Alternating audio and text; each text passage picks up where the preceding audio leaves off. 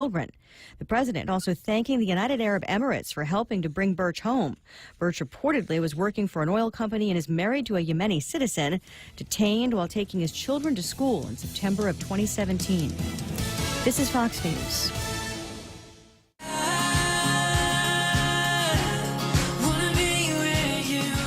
Make the good things last longer. Get 3 more days for free on our 3-day prepaid rate plan. That's 6 days of unlimited local calls, SMS, and 1 gig of 4G LTE data per day for just $7.95. Text HS3 to 3282 from your Docomo Pacific prepaid phone to sign up today. Docomo Pacific, better together. Some conditions apply. KFC has finally answered the world's most important question. What came first, the chicken or the egg? And the answer is both. Introducing KFC's KFC AM, their new Southern and local-inspired breakfast. AM-loaded platter with chicken fried rice, waffles, and Colonel's chicken congee. KFC also has your all-time favorites, AM chicken and egg wraps, Southern biscuit and sausage sandwich, and hash browns. So for finger-licking good mornings, AM will never be the same at KFC. KFC, it's finger-licking good.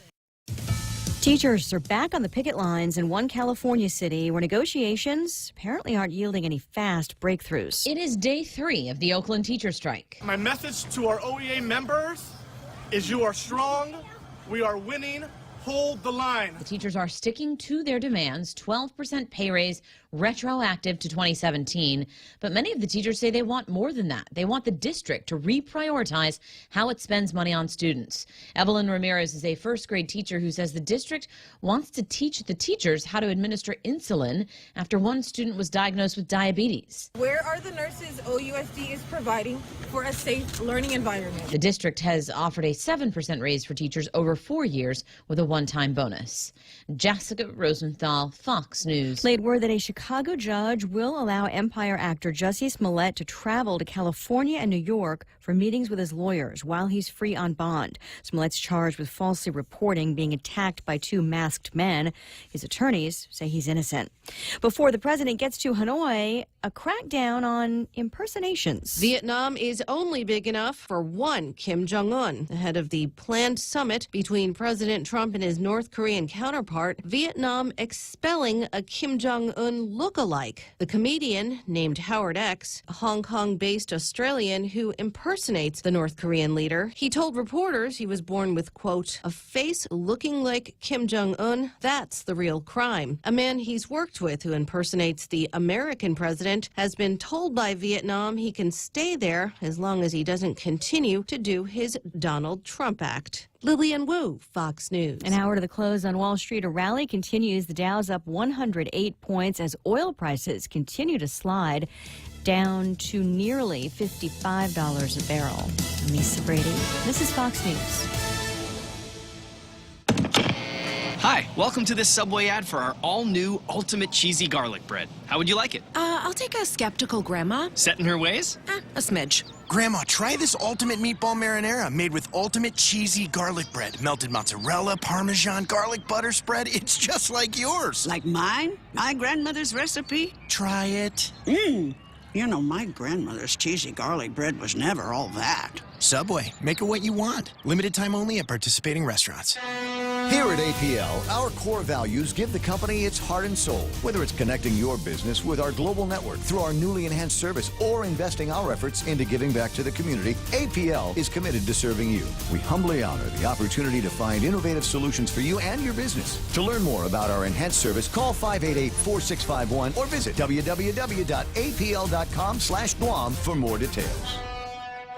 Great news from Exchanged, Guam's #1 online and mobile remittance service to the Philippines. Get a chance to win a trip for 2 to Manila with 3 days and 2 nights accommodations at the Belmont Hotel at Resorts World Manila. Here's how to join. Download the Exchanged app or visit exchange.me. Sign up and send money to the Philippines. You can also visit the Exchanged office inside the iConnect building in Upper Tumon. Promo ends May 2nd, 2019. Call 888-736-3 for more information. Conditions apply. Take advantage of Exchange Dollar to Remit promo. Visit exchange.me for details.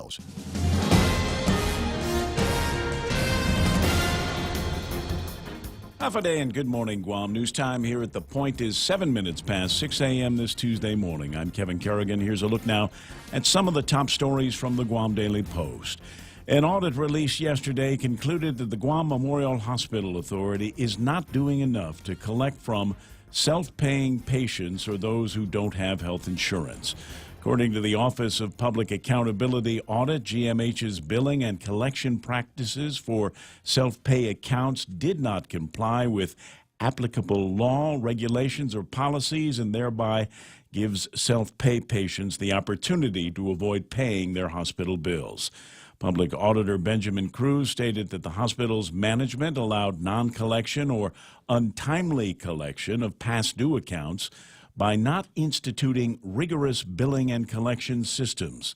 According to the audit report from January 2017 through June of last year, the hospital billed $22 million, but 90% remains uncollected, and that may affect the hospital's ability to provide quality patient care. GMH officials say collecting from self-pay patients is at times futile, so they've directed their limited resources towards collecting from those who have private health insurance or Medicare, Medicaid, or MIP. In management's response to the audit, GMH said the reality is there are thousands of people in our community who simply do not have the financial means to pay for the hospital services that we provide.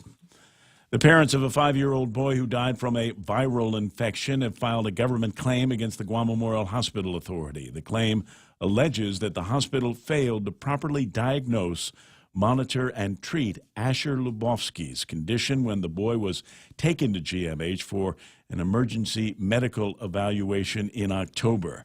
Asher died about 18 hours after being admitted to GMH. Asher's parents are seeking wrongful death damages and compensation for the emotional distress they've suffered as a result of their son's death.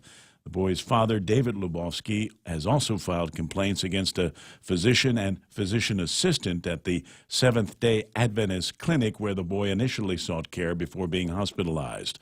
The virus that killed the boy was not identified, an indication of lack of concern, according to the father. We'll have more news after this. At Chili's, our burgers stack up with anyone's. Handcrafted to order, smashed to lock in flavor on a toasted brioche bun. Our burgers are all kinds of perfect. Choose from the Chili's Chili, the Mushroom Swiss, the Ultimate Bacon, or you know what? We dare you to take on the Boss Burger. Loaded with smoked brisket, rib meat, jalapeno cheddar sausage, and bacon. We may have really out-burgered ourselves. Our burgers are more than a handful, served with garlic dill pickles and fries. So hurry in today and enjoy our juicy, melty, yummy, handcrafted creations. Perfection between two buns. Chili's. More life happens here.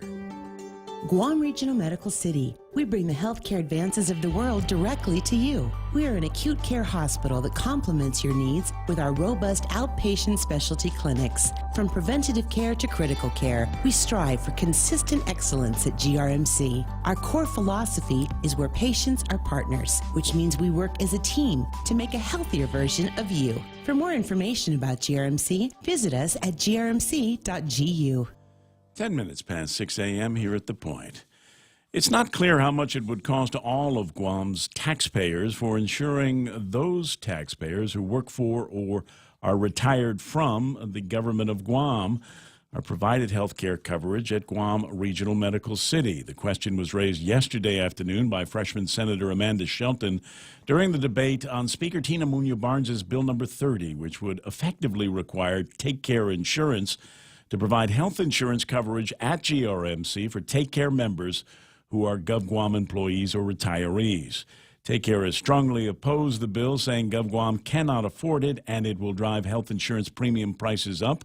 GRMC countered that the only premiums that would increase are Take Care's because the company doesn't currently provide health insurance coverage at the private hospital. In introducing her bill yesterday, Barnes said, "We do what we can to take care of our GovGuam employees and retirees." However, Senator Shelton expressed concern about acting on the measure without knowing the cost for GovGuam. BBMR said in a revised fiscal note that Bill 30 submitted on Friday that they were not able to determine the cost impact to GovGuam at this time because the data is the subject of current negotiations and remains confidential. However, Senator Shelton called on Speaker Barnes to ask BBMR to use the historical data on the health care costs from last year to provide lawmakers with an amended fiscal note, saying, "We're trying to determine the cost impact of this bill, and I think this is a legitimate concern," said the senator. Guam Waterworks Authority shut down its customer refund account at Bank of Guam after it detected fraudulent activity involving fake checks. GWA General Manager Miguel Bordallo briefed members of the Consolidated Commission on Utilities about the incident last Tuesday. He told the commissioners that somebody photocopied or doctored checks with different logos, not GWA's logo, and then placed GWA's account number at the bottom of the fake check. Bordallo did not reveal the amounts lost due to the fraudulent checks, but he said the bank has already reimbursed GWA and the account has been closed. Guam police have been notified about the thefts, but Bordallo did not know the status of GPD's investigation. For these stories and more, log on to postguam.com or pick up a copy of today's Guam Daily Post. Ray and Mike now with a look at weather. Says here, partly sunny skies. Kevin, isolated light showers. Southeast winds 15 to 20 miles an hour, decreasing after sunset. Highs about 87 degrees, and overnight lows should be about 78 degrees. The sunset tonight at 6:28. Sunrise this morning at 6:39. A reminder, high surf advisory in effect along south and west-facing reefs. A high risk of rip currents along south and west-facing reefs as well. We'll take a look at the radar imagery here and see what we can see about what the weather's going to be like on Guam for the next couple hours or so. Yeah, just a smattering of showers out there. Smattering. Yeah, at this point, if you get one, you're lucky. Had some strong squalls blow through yesterday, but now that's all settled down as the storm continues to slowly work its way away. And we're talking about Typhoon Wutip, which is still there and has, quite frankly, defied all the logic that any meteorologist can put to the storm. It's still right there. It's still right there. The thing has moved 100 miles since yesterday. That's about all it's moved, and it's a Category 5 still, and it got down to as low as Category 3 yesterday, and it was supposed to be turning into a tropical storm today. That's not happening. So I don't even know what to say about this storm. I mean, I'm talking to meteorologists in my group, and other meteorologists are just scratching their heads. I mean, I'm not a meteorologist, but I've been watching these things for a long time. Call somebody from the National Weather Service. Maybe is there something cosmic going on? No, the fact is, no one knows. No one really knows why this storm has behaved the way it has. It has just UFOs, defied all right? the odds. It's UFOs.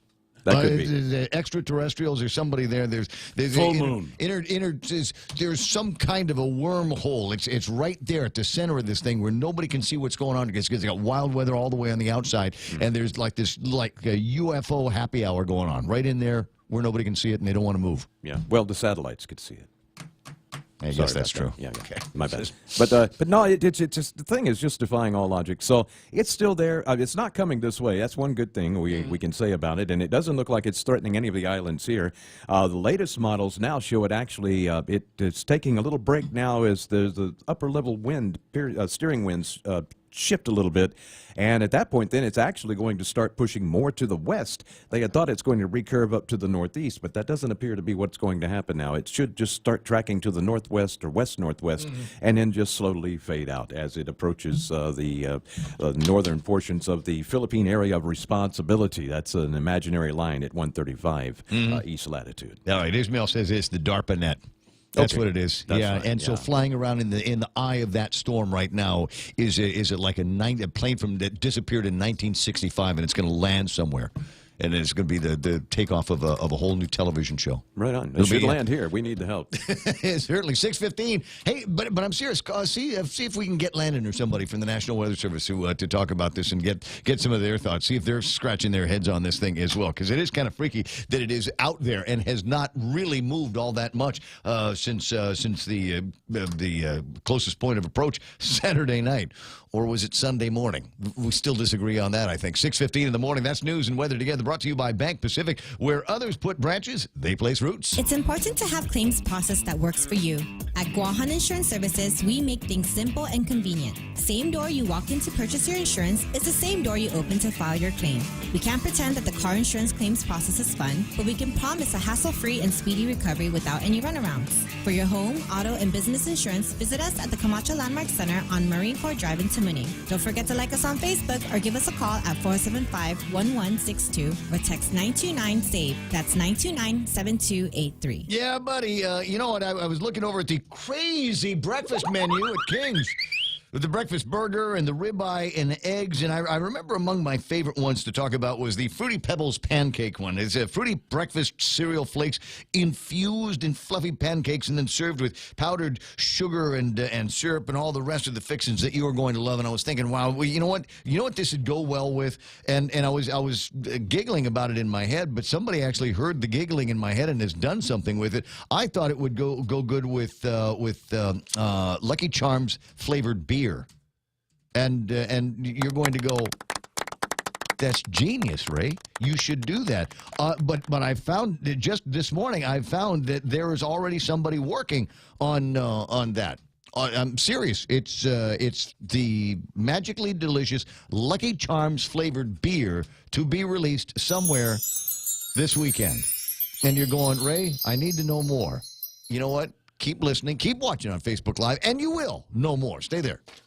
Experience the Take Care difference. Take Care members can count on accessing a high-quality, credentialed network of on-island providers, including the convenient one-stop FHP Health Center and Urgent Care, access to an extensive off-island network of providers, and the island's largest offering of free fitness classes and health education programs. You can count on Take Care to deliver comprehensive, accredited insurance coverage and quality health care when and where you need it. Take Care. Our island, your health plan. Learn more at takecareasia.com. The Ray Gibson Show Tuesday version brought to you by my friends over at American President Lines. APL is shipping the future. Micronesia Renewable Energy. There's never been a better time to go solar. And, of course, Guam Regional Medical City, the first choice for all of your specialty care needs.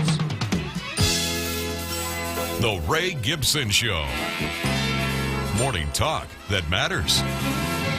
Call now. 888-TALK. That's 888-8255.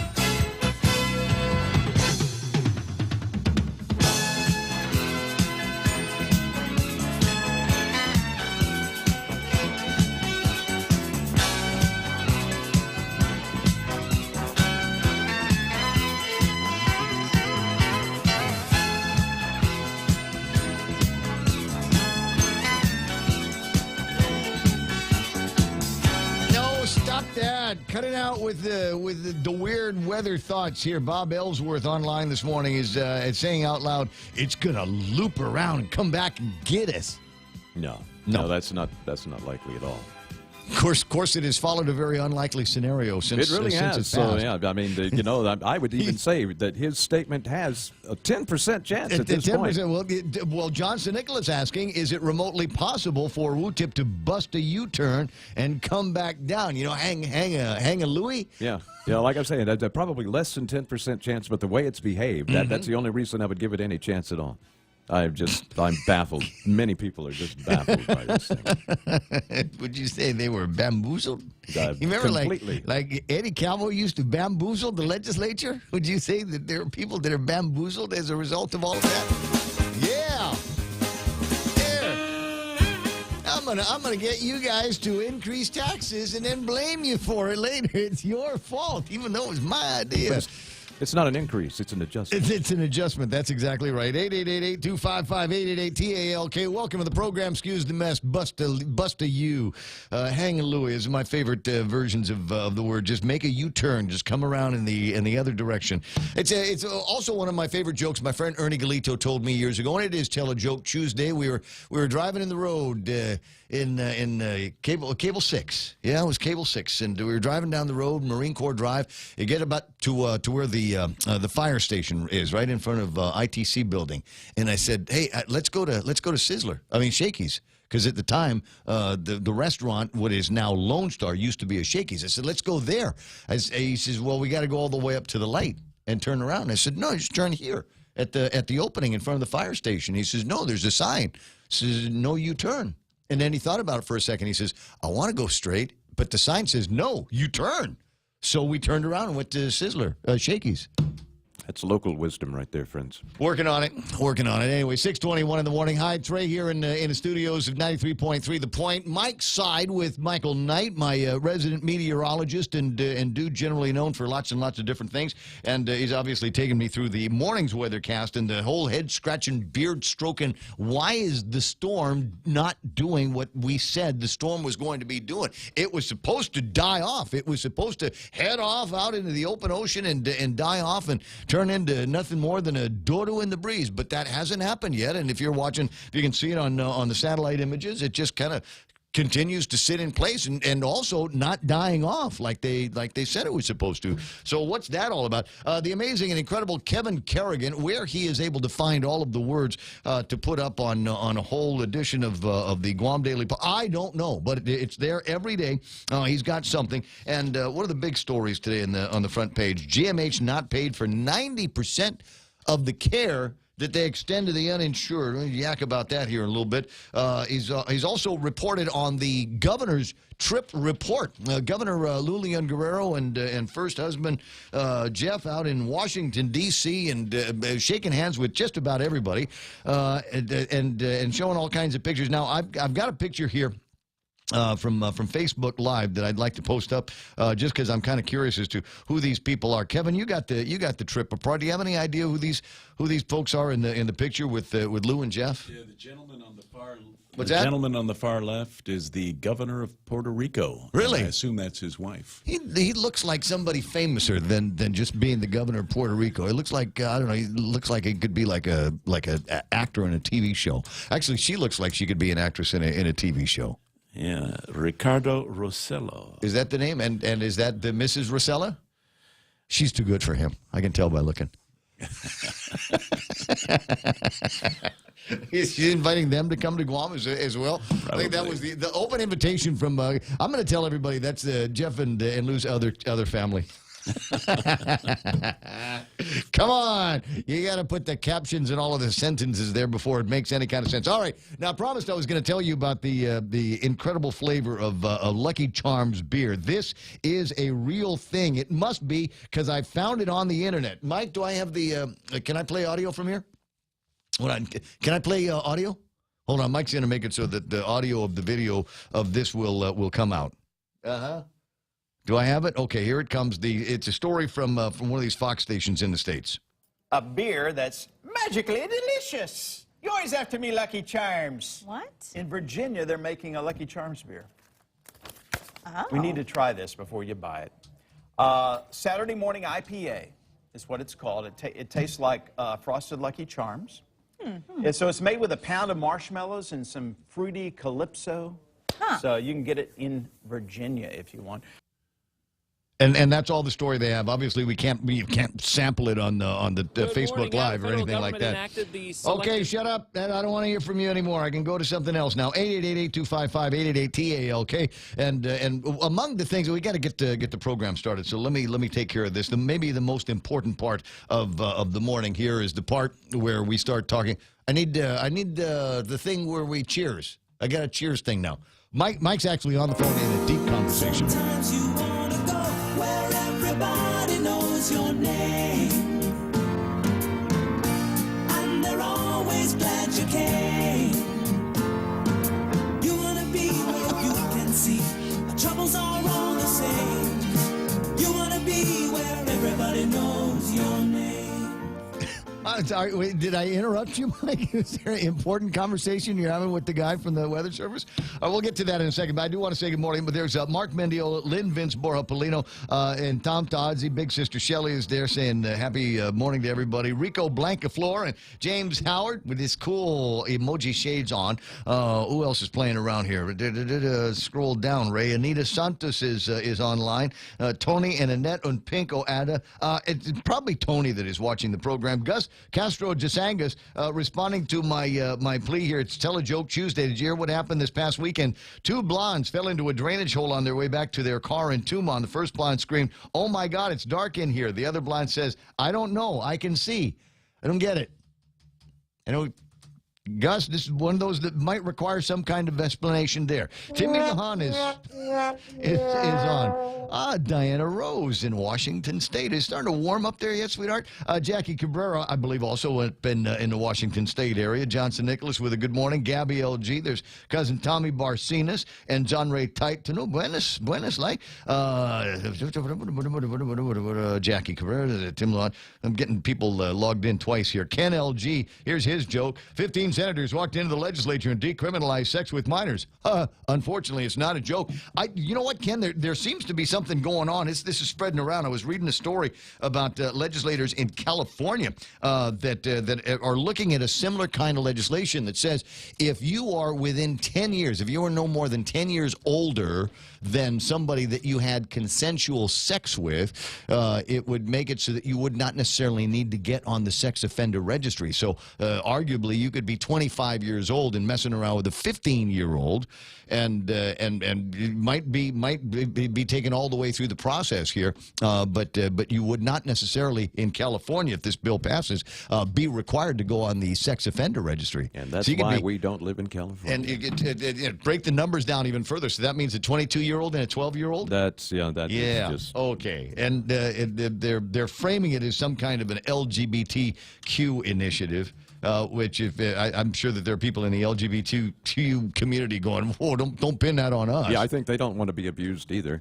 Yeah, pretty sure. Rod Rosgrino, there's Shar Marchessault, Cheryl Ochai, and Nita Santos. Who else is playing around? Lillian Cruz, Carlos Beretta, and Mingo Ree, Roy Burgess. Hey, Roy, shouldn't you be running right now? You need to be running because I'm unable to because I jacked up my back over the weekend, but I'm hoping that I might be able to get a few miles in today just to keep the cardio working. Jeffrey Pleadwell is there. Jeff Pleadwell is online.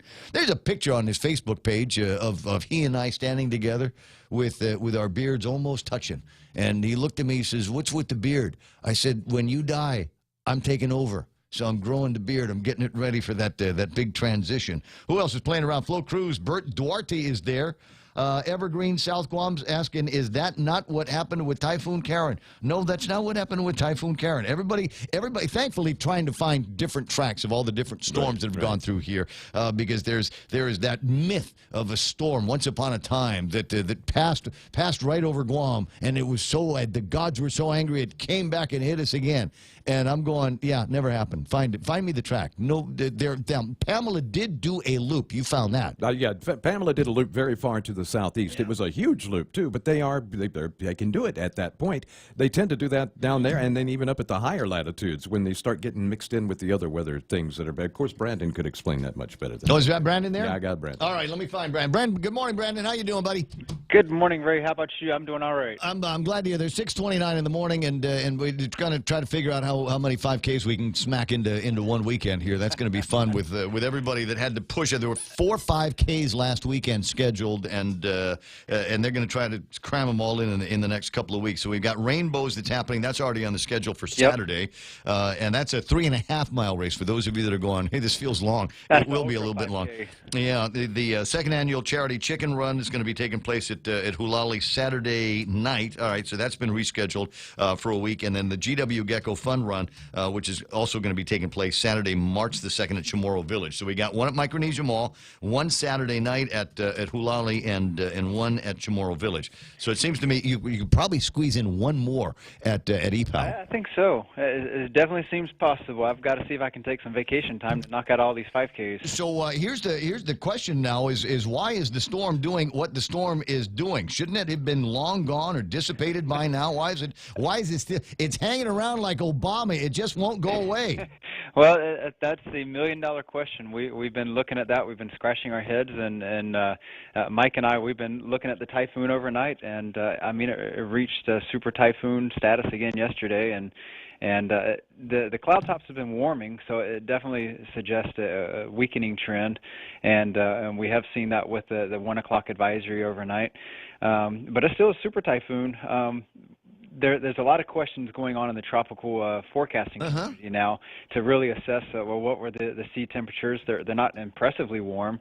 It's surrounded in a very dry environment, which is quite typical for this time of year, and a lot. Other than the moisture plume of the typhoon, it's pretty dry all around. And we've seen that in our upper air balloon sounding last night. It's really starting to dry out across the Marianas. But one of the things that do stand out is there is a solid stream of upper-level clouds that is streaming off to the northeast from the typhoon. Mm-hmm. And when you see that type of poleward outflow, that really tends to help maintain a typhoon. It allows the updraft motions within the storm, and basically that speaks to the low amounts of shear that would be acting to otherwise suppress the storm. Why is it staying? It's rotating in one place. The eye has not moved beyond its diameter. In what am I looking at? Is that 24 hours or 12 hours on the loop? It's, well, in 24 hours, we've seen just very, very small movement.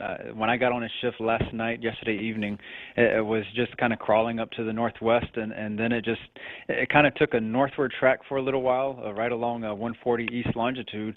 And then early this morning, it started turning off to the northwest, and it still hasn't completely crossed over 140. The eye is still kind of straddling the longitude line, and it's just not moving much. And that was kind of the trend, I think, with Super Typhoon Higos back in 2015.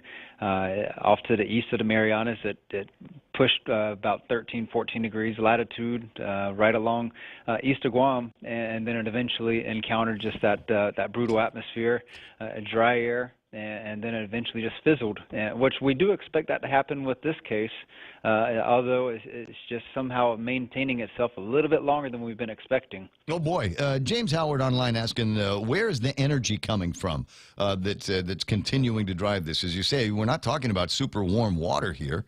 And some of the other factors that would go towards, spinning one of these things up or keeping them spinning. Yeah, well, there's a couple factors at play. I mean, you want to see the warm water because that brings you more evaporative moisture, and then that help translates to more cloud cover, cloud development, and then the showers, thunderstorms, and then it continues to maintain that circulation, the rotation, and then the intensity. But here we've got a pretty strong typhoon, a super typhoon. So you're really churning up the ocean waters, and so you are getting that evaporation, that water vapor into the air. But the other thing that we're expecting to see soon is when these storms tend to move very slowly like this, they're going to create some upwelling, and eventually that's going to pull up some cooler water, and cooler water does tend to choke a tropical cyclone.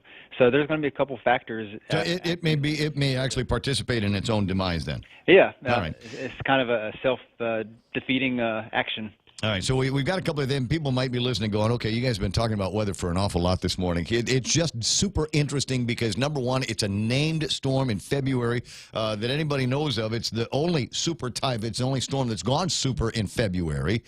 So it's got that, and now it just won't go away. It's doing all this weird stuff on the way out.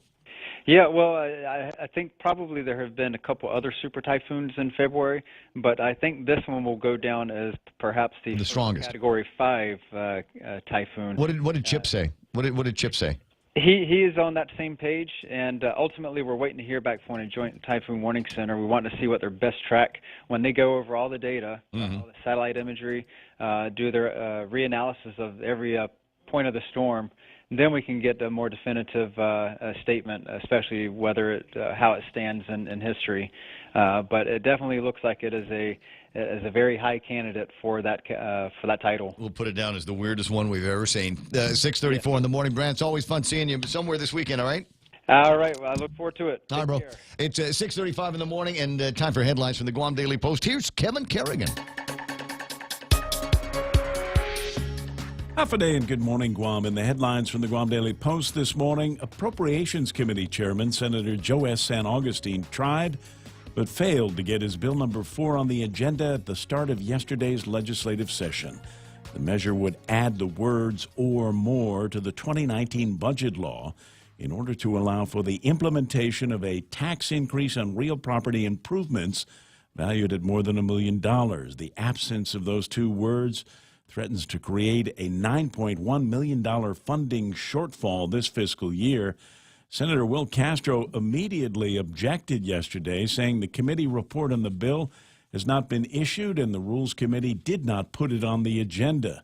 Only Senators Mary Torres, Regine Bisco-Lee, Clint Rigel, and Amanda Shelton supported San Augustine's motion to place Bill number 4 on the agenda. However, the motion failed. San Augustine said he'll try again to get Bill 4 on the agenda for consideration before the session is over. Acting Governor Josh Tenorio says it's the administration's position to wait until the Guam Supreme Court issues its verdict on the Guam YTK case before deciding whether mediation with the owners is necessary. That is a setback for Port General Manager Rory Respicio, who has asked the Port Board for the authority to pursue mediation before the High Court's decision.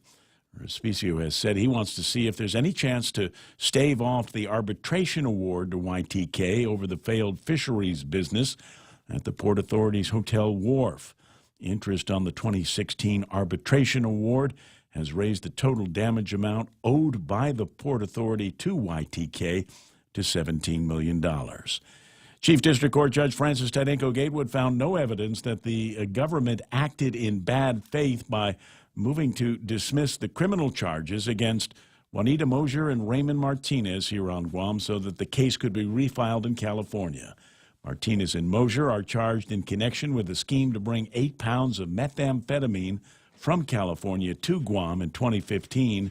However, after 2 jury trials ended in mistrials here on Guam, the couple's defense attorneys filed a motion to dismiss the indictment against them with prejudice, meaning the case could not be refiled again. But Judge Gatewood has instead decided to grant the U.S. Attorney's motion to dismiss the charges without prejudice, allowing them to be refiled now in California, where a new trial will be held. For these stories and more, log on to postguam.com or pick up a copy of today's Guam Daily Post. I got you at 6:37. We'll call that iConnect time. Swing by the nearest iConnect and learn everything they want to tell you about 2019 plans. They've got internet and mobile and push to talk. Attention homeowners, MRE solar energy systems now come with battery storage for zero money down. This means that your home will have power even when the island power isn't available, like during power outages or during and after storms. The inconvenience of not having power for your home is a thing of the past. It's solar with battery storage exclusively by Micronesia Renewable Energy. Don't be left in the dark. Call 632-2613 for a free consultation. MRE, the smarter choice. I got you. 6:38 in the morning. Time to take a look at the gizmo here and see what we're playing around with. Yeah, we'll get to that in a second. Hold on.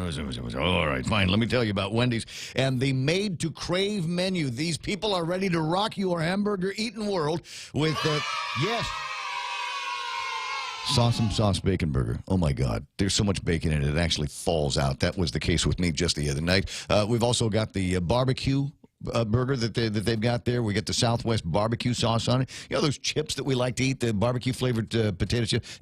Imagine that in hamburger form. Oh, my God. And then they've got the peppercorn mushrooms. I crave mushrooms with my burger. I will do this every once. I'll make a burger, and I'll go get this big thing of mushroom that sits right on top of it and kind of cook them all at the same time, and then the mushroom absorbs the flavor, and they got a lot of flavors going on over at Wendy's. It's the Made to Crave menu waiting for you at lunchtime today.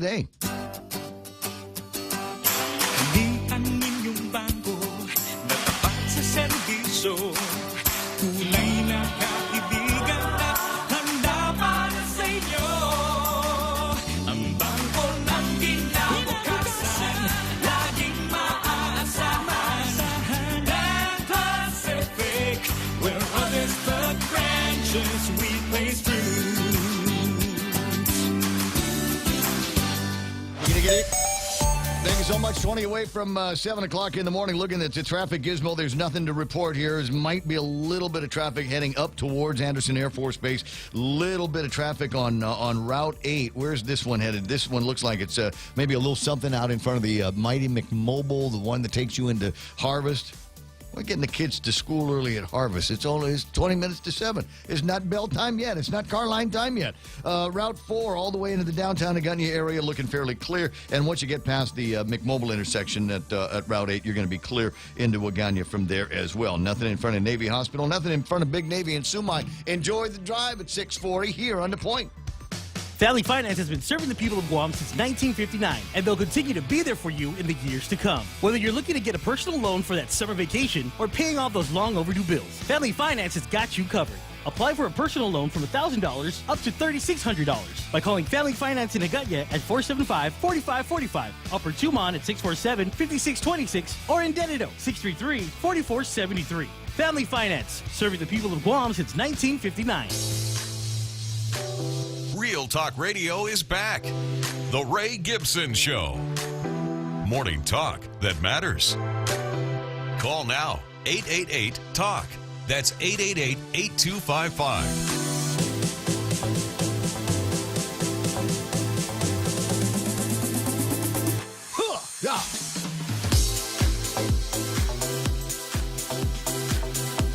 Oh, you can give me housey stuff all morning long. I go crazy with that stuff. 888-825-5888-TALK. And looking around at some more pictures from the governor's trip. You want to know everything there is to know about the governor's trip off island, then all you need to do is look at page 2 of today's Guam Daily Post. There's a number of pictures that came along with the press release here.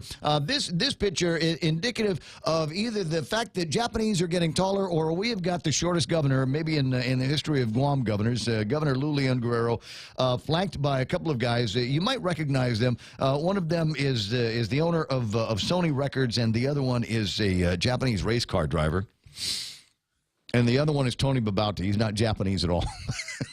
I don't know. I know I've got the captions laying around somewhere for who all of these people are in the pictures, but frankly, I think it's more fun for me to non-identify them. You see the guy that's standing in the middle between Lou and Tony Babauta. That's the inventor of the Sony Betamax camera. Some of you might remember that kind of beta technology back in the old days before DVDs, et cetera, et cetera. But it's nice that she's out there going and doing that traveling stuff. Speaking of traveling, now this is a big deal. I've got my map open because I wanted to find out just how long it would take for me to get from Haneda International Airport now in Tokyo to a club called Gas Panic, which is in the Roppongi area. And Sam Shinahara, do you have that data? Ray, I spend no time in Roppongi whatsoever. Get out of here. Come on. The 911, the 911 bar? Man, I have nothing. No, not in my scene, brother. But if you're heading to downtown Tokyo with what we've got going on, and hopefully the U.S. government finds favor in our application, we'll get you there close to 2 hours. 2 hours quicker than anything that we're offering. No train rides, no bus rides. We're going to try to fly United directly into Haneda. And for those of you that are curious as to what the answer is, you can get from the arrivals terminal at Haneda to Gas Panic in Roppongi in 18 minutes. Wow. Right? Maybe a stop in Shibuya where the hotel is, one of the Otanis, and throw the bags in the room. So 19 minutes. And then you are at Gas Panic.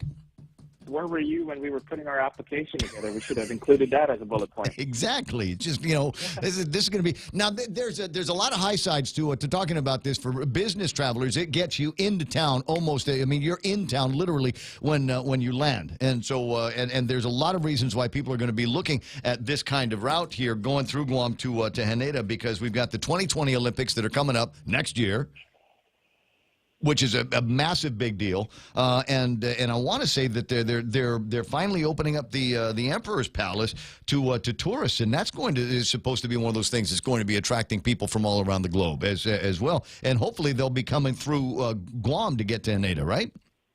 Oh man, gosh, we sure hope so. I mean, Guam's the largest market into any U.S. point, and so we're happy to.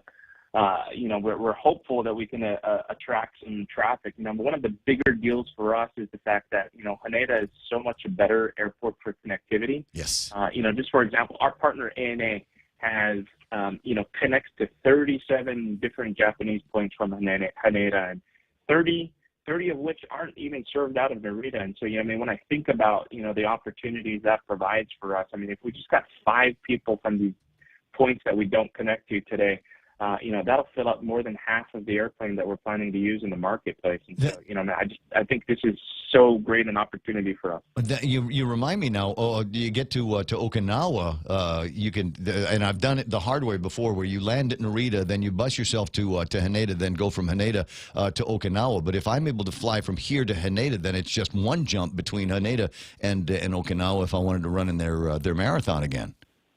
Absolutely, and how about just a market like Okinawa, just a good for example. I think you can connect once or twice onto a flight between Guam and Narita today. When we move this Haneda flight, God willing, we'll be able to connect you over 12 different times of day to make it work. So I mean, there's just substantial opportunity, in what we're trying to do and accomplish and grow the Japan traffic, and quite frankly, make it a lot easier for locals who might want to get into that Tokyo scene pretty quick as well. Well, I mean, what's Haneda to Niseko? I mean, everybody I know is either there now or coming back from ski trips.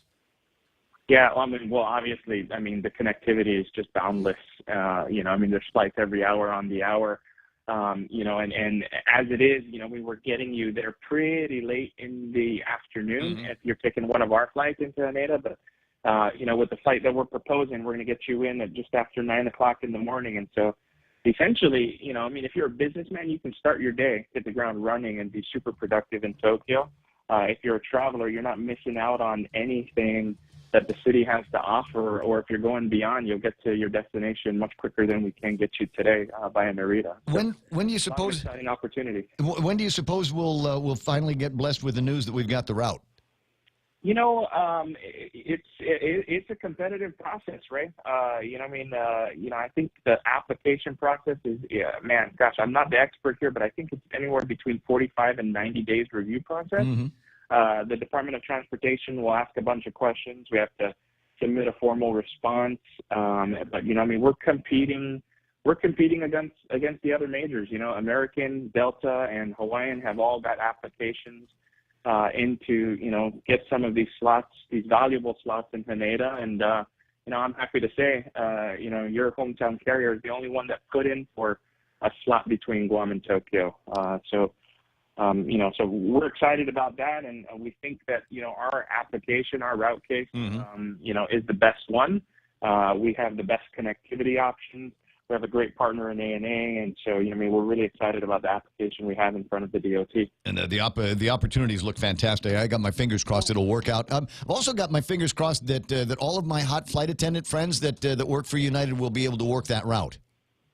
So the trip starts and ends on Guam, so I think it'll be a great thing for the flight attendants. But beyond that, it creates a lot of opportunities for everybody else here at United. But with the Japan traffic coming back, and I want to say coming back pretty strong, it bodes well for the entire island, right? And so if we can fill up an airplane with almost 400 seats between Guam and Tokyo, and mind you, this is in addition to the 3 flights a day that we provide between Guam and Narita. That's a significant capacity increase for us, and fingers crossed. We're super excited about. Yeah, fingers crossed, absolutely. And Ray, hey, I would be remiss if I didn't say that, through this process, and obviously it's a super competitive one and a very confidential one, reached out very early on to a couple of the stakeholders to help us in our application process. And so very appreciative of, the governor and the lieutenant governor for extending their support for this route application, as well as, our friends at GVB and the Guam Airport. So, without their support, we really can't make this work. So, we're really excited and happy to partner with these guys on this effort. Well, you leave a chair open for me on that inaugural, because I want to go. Absolutely. I want to go. Can I tell you, it was one of the first airplane rides that I remember in my life was going with my Uncle Jim, Big Sister Shelley, and Uncle Jim, and the first trip that we ever took to Japan, and we landed in Haneda Airport. So it's always had there's always a place in my heart for Haneda from back in those initial go-go jet lifestyle days. Hey, Ray, I don't know when's the last time you were there, but it's no longer a Quonset hut, man. It is a world-class airport today. I know. I did. The last time I was there, they were refurbing again the place and making it so that it was again a truly international airport. So I can hardly wait to get in there. And like I said, 18 minutes away from Gas Panic in Roppongi. We're going to find a way to include that in our marketing. Man's got to have his priorities, bro. Hey, listen, I got to go. I got a bigger name on line, too. Everything. All right, Sam Chinera from United Airlines. Hey, this is, I don't know about you, but I consider it a big move here, and I got my fingers crossed that our hometown airline will get it. As he said, looks like it would be crewed from here, our people, with those uniforms up and down on that flight. So that's good news here. 9 away from the top of the hour, I'm looking over the executive summary of the recent audit that Beej and the guys at the Office of Public Accountability did over collections, billing and collections at Guam Memorial Hospital. Good morning, Beej. Good morning, Ray. How you doing there? I haven't seen you in a long time. I saw you recently, didn't I? Was it a funeral party? I can't remember. Whatever it was, it did. I remember. We gotta. You know what? One of these days again. You were standing up against the wall. It was. Was it here in the studio? You and Uncle Robert, right? No. No. It was someplace after that. Was I posing? Yes. Okay. All right, so just to get that out there for the listeners here, GMH and no, it's no secret that they've got issues with billing and collections, but I didn't realize it was as bad as they have. They bill $22.1 million, of which they collect only 2.3. Yeah, that's what we found. 90% of the billings don't amount to anything. It don't amount to a hill of beans as far as the operations and billing and collections at Guam Memorial Hospital is concerned. And there's some alarming things in here. In the executive summary, the last one, partial and interim bills not provided to patients because staff expressed concerns with the health and emotional status of the patient. What are you, what? I'm sorry, we're not going to bill this guy because we're worried that it might throw him into a depression? Well, it should be either he or, the patient or the patient's guarantor. Or the family should know how much is being run up at some point. And the thing is, Ray, when the auditors went in, they only used the standard operating procedures and the GAR, the regulations that were passed by a previous board of the hospital in 1997. We weren't using our standards or current standards or best practices. We were only trying to make an audit, to do an audit of whether or not Guam Memorial Hospital was complying with its own GAR regulations and the statutes that are applicable to the hospital. That's all we were using. And even by their own standards and by their own SOP. Fine with it, you know. And the thing that really, really upset me was I was really hoping that the new executive director, Lillian Posadas, would work out at the hospital. I was a little leery in the beginning because she was the vice chairman of the board that allowed the previous management to get us into the CMS and the joint accreditation process that we had. But I thought, well, let me give her a chance. And so when we took this audit to her and she presented it, she had her whole fiscal services team there. And they heard the thing, and I called her afterwards and I said, you know, we were only trying to point out what your regulations and the law says is the way that you're supposed to be operating the hospital. I hope that you accept it as trying to improve the hospital operations. Yeah. No. Did you see the 6-page response that they provided? I've only reviewed the executive summary, but I will. I'll target that later. They spent 6 pages trying to justify it, and on the creditable bills, they actually had the audacity to say, well, actually, if you look at the regs, it's permissive, not mandatory. It says we must send out a bill as opposed to we shall send out a bill. I couldn't believe that they went through the hair splitting of that rather than say they were going to do something. Well, that's some serious covering your butt. Yeah, it's 6 pages of it. And the problem that Leland's going to have, and I'm sorry to say this, is that she has decided that she's going to keep some millstones that directed the hospital in a direction that we had the last 8 years. They're not gone. They're there, and you can take the millstones and you should throw them overboard. You don't move them into a different part of the ship because it'll just cause the ship to veer in that direction, and slowly you'll go back off course again. Is Bonita among those millstones that you're referring to? Yes. Anybody else? Well, Peter John's still there. The author of this, I'm almost sure, was my former employee, Carlos. Uh-huh. And rather than... No, I hear what you're saying. So it's thanks very much for your audit. We're not changing anything, and you're going to have to be satisfied with only 10% collections, because we're not going to change. We're not going to do. We're not, obviously. Is anybody talking about going in and making changes to the SOP? Yes, they're going to change it so that it complies with whatever practice that they've decided to adopt. Will it be any different from what they've already done? Will it help? No. They're going to then statutarize or make it regulation the bad practices that they're currently using. Now, it says that one of the other findings, delinquent accounts are not referred to the contracted collection agency. I guess they've started working with AG Camacho over at his office. When we did the audit, it was almost 2 years of collection that hadn't been sent to the... Leaving hadn't been there that long. Had they been sending it to Elizabeth? No. So they're not sending anything. They had not been sending anything to the Attorney General's office, nor had they been sending it to the contracted collection agency. So who is this contracted collection agency? Are we still paying them? You read the report is that, well, we were in the middle of an RFP trying to find a new collection agency. We hadn't decided on it, and we didn't want to send it out because if we retract the file from the collection agency, it's going to cost us $25 per file that we sent to them.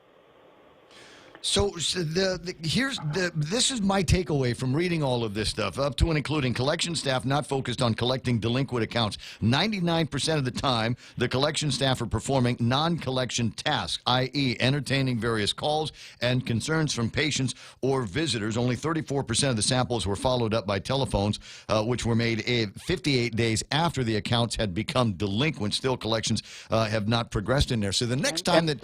Some of the calls didn't even... the first call wasn't made until almost 200 days after the patient had left the hospital. 30 days, net 30. Start making the calls.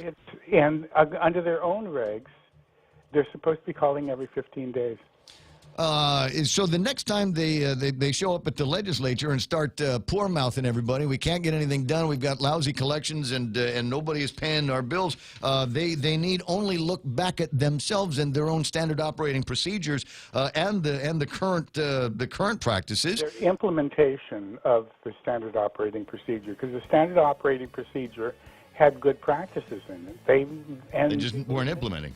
They just weren't. They weren't effectuating them. All right, I'll plod through the actual audit here and maybe come back with some other questions for you a little bit later on, probably tomorrow or something like that. And read their response. No, I'm definitely. And they never disputed the fact that 9% is lost. They're $19 million. All they want to do is they want to differentiate between a permissive, you must send out notices, to you can't. I mean, you shall. I mean, it really is unfortunate. No, we will definitely maybe get you in the studio, Beach, because I do want to talk to you about that, and I wanted to see if you could remind me everything that I need to know about crane buying over at the port, which is another veil of tears I think we're about to embark on. So I'll talk to you soon.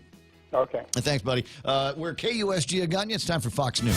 A plea for Congress to unite. I'm Lisa Brady, Fox News. Moments ago on Capitol Hill. I want to say this very loud and clear to every senator, every member of this House. We must not force our 9/11 heroes to go through this same exhausting process again. New York Senator Christian Gillibrand urging lawmakers not to let a survivors fund run out. Fox's Jared Halpern is live on the Hill. Comedian Jon Stewart is lending his high-profile personality to this legislation backed by Republicans and Democrats to beef up and make permanent a compensation fund for 9/11 first responders and survivors. They deserve our attention. They've always answered the call for us, and we need to answer the call for them. The September 11th Victims Compensation Fund is running out of money and expires next year. Already, payouts are expected to be cut by more than half. Legislation from a bipartisan coalition of New York lawmakers would replenish the fund and keep it funded for decades. Lisa. Jared, many parts of the country recovering from the latest rounds of severe weather. Mississippi just confirming over 500 buildings and 200 roads and bridges damaged by flooding and tornadoes, including one that killed a woman over the weekend. 2 Alabama towns imposing curfews because of flooding after days of torrential rain. Meantime, a storm with near hurricane force wind gusts left thousands without power on its trek from the Midwest to the east. President Trump on his way to Vietnam for his second summit with North Korea's leader. President Trump has gone on record several times in the last few weeks saying that he is in no hurry to push Kim Jong-un to quickly dismantle his nuclear program, but there is a growing sense that Kim is going to have to do more soon to get rid of his nuclear program if he hopes to keep the dialogue with President Trump going and especially to reap some of the economic benefits of denuclearization. Fox's John Roberts in Hanoi. This is Fox News. Great news from Exchanged, Guam's #1 online and mobile remittance service to the Philippines. Get a chance to win a trip for 2 to Manila with 3 days and 2 nights accommodations at the Belmont Hotel at Resorts World Manila. Here's how to join. Download the Exchanged app or visit exchange.me. Sign up and send money to the Philippines. You can also visit the Exchanged office inside the iConnect building in Upper Tumon. Promo ends May 2nd, 2019. Call 888-736-3 for more information. Conditions apply. Take advantage of Exchange Dollar to Remit promo. Visit exchange.me for details.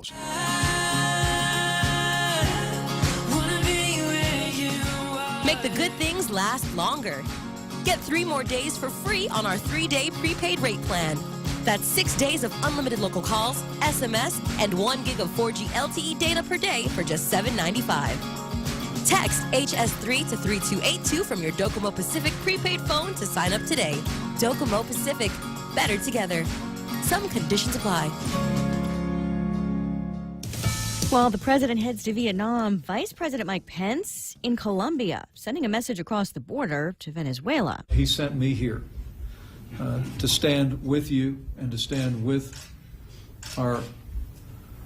our friends and allies in Venezuela. Meaning self-declared interim President Juan Guaido and his supporters. Pence addressing a coalition of nations in Colombia's capital and meeting with Guaido after a deadly attack on aid workers blamed on forces loyal to disputed President Nicolas Maduro. He announced tough new sanctions against the regime, as well as another $56 million in aid on top of the $139 million the U.S. has already given. And he called on the people of Venezuela to stand up to the regime, saying the tragic events of this past weekend have only steeled the resolve of the U.S. to stand with you until liberty and democracy are restored. Fox's Benjamin Hall. Classes suspended today at the U.S. Military Academy so cadets could address sexual harassment issues on campus. West Point's Superintendent, Lieutenant General Darrell Williams, ordered the academic stand down after a Pentagon survey showed a nearly 50% increase in harassment and assaults of a sexual nature. Similar results were seen, according to the Defense Department, at the U.S. Naval and Air Force academies. Discussions and brainstorming sessions to find solutions are part of the day's efforts at West Point to look into the problem. Factors being assessed include creating a better culture at the academy and cadet access to alcohol. Gernal Scott, Fox News. Progress in U.S. trade talks with China helping to rally stocks earlier in the session. But at the closing bell, not quite as big of a gain. The Dow up 60 points at the close, still over 26K, but it had been a triple-digit rally during the session. I'm Lisa Brady. This is Fox News. Hi, welcome to this Subway ad for our all-new Ultimate Cheesy Garlic Bread. How would you like it? I'll take a skeptical grandma. Set in her ways? A smidge. Grandma, try this Ultimate Meatball Marinara made with ultimate cheesy garlic bread. Melted mozzarella, Parmesan, garlic butter spread. It's just like yours. Like mine? My grandmother's recipe? Try it. You know, my grandmother's cheesy garlic bread was never all that. Subway, make it what you want. Limited time only at participating restaurants. Here at APL, our core values give the company its heart and soul. Whether it's connecting your business with our global network through our newly enhanced service or investing our efforts into giving back to the community, APL is committed to serving you. We humbly honor the opportunity to find innovative solutions for you and your business. To learn more about our enhanced service, call 588-4651 or visit www.apl.com/Guam for more details. Experience the Take Care difference. Take Care members can count on accessing a high-quality, credentialed network of on-island providers, including the convenient one-stop FHP Health Center and Urgent Care, access to an extensive off-island network of providers, and the island's largest offering of free fitness classes and health education programs. You can count on Take Care to deliver comprehensive, accredited insurance coverage and quality health care when and where you need it. Take Care. Our island, your health plan. Learn more at takecareasia.com.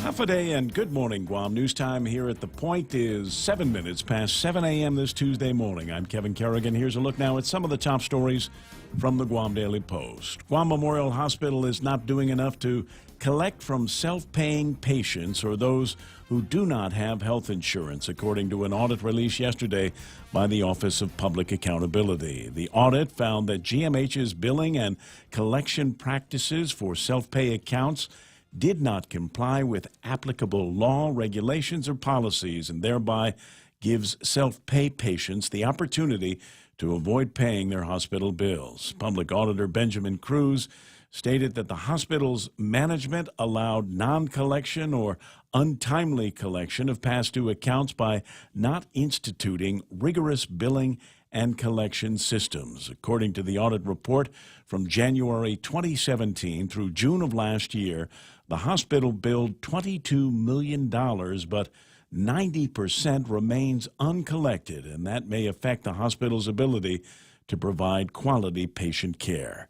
GMH officials, however, said collecting from self-pay patients is at times futile, so they have directed their limited resources towards collecting from those who have private health insurance or Medicare, Medicaid, or MIP.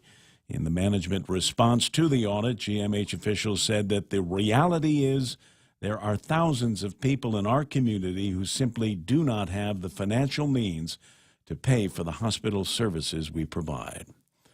Appropriations Committee Chairman Senator Joe S. San Augustine tried but failed to get his Bill number 4 on the agenda at the start of yesterday's legislative session.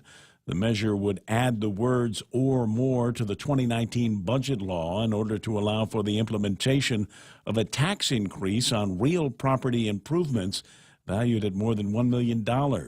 The absence of those two words threatens to create a $9.1 million funding shortfall this fiscal year. Senator Will Castro immediately objected yesterday, saying the committee report on Bill number 4 has not been issued yet, and the Rules Committee didn't put it on the agenda.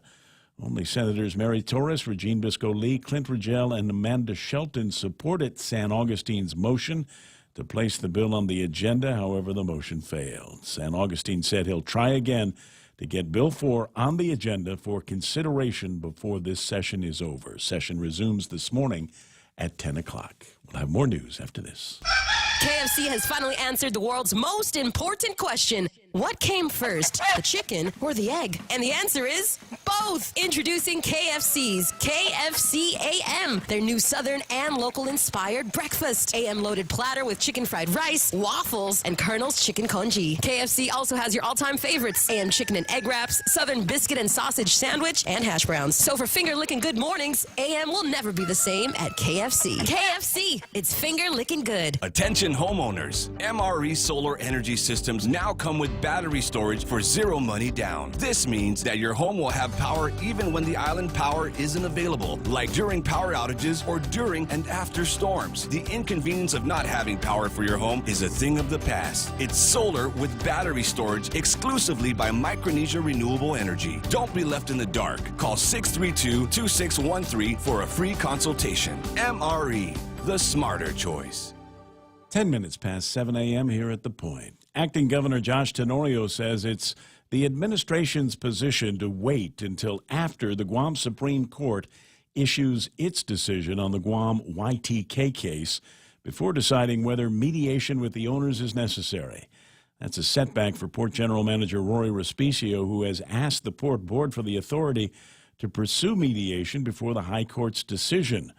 Respicio has argued that he wants to see if there's any chance to stave off the arbitration award to YTK over the failed fisheries business at the Port Authority's Hotel Wharf.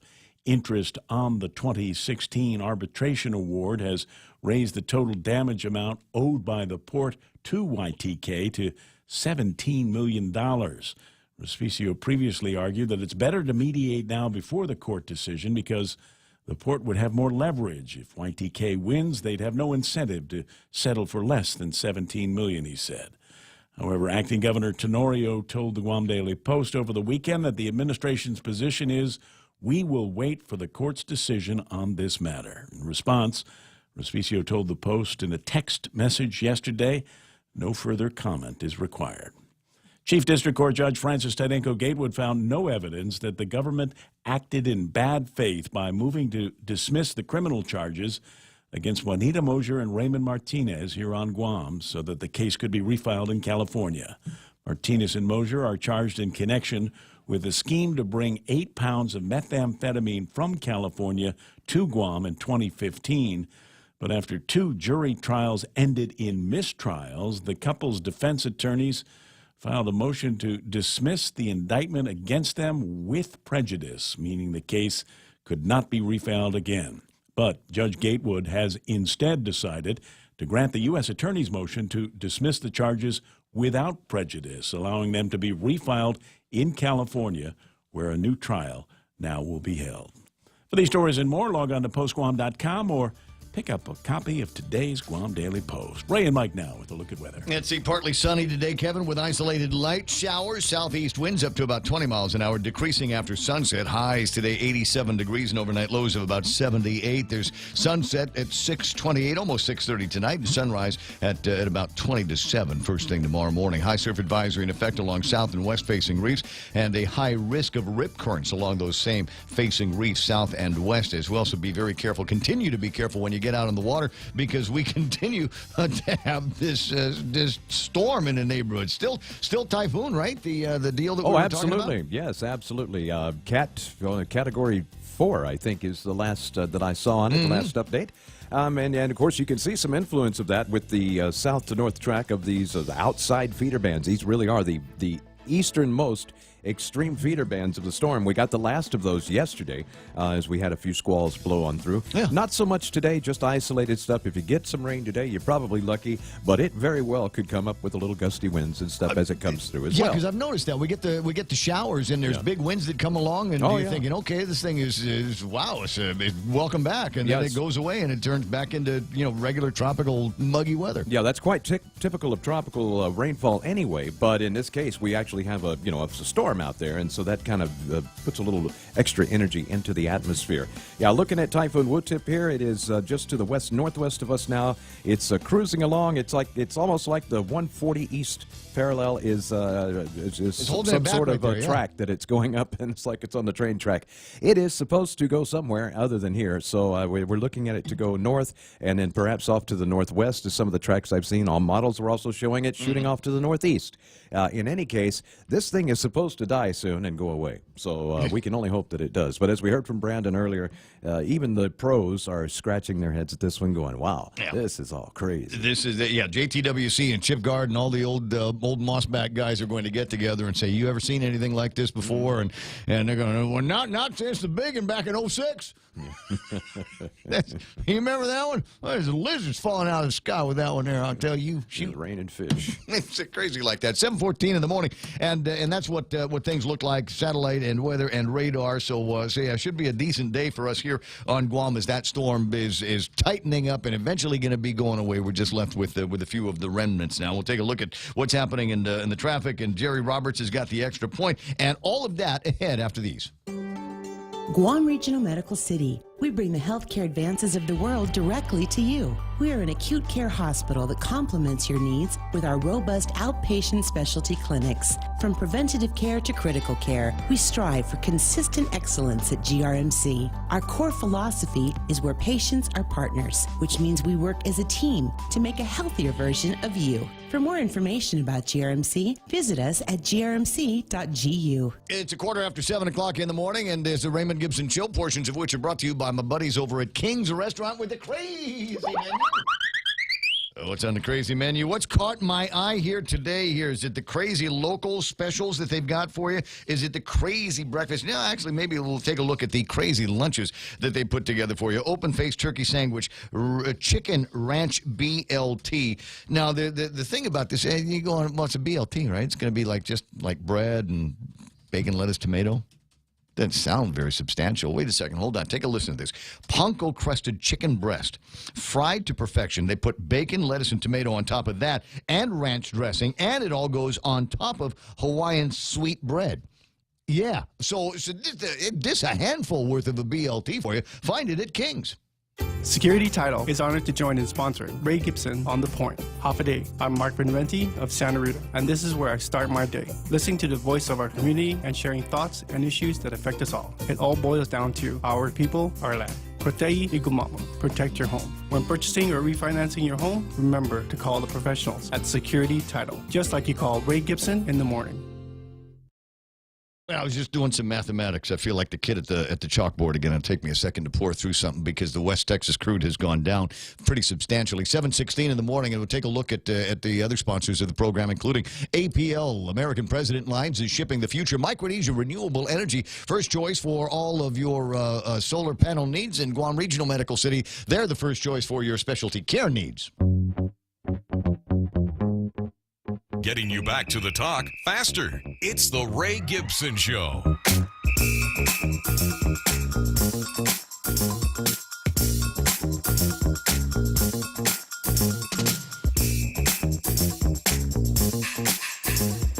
Make that noise again. Make that sound again, Batman.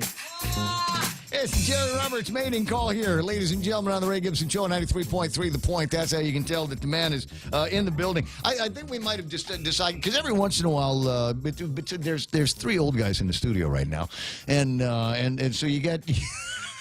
Okay, well, he's in his own studio, so I didn't necessarily want to include him in this. And frankly, I don't hear the noise. Story of my life. I'm still 30 in my mind. Yeah.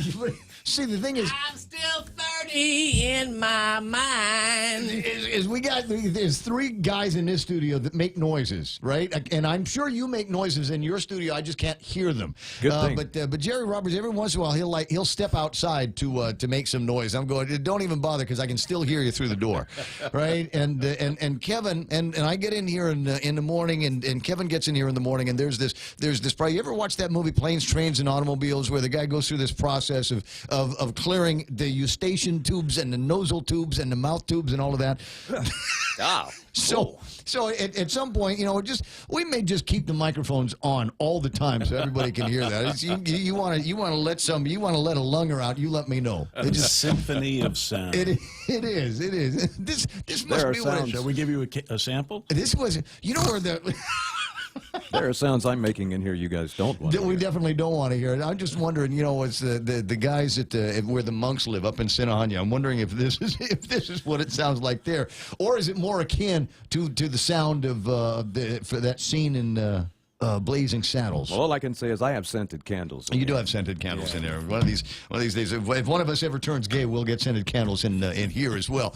I don't think that's going to happen anytime soon. 7:19 and Jerry Roberts in the studio. I don't know how people of Guam you get lucky to get so much Jerry Roberts. It's Tuesday, and that means that we've got double-barrel Jerry Roberts. He is in the Guam Daily Post, the work zone, and today's theme is the Book of Do and the Book of Don't. Yes, sir. So you can read up on that this morning on the in the Guam Daily Post. We'll have a live version of the Extra Point here in just a couple of minutes. Let me just take a look at where the markets are. The markets should have closed. I want to say they should have closed up because Trump and he's being real generous with the Chinese on the extension of the deadlines on the tariff talks. Yeah. So the market's 26,091 for the Dow, 60 points in the green. Nice way to close. NASDAQ at 7554 points. They're up by 26, almost 27 points as well. S&P 500 at 2796, up by about 3 and 3/4 points as I'm looking at it, about 3.5 points worth of green for the S&P 500. But everybody else is looking good here. FTSE is up, Nikkei is up, Hang Seng is up, Shanghai is up, and the DAX is up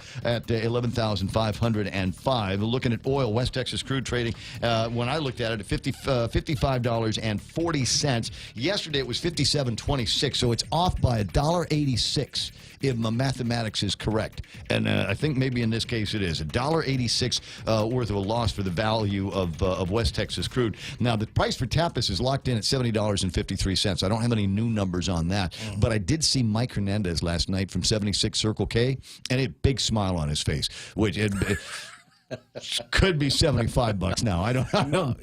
You know, actually, he's a retail guy. He's a retail guy. So they probably smiling because the price of gas is going to be so low. Everybody will want to go in and buy stuff. I need a smoothie. I need one of those. I need a bottle of wine. That's it, man. By the way, best bottle of wines that you're going to find if you're in a hurry. Somebody calls and says, "Hey, we're getting together at the house," and you don't have time to hit a grocery store. Go to a 76 Circle K. They got absolutely the best. They got some good craft beers in there as well, and the best pickled pickles you're going to find on Guam. Best pickles. Yeah. He's got a connection with somebody, and they got these things. And I'm trying not to use my hands to describe it.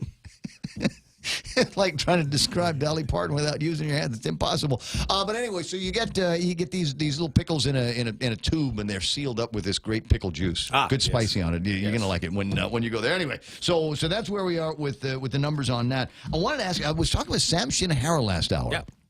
About this route that they have asked for. They've asked the FAA to get them a slot in Haneda in Tokyo.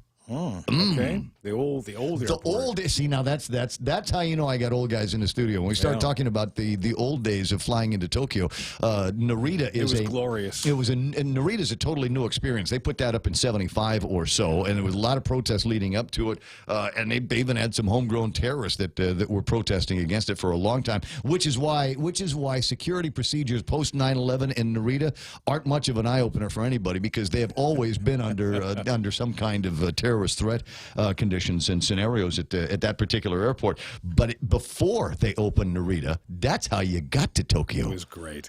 I mean, you flew into the city, you were there. Mm-hmm. You got out, and you were there. You don't have to go on. Just to the hotel, and then let's go to Shibuya and do something crazy down there. Yeah, it was wonderful. And, of course, you get up to Shinjuku, and that's the crossroads.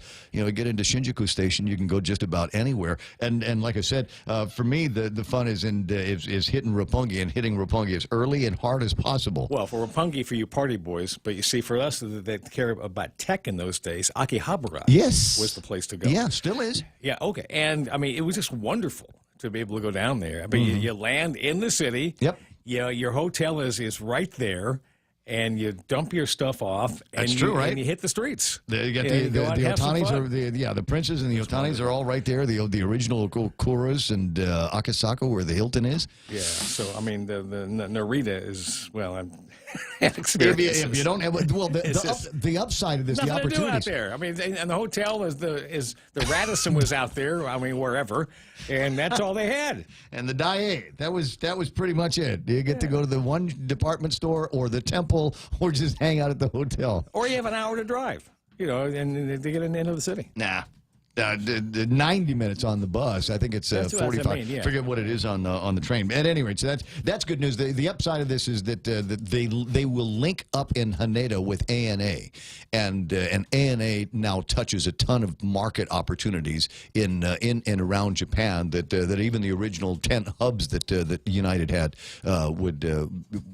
would be different. They've got more places that they can fly into and out of from Haneda. So more opportunities for new tourists to come to go. So do I. It's 7:24 in the morning. Jerry Roberts going to do today's Extra Point, brought to you by Guahan Insurance Services and First Hawaiian Bank, where it all starts with yes. How would you like to be able to take off from your job for up to 6 months in order to start a business, knowing that your employer would have to put you back on the payroll if you decide to return to that job? I'm Jerry Roberts, and I'll tell you where to find such a deal next on the Extra Point. It's important to have claims process that works for you. At Guahan Insurance Services, we make things simple and convenient. Same door you walk in to purchase your insurance is the same door you open to file your claim. We can't pretend that the car insurance claims process is fun, but we can promise a hassle-free and speedy recovery without any runarounds. For your home, auto, and business insurance, visit us at the Camacho Landmark Center on Marine Corps Drive in Tamuning. Don't forget to like us on Facebook or give us a call at 475-1162 or text 929-SAVE. That's 929-7283. In America, the Uniformed Services Employment and Reemployment Rights Act allows employees to perform military service and to return to their job with status, seniority, and rate of pay as though they never left. The law does not cover independent contractors, just employees. However, another country has just upped the ante a bit.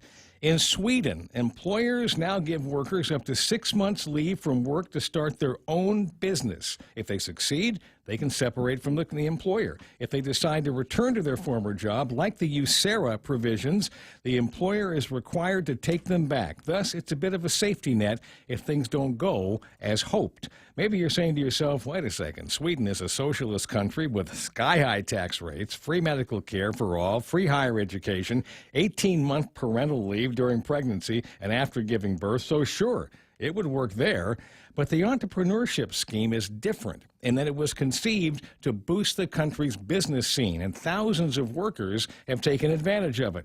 Here's some of the small print. The leave is unpaid and may only be redeemed by employees once per employer.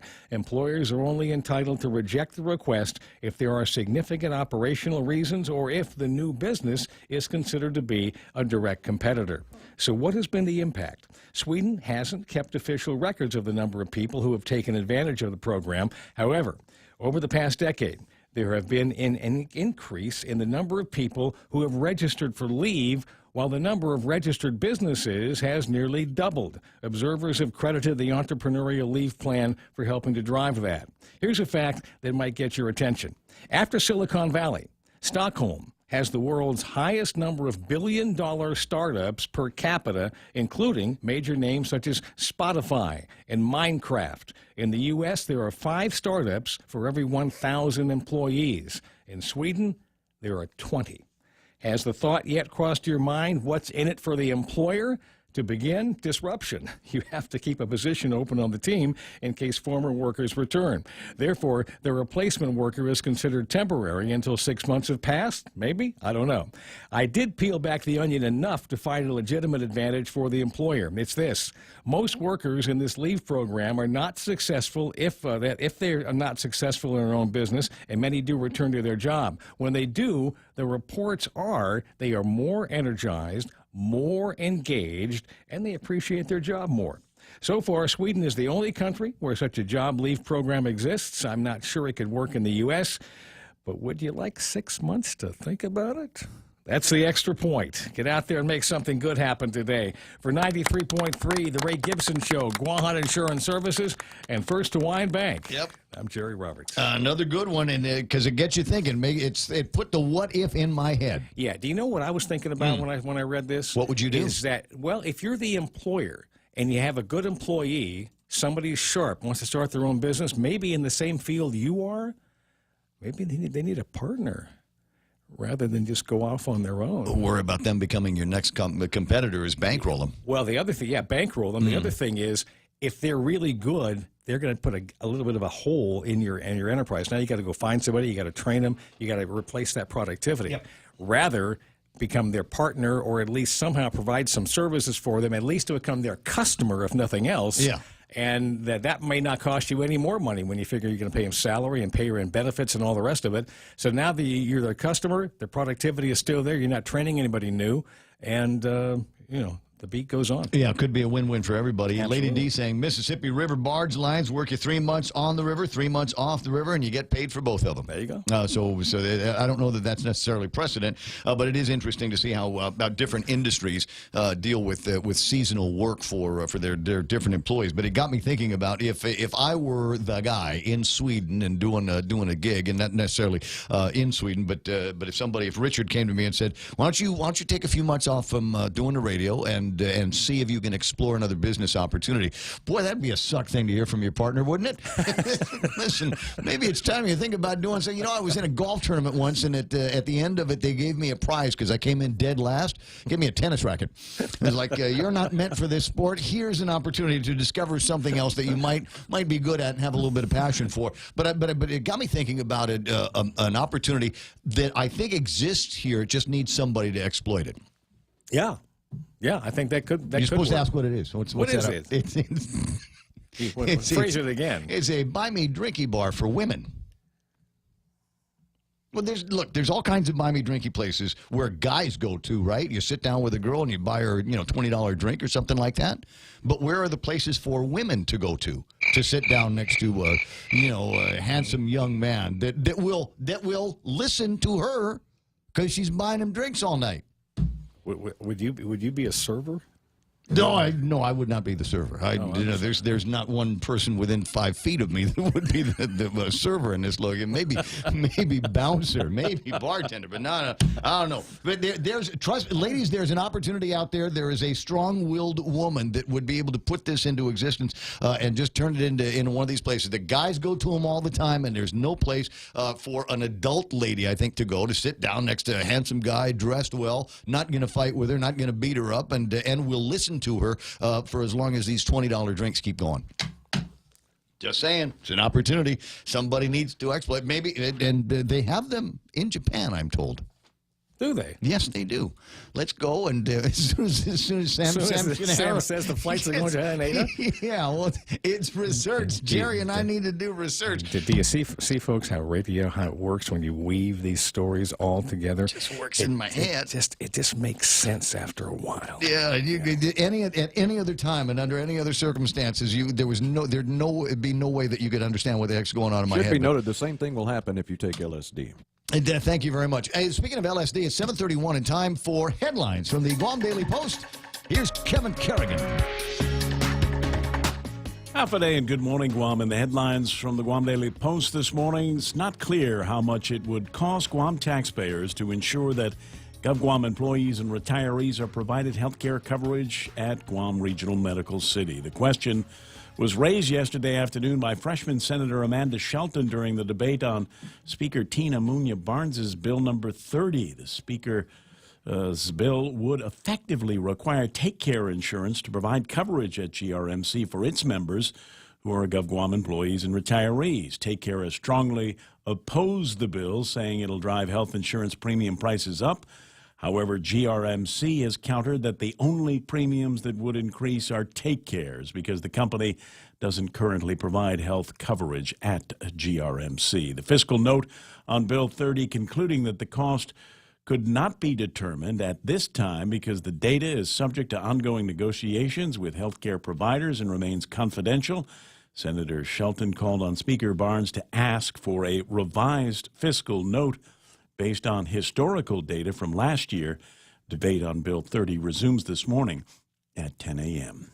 The parents of a 5-year-old boy who died from a viral infection have filed a government claim against Guam Memorial Hospital Authority. The claim alleges that the hospital failed to properly diagnose, monitor, and treat Asher Lubovsky's condition when the boy was taken to GMH for an emergency medical evaluation in October. Asher died about 18 hours after being admitted. Asher's parents are seeking wrongful death damages and compensation for the emotional distress they've suffered as a result of the loss of their son. The boy's father, David Lubovsky, has also filed complaints against a physician and physician assistant at the Seventh-day Adventist Clinic where the boy initially sought care before being hospitalized. Under the Government Claims Act, the maximum government liability allowable in a wrongful death case is $100,000. Guam Waterworks Authority shut down its customer refund account at the Bank of Guam after it detected fraudulent activity involving fake checks. GWA General Manager Miguel Bordallo briefed members of the Consolidated Commission on Utilities about the incident last Tuesday.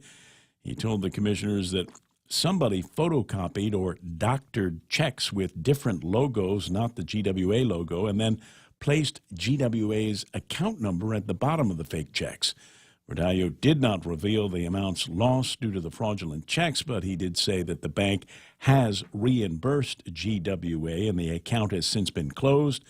Guam police have been notified about the thefts, but Bordallo did not know the status of GPD's investigation, and the police did not respond to a request from the Post for comment.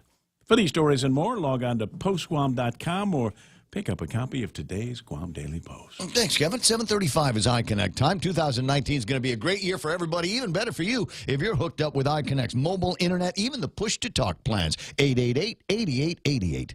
At Chili's, our burgers stack up with anyone's. Handcrafted to order, smashed to lock in flavor on a toasted brioche bun. Our burgers are all kinds of perfect. Choose from the Chili's Chili, the Mushroom Swiss, the Ultimate Bacon, or you know what? We dare you to take on the Boss Burger. Loaded with smoked brisket, rib meat, jalapeno cheddar sausage, and bacon. We may have really out-burgered ourselves. Our burgers are more than a handful, served with garlic, dill pickles, and fries. So hurry in today and enjoy our juicy, melty, yummy, handcrafted creations. Perfection between two buns. Chili's. More life happens here. Traffic gizmo time.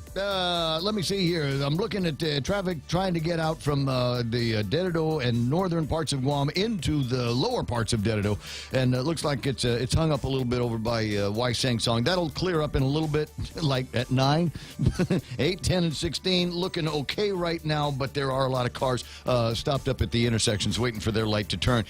Looks like traffic busy over by the schools up on Route 3. It'll meet up with traffic already at 1 and 3, so expect some delays in both directions through there.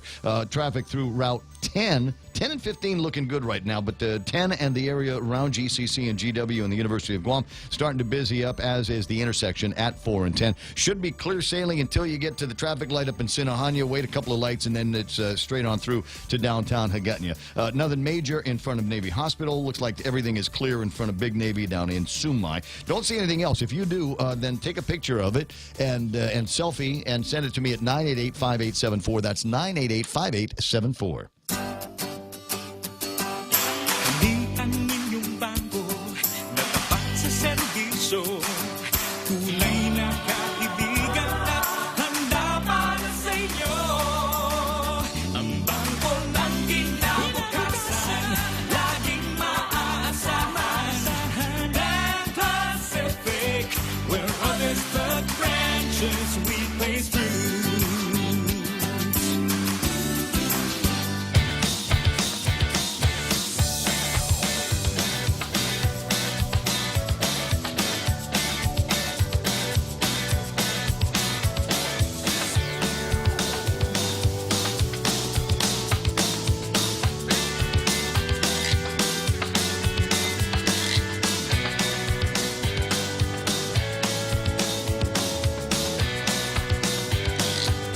It's 7:37 in the morning, Ray Gibson Show, until it's not going to be anymore. And there is a long-standing policy of this program that we do not conduct interviews prior to 8:30 in the morning. This is the front page of the radio station, and I always want to make sure that I've got something that is going to be interesting and compelling, or something that I think that you need to know. So generally reserve this time for like the governor, generals and things like that. But because of a long-standing relationship that I've got with Natalia, wanted to make sure that we had an opportunity to talk about the Toastmasters International, which is, and the more I pay attention to this, the more it is kind of interesting to me, because it's kind of organic, the process that you started. Natalia's in the studio with me, and if you're watching on Facebook Live, this is going to be a great day for you. I might make it so that you're like the only thing on the camera right now on the screen, if that's all right. Facebook. Anyway, so thanks for dressing up for the program. Appreciate it.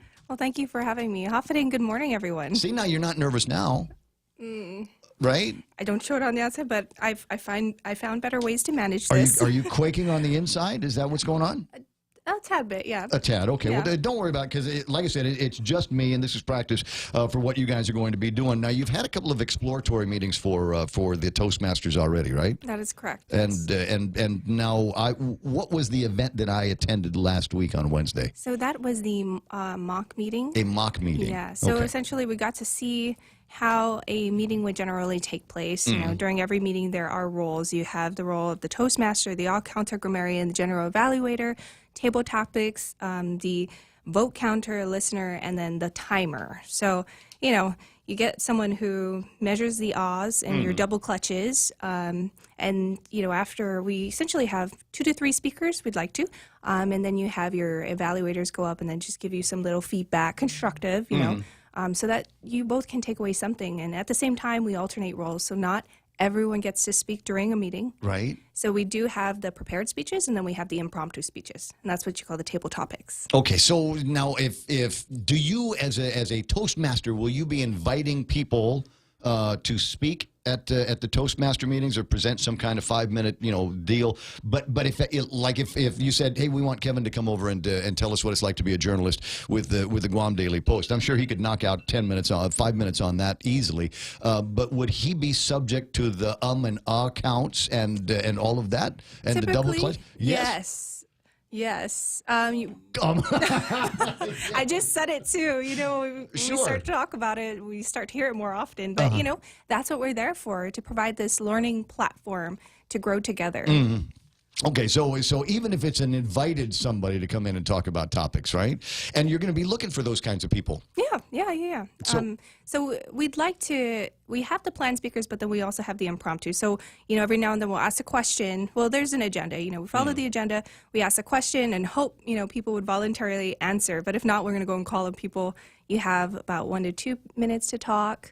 And, So among the first of the in the mock meeting that they had, the first speaker was a fellow named Jordan, who was a male model and what was the pageant that he was in? Mr. Guam. The Mr. Guam pageant. So he had a pretty adventurous lineup to talk about from there. And then the next one was Senator Amanda Shelton. Yeah, and I don't think she did one or anything. She went all the way through it. I mean, and no notes, just kind of going for it. Mm-hmm.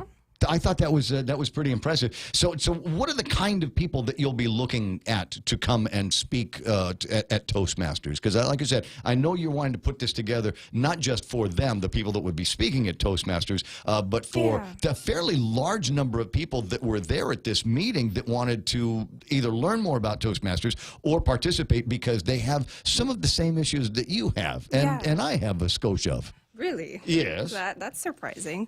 Well, I covered up well. Well, we're looking for people who, have struggled with public speaking, whether now or in the past. And, myself, these past few years, I noticed it more so. And, last year I resolved to do something about it. So, putting together this IENA chapter of Toastmasters International has really been, a passion project of mine. And, getting together a group of officers That's that we have. That's a real thing, though. It's not it's a passion project. I like the way that sounds. Because it's obviously something that you wanted to do for yourself. But it sounds, it sounds like, having a what's the word I'm looking for? A slogan of the year or something like that. So this is, you searched around looking for something that you knew you would be passionate about and said, okay, that's what I'm going to reel in, right? Yeah, absolutely. And, this was very heartfelt. So, reaching out to individuals who also struggle with this, it makes it more meaningful and provides a deeper purpose to this group and this platform. So, we're doing a call out for anyone interested in professional, personal development. This is going to be the next movement. We're in the process. We have our 4th meeting tonight, actually. Yeah. At the Cars Plus. Cars Plus. Yes. Jen just sent me the invitation on Facebook Live. So I'm going to see if I can if I can share that with among all of my followers. And people are going, well, Ray, you're on the radio. Why are you participating in this? And like I said, there's a part of I want to improve. I don't know everything there is to know about public speaking, and I find that I do it from time to time. Sometimes completely unrelated to what I'm doing on the radio. So I need to know a little bit more and learn from some of the people that have made it through Toastmasters. So I want to participate in that. But the other thing is, many of the people, and I noticed it in the meeting I attended last week, many of the people in that room are probably people that I will interview at some point. I want them to sound good on the radio. So I definitely want to be supporting the Toastmasters. So what time is the meeting tonight? So the meeting's from 6:30 to 7:30 at Cars Plus, and a big thanks to Cars Plus and Jen for, hosting us this evening. It's going to be fun, and we invite... Oh, so there'll be booze this time? No booze, but we will have some refreshments and some drinks, water, Booze and maybe some soda. We'll see. I don't know. I'm just saying. That's a nice venue to have it. Oh, yeah. And so I'm curious, did you also horse collar Jen to say a few words? You know, we threw it out there, but hopefully we'll have her in the Because future I can do it come now. up I'm and actually speak. she's actually listening on the actual radio Hey, Jen. now. Yeah, and I could say that I could almost say out loud that Jen will probably have a few things We to say. would love her to come and speak. And I actually just recently approached to see if she'd be one of my mentors. I'm kind of on this mission where I want to identify, and Joe Arnett is one of my mentors, and Carrie was my mentor. And so I asked Jen just recently, and she was so on board. So, you know, look out in the future. We might approach you to be one of our speakers, Jen. Well, if not Jen, then, you know, she's married to the Attorney General. Oh, yeah. who's capable of doing a couple of minutes on stage on any number of topics, including, you know, things that are going on over at the Attorney General's office or what it's like to raise boys and all of those kinds of. It's got the greatest boys in the world, I tell you what. 7:45. So tonight over at Cars Plus is the meeting. You don't have to be a member to attend tonight. And it's free. But we for the would like you public. to, at some point, to become a member. Yes, absolutely. How do you do we're that? looking to grow. So tonight, come on. We have some applications readily available. We need officially. We met our 20 official to charter. So you're a charter now. Yeah. We now have to send our funds to the Toastmasters International. One of our goals is to branch out into the schools to establish mini clubs. So this is just the start of something greater. So This started with your passion project. This started Yes. because you wanted to learn something and do something, and now it's something that we might find in schools at GCC, the University of Guam, and there's a corporate Toastmasters program that's available. And you know, I'm not the only one. So one of my officers, Vince, he's our VP of PR, he too wanted to, you know, branch out into the university, and then we have some interest for branching out in the corporate. So, I mean, there's many possibilities. You know, we can, starting this is just something that will create that ripple effect, Yeah. you know. Now, there's one of the other subjects that, not subjects, but parts of the meeting that I thought was fun was the table topics. And explain to the listeners how that works. So that's generally an impromptu, you know, question and answer. So essentially, we like people to, but you know, we noticed that some of them are timid. But we get Ray Gibson in the room, and he's on point and talking about what he's going to order for dinner. Well, we want to hear that kind of stuff. So there's no right or wrong answer. It's just, you know, practicing your speech and having this supportive environment to. Well, do I so. figured I might get tagged, so I thought I'd better have a topic or two in my head that I could riff on. And he happened to ask about hamburgers and dinner, so I was ready to go with that completely. And because I always do the Wendy's commercial, already had something that I could riff on for about 35 or 40 seconds as we make it through the process. But it really is a whole lot of fun. I recommend this for everybody. And so tonight over at Cars Plus, what time is it going to be again? So it'll be at 6:30 to 7:30. We're pretty punctual with our time. And again, big thanks to Cars Plus. So please, we invite you to join us. Come meet our officers. Come meet our new members. And we're going to have a great time. Now, this is not the first time there's been a Toastmasters on Guam. Yeah, so the last one recorded was in 1996 and 2006. I don't know. It's hard to find information on that. But I did. I reached out to Toastmasters International, and they're like, you know what, you should start one. There's nothing existing in the system. So, that was the go. Is it very different from the old one?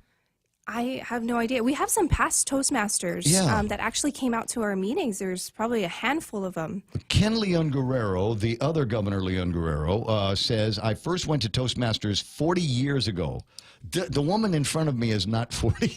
Is not this how long ago it was. And wanted to attend here. Went to Auto Spa last night because I had it wrong on my schedule. Derek told me I missed it. Did he sell you a car? So it's at Cars Plus tonight, not at Auto Spot. Is the Cars distinction. Plus tonight. Yes. And you're looking for a permanent place to meet. We are looking for a home. So, you know, somewhere central to people and easily accessible.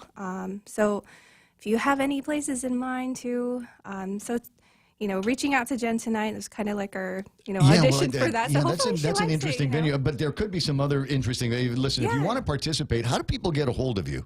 So you can reach us at toastmastersguam@gmail.com. And then no phone numbers right now, but toastmastersguam@gmail.com. And I was going to say you're on social media, but you're very careful about your social media. You're not the most public social media person in the world. Is there going to be a Toastmasters Facebook page? We do have a Facebook and an Instagram, and it is Toastmasters Guam as well. Okay. Toastmasters Guam, yes. Right. So please do be on the lookout for us. Follow us. Sorry the alarm? about that. Is that the alarm that says you have to go I to your have real 10 job? minutes to get back. No. Yeah, well, that was the deal. That's one of the reasons why she's here doing the interview this early is because she's got a real-life job that she's got to go to for at least a little bit. And so what is it that you're doing these days? Because seems to you were working with AmeriCorps for a while, weren't you? Oh, no. Actually, When you were with the governor's office? I was down in our loop for a little bit, but I started helping Carrie Perez teach a class at the University of Guam. I see. And so that kind of started this whole, desire to reach out to, the youth and continue teaching as well. So I'll be also teaching their masters. Well, I've got you in the studio. It's okay. Don't worry. I'll get her to work on time. It's not bothering her. It's okay. There's no traffic that you got to worry about. But maybe one of these days we'll get to talking about some of the other things that are important to you and the steps that you took. This passion project thing sounds really interesting. I mean, I've always tried. Every year I try to learn something new that I didn't know before. So I know how to do HTML to the degree that anybody needs to know how to do HTML anymore. Small engine repair. I taught myself Morse code. Got myself amateur extra. License with the FCC. All of this technical stuff that I know. And so it's 2019. I don't know what my passion project is for this year. Well, I think it's important to identify one, right? So I'm all about learning, and Can it be something that I already decided I was going to do anyway, or do I have to start again? Because I want to run a sub-4 marathon. And she's a runner, so she knows how important that is. You can absolutely do that. Okay. So, I encourage you, whether it's something you tried out and maybe it was the wrong timing, to just identify something and focus on it and just, try and follow through. And if you find out it's not working, then choose something else. Right. It's always good to just continue that learning. But you were talking about doing this with Vince as well. So Yeah. Is it a passion project? Obviously, is not something that has to be done solo or as an individual sport. And you know what? Having that supportive environment, it really makes it. It provides more meaning, to the purpose and our mission. Jerry Roberts from the Extra Point is here, and I'm sure he's looking at you going, I'd like to have her in my training program at some point or another, right? No, I'll tell you what, we'll take a break and then you guys can talk, but real quick, because she's got, as I said, a real job to go to. But I'm curious as to, your alarms are going off and you've got all kinds of things that you've got to do with Toastmasters and your real life and your singing and all of that. So tell me a little bit, just a quick word about your productivity software, what you're using on your phones to keep yourself on track. Do you keep a diary, work journal, a life journal, things like that? Oh my gosh. So I have this thing called morning evening pages. I do, when I wake up early, I do my morning pages, just a little reflection. And then before I go to bed, I like to write a little reflection. And then on my phone, I keep my multiple alarms to try and, I become a master of my time. And, when you're juggling all these things, you have to try and find a better system. So I feel like I'm getting better, but, still room for improvement there. And, I texted you, I was like, I'm running a couple minutes late. I stick to the reminders. I haven't found it. If you have anything to recommend that would, offer more. There's journaling software that I use. It's called Journey, and it's available for all of the systems.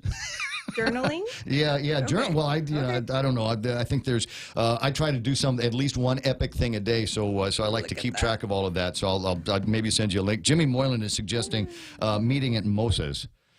Oh, okay. There's other people there. I don't know. Is the problem they get a band all the time, so I don't know if that's going to be the absolute best place to do it. But Jimmy Moylan's certainly interested, and maybe see you at the Toastmasters thing tonight over at Cars Plus in Mighty, 6:30 until 8 o'clock. You don't have to bring any money, but be prepared to fill out a membership form if you like what you see. And then, hey, if you have something to say, feel free. We encourage it. All right, selfie time real quick with Natalia, and we'll be right back after these. Attention homeowners, MRE solar energy systems now come with battery storage for zero money down. This means that your home will have power even when the island power isn't available, like during power outages or during and after storms. The inconvenience of not having power for your home is a thing of the past. It's solar with battery storage exclusively by Micronesia Renewable Energy. Don't be left in the dark. Call 632-2613 for a free consultation. MRE, the smarter choice. Experience the Take Care difference. Take Care members can count on accessing a high-quality, credentialed network of on-island providers, including the convenient one-stop FHP Health Center and Urgent Care, access to an extensive off-island network of providers, and the island's largest offering of free fitness classes and health education programs. You can count on Take Care to deliver comprehensive, accredited insurance coverage and quality health care when and where you need it. Take Care. Our island, your health plan. Learn more at takecareasia.com.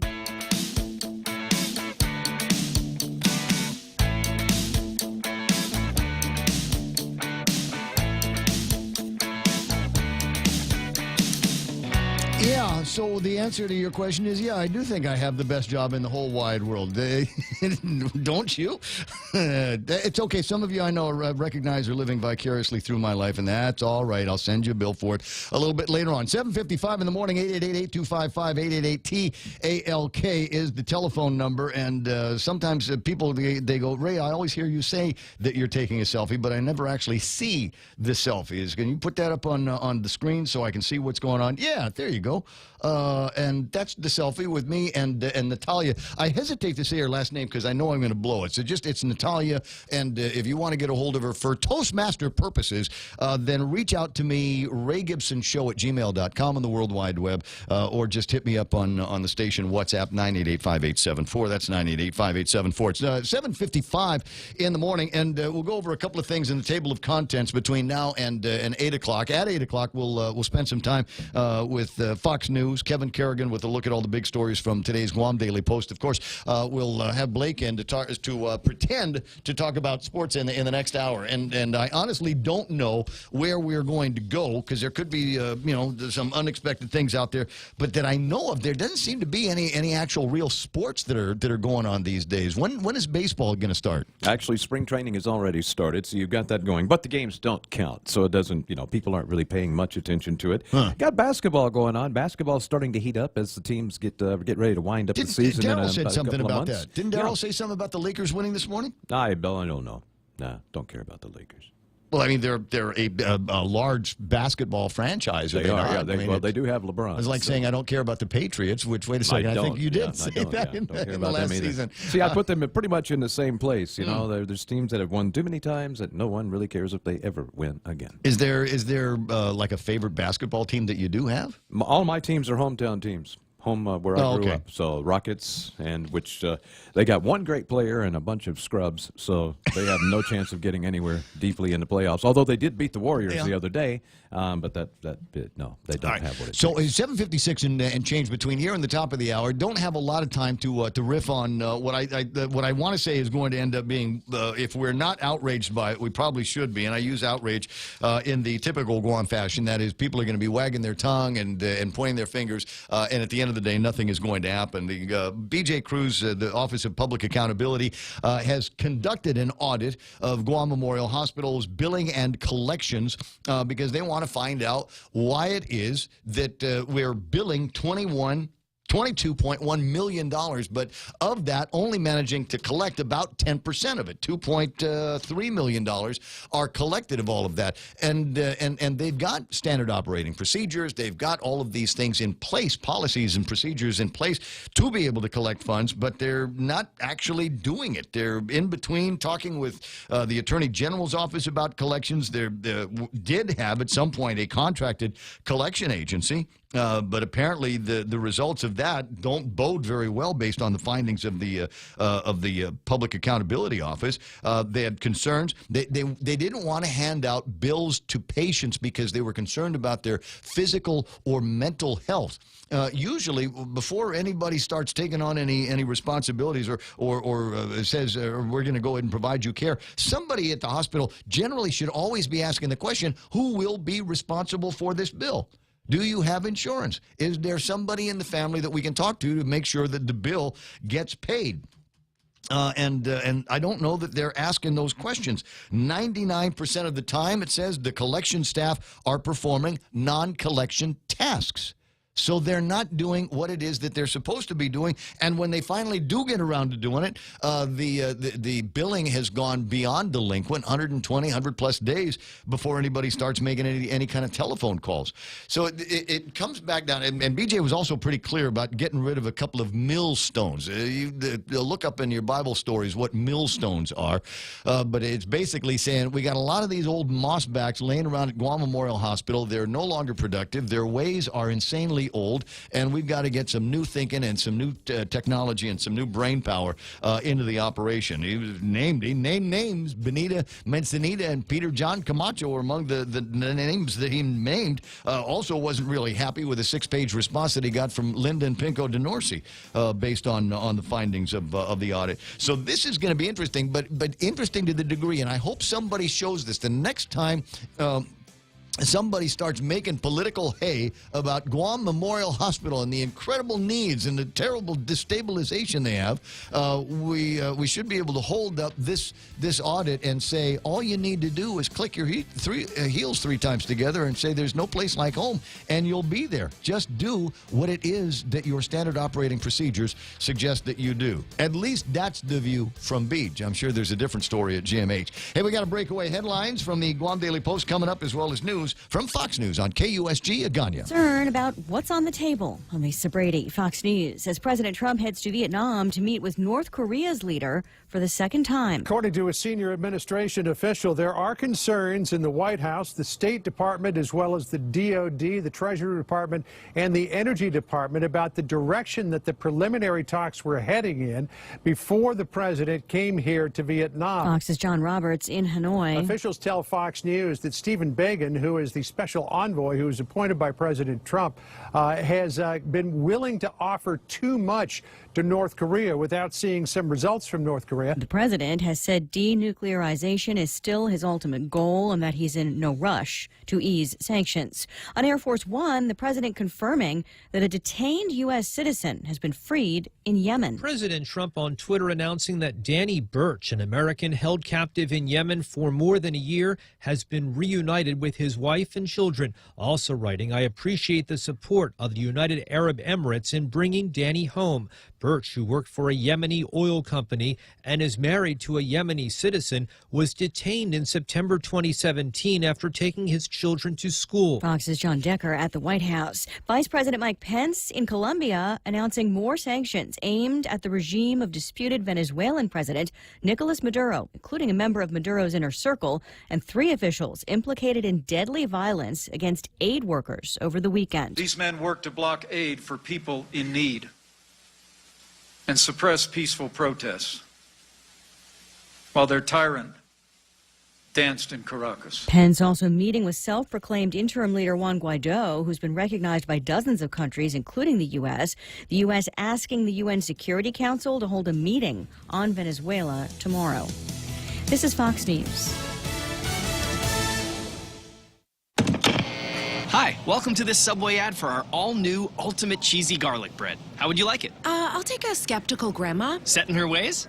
A smidge. Grandma, try this ultimate meatball marinara made with ultimate cheesy garlic bread. Melted mozzarella, Parmesan, garlic butter spread. It's just like yours. Like mine? My grandmother's recipe? Try it. You know, my grandmother's cheesy garlic bread was never all that. Subway, make it what you want. Limited time only at participating restaurants.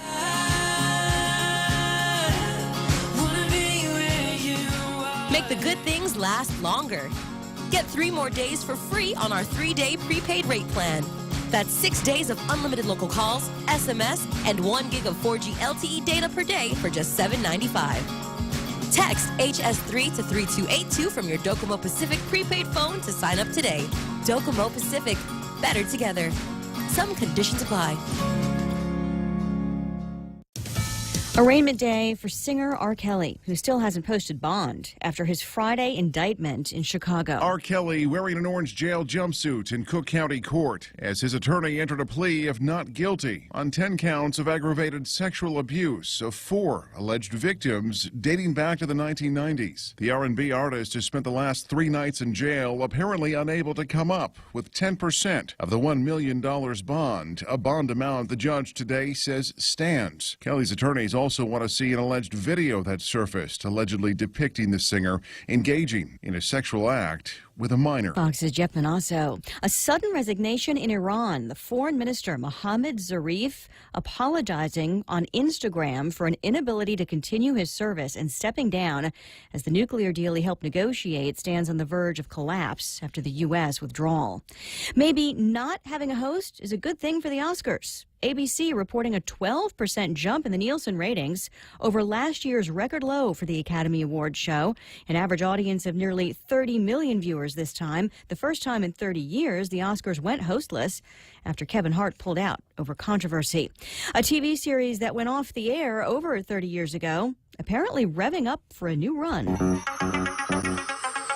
Some exciting news for Knight Rider fans. David Hasselhoff tells the Mirror Online the show has come out of its almost decade-long stall, saying, quote, "We talked about another series about 8 to 9 years ago, but they wanted to do it without me." The actor saying he tried to pitch other ideas where he didn't even have to be the lead, but claims the powers that be wouldn't listen. Hasselhoff paused when the media outlet asked if it was or wasn't a go, saying, quote, "I'm not supposed to say anything, but stay tuned. The Knight Rider will ride again." Fox's Jacqueline Carl. I'm Lisa Brady. And this is Fox News.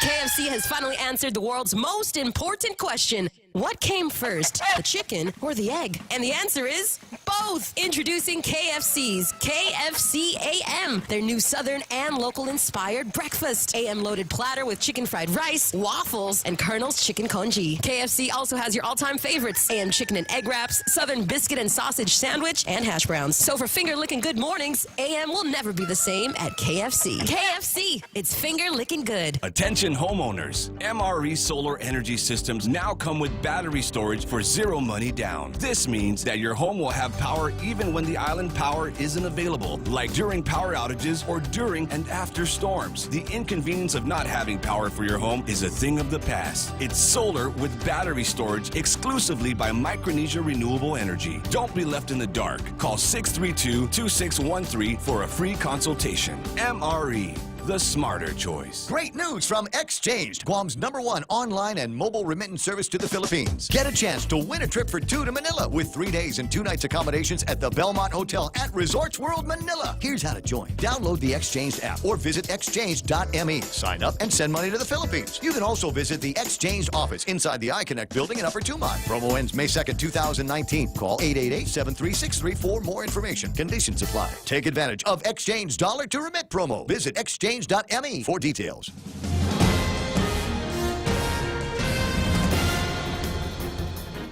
Half a day and good morning, Guam. News time here at The Point is 7 minutes past 8 a.m. this Tuesday morning. I'm Kevin Kerrigan. Here's a look now at some of the top stories from the Guam Daily Post. Guam Memorial Hospital is not doing enough to collect from self-paying patients or those who do not have health insurance, according to an audit released yesterday by the Office of Public Accountability. The audit found that GMH's billing and collection practices for self-pay accounts did not comply with applicable law, regulations, or policies, and thereby gives self-pay patients the opportunity to avoid paying their hospital bills. Public Auditor Benjamin Cruz said the hospital's management allowed non-collection or untimely collection of past due accounts by not instituting rigorous billing and collection systems.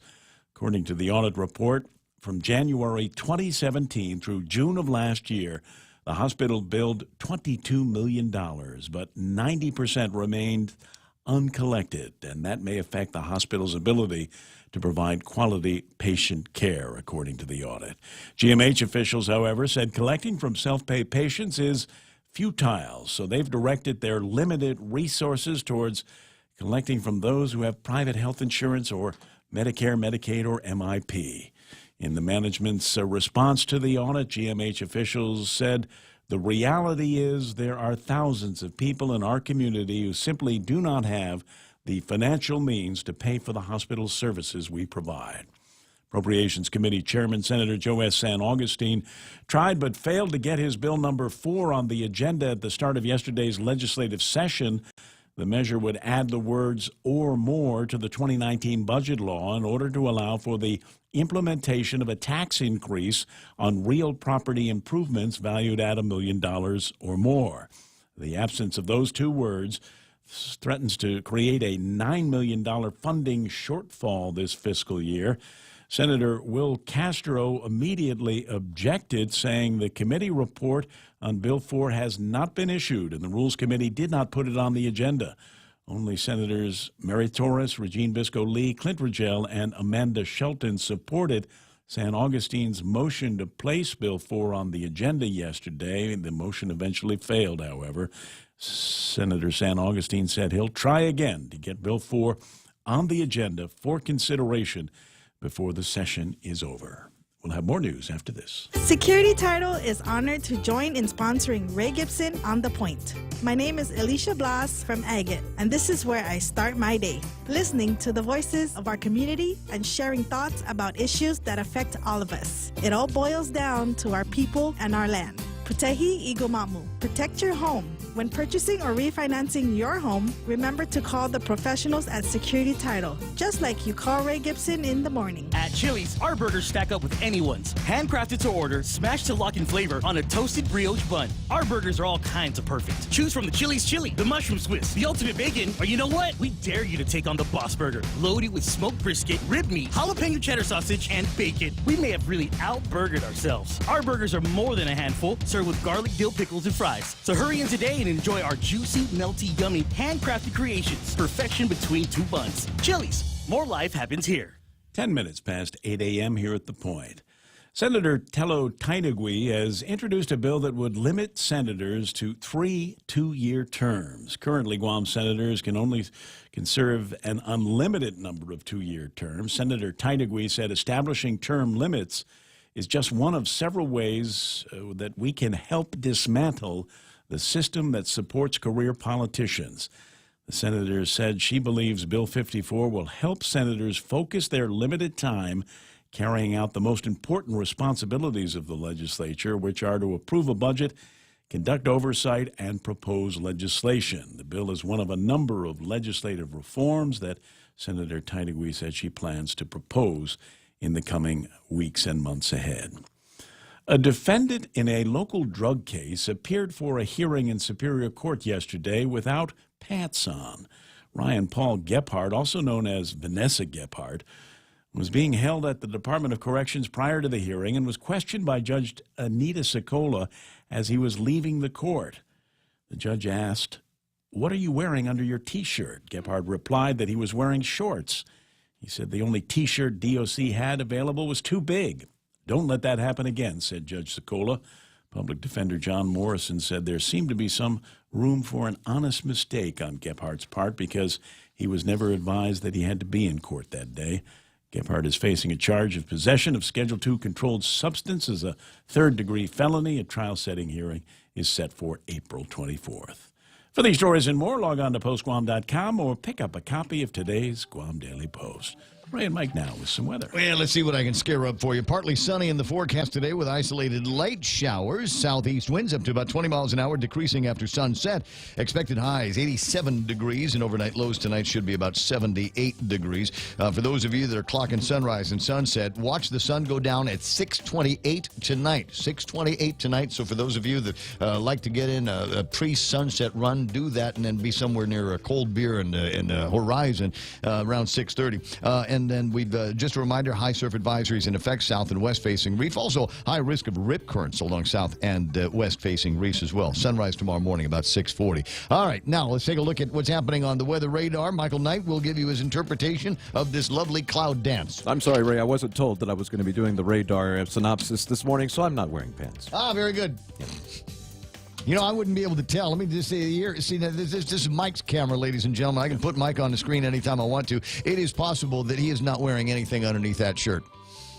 No, just wiggling around there. Nice. Sorry for the visual. Yeah. Let's go back to this point. Let's do the radar. Yep, radar looking good actually. Got just isolated stuff. It'll be coming wiggling again. Yeah, it'll be coming from a weird direction. It'll all be coming up from the south. I mean, we're getting big time south winds right now, so just expect that. And of course, the south side will get it first. And if it lasts over the mountains and the hills to the south, then the rest of us might get some too.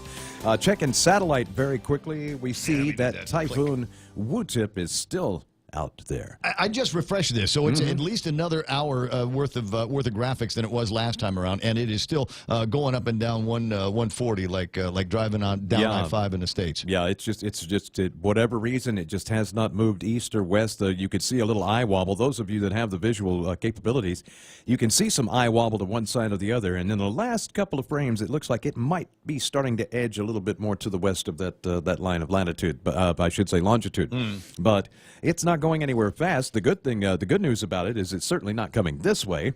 And no matter what happens, even if it gets stronger, it got to Category 5 again last night. And, of course, all we felt were just a few extra winds and a few showers. So that's what we can expect. It's far enough away from us that it's not really any threat to us at all.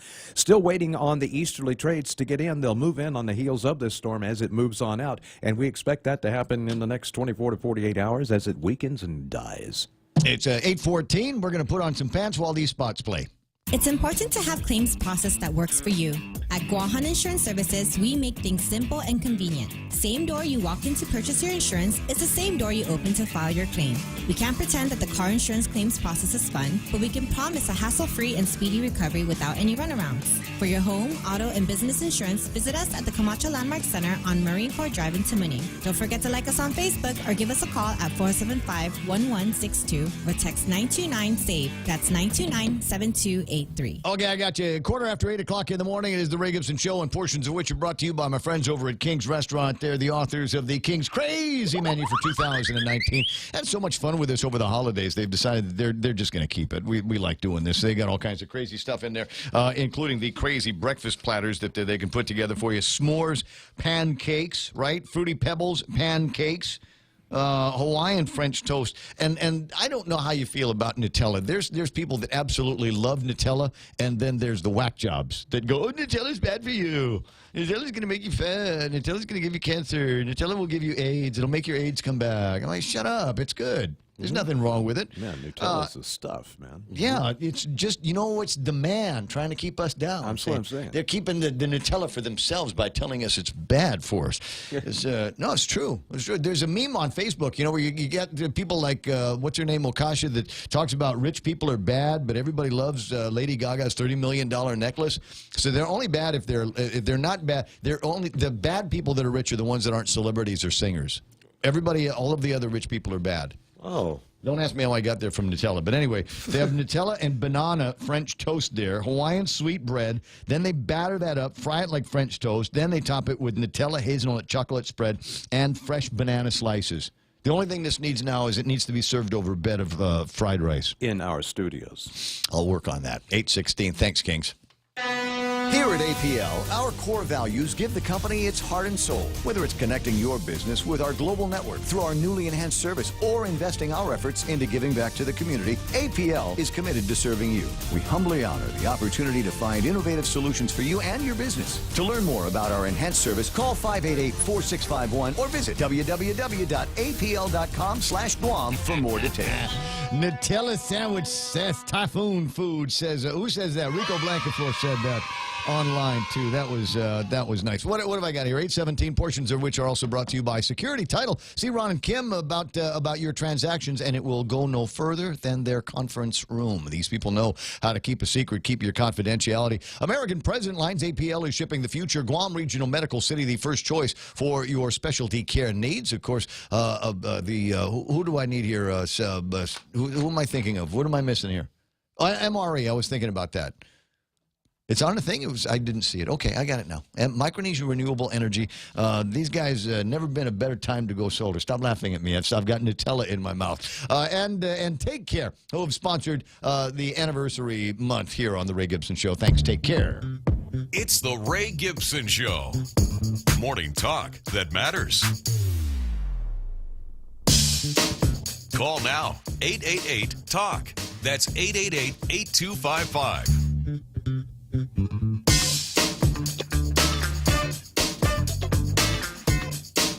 Who's playing on the Facebook? Marvin, that's Ike Iseki. I got James Rosemary Cruz, Hoffa Unk, and Beck Salazar, Mers Garino. Bobby Shringy's online, waiting for me to talk about the chamber and the big get-together tomorrow with Senator Clint Rigel, where they're going to have they're going to do it differently this time. They want to get Clint to talk about his marijuana legislation over at the chamber.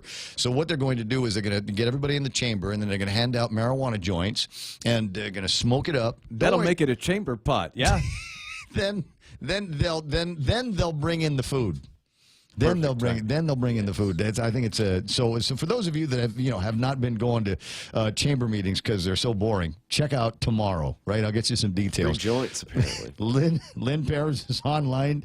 Jennifer Senni, you remember her? We did the interview with her, and she's wrote that kids book. She's off island right now, but promised when she gets back to town, she might spend some time with me in the studio and read to me from her children's book with pictures. Tommy Garcia, Zay Martinez, good to see you there. Ken LG, Arnold Manaig, that's my buddy from the mall. River Song is online. She works right next door. Frank DeIto and Vicky Ganashis Borja, who's almost broke the record for because I take pictures of pretty girls and put them on my stories on Facebook. And she's right up there. She got as many likes on that, almost as many as the one with me and my daughter. Tammy's on, and who else is playing around here? Is that Kate Pelicani? Hi from the Pelicanis. Miss your show. Oh, thanks so much for saying so, Katie. Jimmy Weber says, hi, Jeff Evans, who has been lurking online for a little bit this morning. Nice to see Richard Yu and a whole bunch of others that have clawed on to Facebook Live to see just what's going to be interesting for us today. And the answer to the question is, this is the sports section of the show, so I have no idea whatsoever. Let's see what happens when I say, it's time for Sports with Blake. Dave Torrey, my running coach, is online. Yeah. Wondering if I'm going to make the 6 Mile EZ tonight. Is it a reschedule? No, my back is still jacked. Oh, okay. So I'm not 100% sure yet. Maybe I'll just take a couple more Tylenol. Well, last night I was going to go walking around Dean Circle just for fun, but happens a lot. Right as we were getting ready and getting the wagon and everything all loaded up for the kids, just sheets and sheets of rain. Yeah, I had that strong one come through. That's all, Mike. Yeah. So I didn't get to do that yesterday. Anyway. So do your kids still in the wagon? No, well, just take them out? Under the carport. Okay. Under the carport. Yeah. All ready to go. They're all strapped in. Are we going yet, Dad? Are we going yet? Well, they're still infants, so they don't care. Yeah, just something that's happening. That's nice. At 20 after 8 o'clock in the morning, and we were already talking about the possibility that there might be some interesting basketball to talk about today. Did the Lakers actually win? I thought that they was their game today? I saw that they lost. But maybe that they. I don't know. You know what? As I'm pulling it up. Okay, here, I'll look it up. Well, it's pulling. I'm really happy because they have one of the hardest schedules, and a lot of people are. It's a big deal if they don't even make the playoffs because LeBron hasn't not gone to the finals, much less not made the playoffs. So. Could be potentially a kind of a big deal. Did you see that Ja Rule? Did you see him go viral yesterday? No, what did he do? He was performing at the Milwaukee Bucks what happened to his halftime. Nike, and a Nike shoe blew up on him. No, that was Zion Williams. Different. It was college. No, Ja Rule, of course, co-starred in all the Fire documentaries lately. He took to center court during the halftime of the Milwaukee Bucks game, and it was one of the most painfully awkward halftime shows you can see. It's all over Twitter. So after that, because of all the backlash on the internet, he put the Bucks under a 30-year curse. Oh, yeah. So he cursed the Milwaukee Bucks, and they turned around and won. Yeah. He placed a 30-year curse on the team for their words. Nice. And part of it is because they actually. There were some problems with his, so it's really awkward because there were problems with his show, and he had to go long, and so the players come out and they actually start doing shoot around while he's still performing. So it's very, very awkward to have dancers and Ja Rule singing while the best player on the team of the Bucks is out there trying to get his groove back for the second half. Either way, there you go, 30-year curse. Isn't the Bucks need that? I mean, they're the Bucks. They've been pretty terrible for a long time. I'm looking for. It might be on this phone. All right, there's a couple of stories in the world of sports that I think are interesting. The 2024 Paris Olympics, where they're talking about adding break dancing but taking out baseball.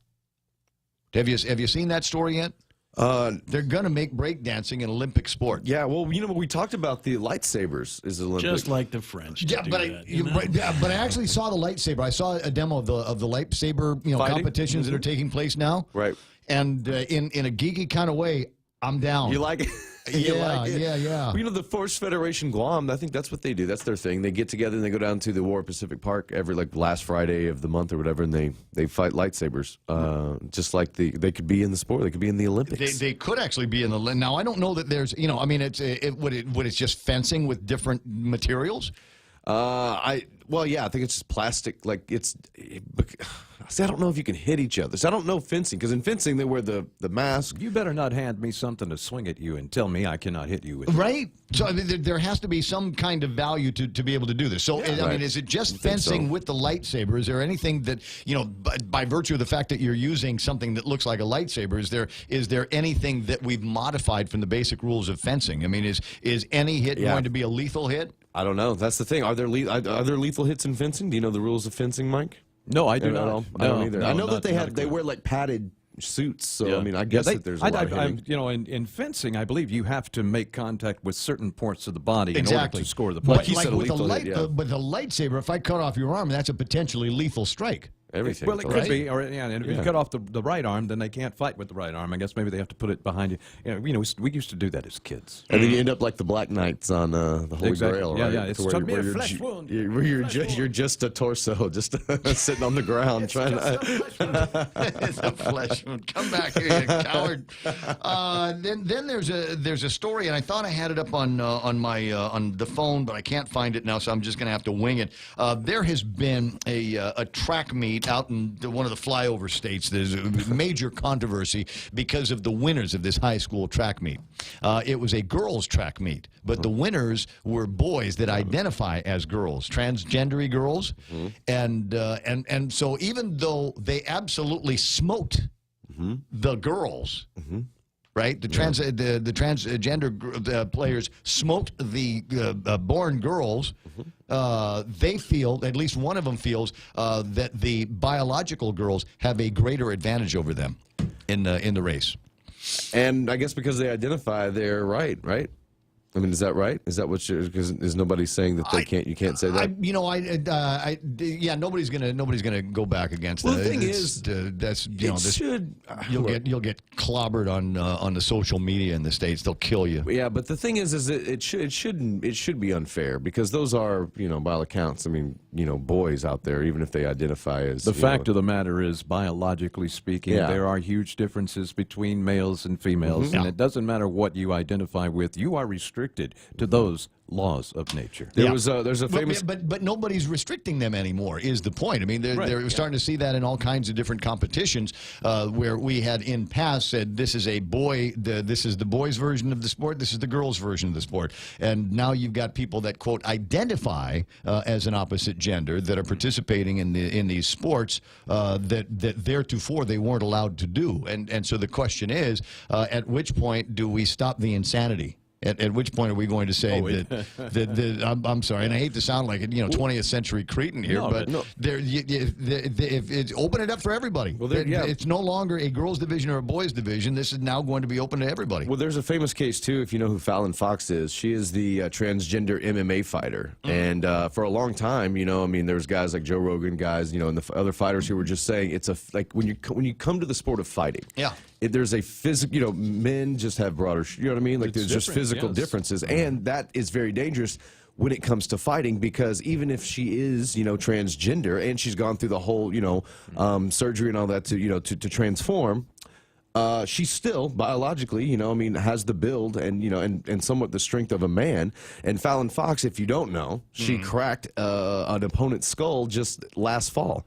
Tamika Brents was beaten so severely by Fallon Fox that she cracked her skull, and Fallon Fox is the transgender MMA fighter that I'm saying. So what I'm saying is, you know, there is backlash, but in this case, it actually was proven that, you know, I mean, hey, there is differences, biological differences, and it could, you know, potentially have some, you know, some very severe consequences. So I think we all agree on that. Yeah. I don't think there's anybody that's disagreeing with that point. At which point, when do we say that we're going to either open it up for everybody, or for the safety of all those concerned, we're not going to allow for this kind of thing. If you were born a male, if that was the construct of your chromosomes when you were born, then this is the game that you can play. Yeah, you have to compete with. I mean, you can still wear a dress. Yeah, you can identify and look however you want while you're competing. But yes, you should be competing with like liked, with liked. So who makes that decision? Level field is what I'm trying to say. Who's going to make that decision? Because it sounds like nobody in these various school districts and these athletic forms in the states are willing. Nobody wants to cross that line. Yeah, well, I mean, that's really what it is. It's probably just all whatever local politics, whatever governing body. I mean, like for instance, not picking on them, but they're the prime example. What if IIAAG had this? Had a incident like this that they had to deal with. I mean, would they? Wouldn't they? I mean, I'm just saying that. I mean, so just wherever this is, wherever middle Indiana, wherever it is, I mean, I'm sure it's just up to that school district, that town, that whatever, whoever's having to deal with it. It's one of those things where you just sit around and go, wow, 2019 is so interesting. From the perspective of somebody that came around in the last, born in the 1960s. Here's another wrinkle. Did you, when you turned 18, did you sign up for the draft? No. What? No. You did not? Shh, don't tell anybody. Maybe I don't think so. The feds are going to come and get you for that. I mean, maybe I did whatever I needed to do. You're supposed to go to the post office and register for the draft. You didn't do that? You don't remember doing it? I don't remember doing it, if I did. You did it. I wasn't required to. I was an only child. Really? Mm-hmm. Did it say that on the thing? Yes. No, as an only child, you didn't have to. I didn't know that. Yeah. I didn't know that. I was the last, and you know what? I'm the last of my name. Because I don't know that they care about that, but when in 1980 on my birthday, I had to go to the post office in Agania and get in line and register for the draft. You're a little bit older than me, Kevin, but I mean, did you have to register? I did. Yeah. Was that was a big deal. We were fighting. We were getting ready for a war with Iran, and they'd taken the hostages, and everybody said, well, maybe we're going to bring the draft back. They never quite brought the draft back, but they made it so that fighting age young men would have to go. Does that still apply? Do you suppose that we would still be lined up for the draft? No. If it happened? No. Come on. We could go, dude. We're old. We could go in as generals. No. You don't think so? I don't think we'd actually have to. Because my mom, I remember my mom was at the time all freaked out about. Well, wait a second. You're flat-footed. Doesn't that count? Wouldn't that count against you? And if it came to a shooting war, and his answer is, I don't know. The reason why why I'm asking the question is because it is possible that my daughter may have to register for the draft.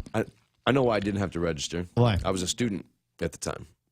In like a university? Yeah. I don't know that makes any difference. Men who are not required to register with selective service include non-immigrant aliens in the U.S. on student, visitor, tourist, diplomatic visas, on active duty, cadets, only child, students. All other men must register upon reaching 18 or before age 26. No, they were going to send me to the cannon. So the question is, there's at least one judge that has found it unconstitutional that it's male only now, and because we do have women in combat, they should be required under the same rules to be able to sign up for the draft. Do you agree with that? I absolutely agree. I think they should just completely do away with selective service.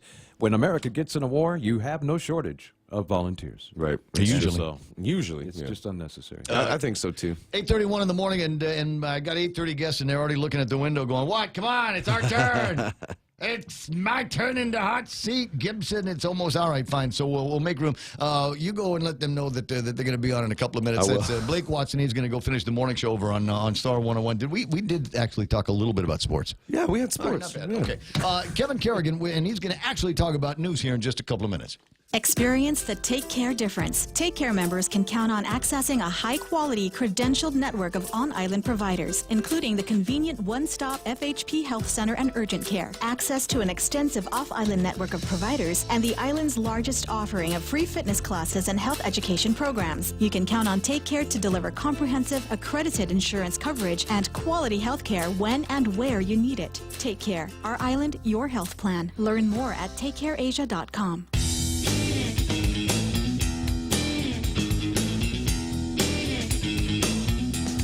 Officials of Guam Regional Medical City will be joining me in just a few minutes to tell me why they are right, Take Care is wrong. I think that's the way it's going to go. 8:32 in the morning, headlines from the Guam Daily Post. Here's Kevin Kerrigan. Half a day and good morning, Guam. And the headlines from the Guam Daily Post this morning. Acting Governor Josh Tenorio says it's the administration's position to wait until after the Guam Supreme Court issues its decision on the Guam YTK case before deciding whether mediation with the owners is necessary. That's a setback for Port General Manager Rory Respicio, who has asked the port board for the authority to pursue mediation before the High Court's decision. Respicio has said he wants to see if there's any chance to stave off the arbitration award to YTK over the failed fisheries business at the Port Authority's Hotel Wharf. Interest on the 2016 arbitration award has raised the total damage amount owed by the Port Authority to YTK to just over $17 million.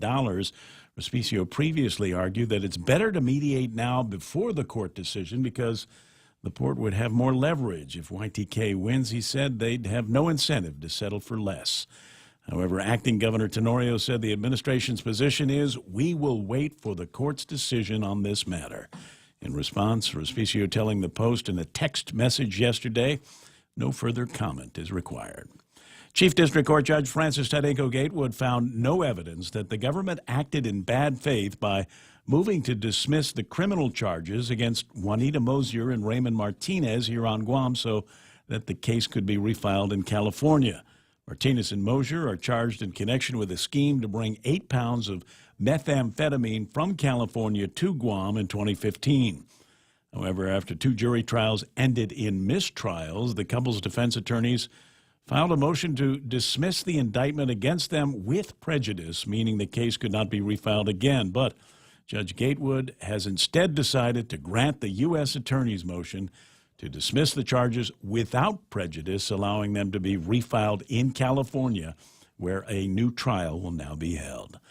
The parents of a 5-year-old boy who died from a viral infection have filed a government claim against the Guam Memorial Hospital Authority. The claim alleges that the hospital failed to properly diagnose, monitor, and treat Asher Lubofsky's condition when the boy was taken to GMH for emergency medical evaluation in October. Asher died about 18 hours after being admitted. Asher's parents are seeking wrongful death damages and compensation for the emotional distress they've suffered as a result of their son's death. Under the Government Claims Act, the maximum government liability allowable in a wrongful death case is $100,000. For these stories and more, log on to postguam.com or pick up a copy of today's Guam Daily Post. So Rory says no further comment is required. That was his response? That's it. Was it just a request for a comment, or did you ask, were there any specific questions that you wanted to answer? I asked him for a comment in a text message, and that was the response in a text. Yeah, just no further comment required. Right. So he's going to wait. He's going to wait until we win the court case, right? Or if we lose the court case, he can say, "I told you so. We should have gone in for another set of negotiations. I could have saved us money." We shall see. When is that going to come out of the courthouse? Do we know? Any ideas? Soon. Eventually. In 2 weeks. All right, 8:36 in the morning, and that's my buddy Kevin Kerrigan from the Guam Daily Post. Up next, we'll talk to some folks from the Guam Regional Medical City on Bill 30-35. Right now, iConnect time is 8:36. Swing by there or call them at 888-8888 and find out about all the great plans for 2019. Push to talk. They're the only guys that got it. Learn more at iConnectGuam.com.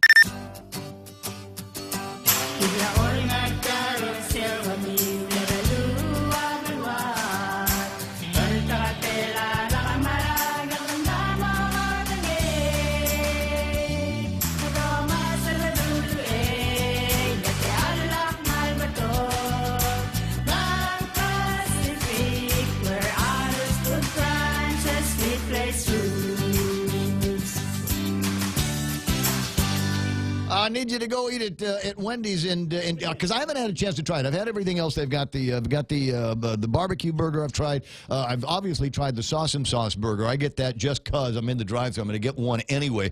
But I have not yet had a chance to try this. It's a peppercorn mushroom sandwich. Obviously, they make this with mushrooms in it, loads and loads of it, and a special kind of aioli sauce that goes in there. And they tell me it's really good, and it must be good because every time I've hit the drive-thru to get it, they're sold out. So save me one fen the next time you're over at Wendy's. And if you can, absolutely try it and give me a review here on the radio. Try it. It's on the Made to Crave menu at Wendy's. The Extra Point with Jerry Roberts of Guam Training every morning on The Ray Gibson Show. Hi, I'm Jerry Roberts, and every day I get to comment on the incredibly diverse, fun, challenging, sometimes frustrating, often exciting, but always interesting world of work. I hope you'll be there with us. You can find daily transcripts of The Extra Point at guamtraining.com. GuahanInsuranceServices.com. Tune in every weekday morning at 7:20 for The Extra Point with Jerry Roberts. Brought to you by Guahan Insurance Services and First Hawaiian Bank on 93.3 The Point.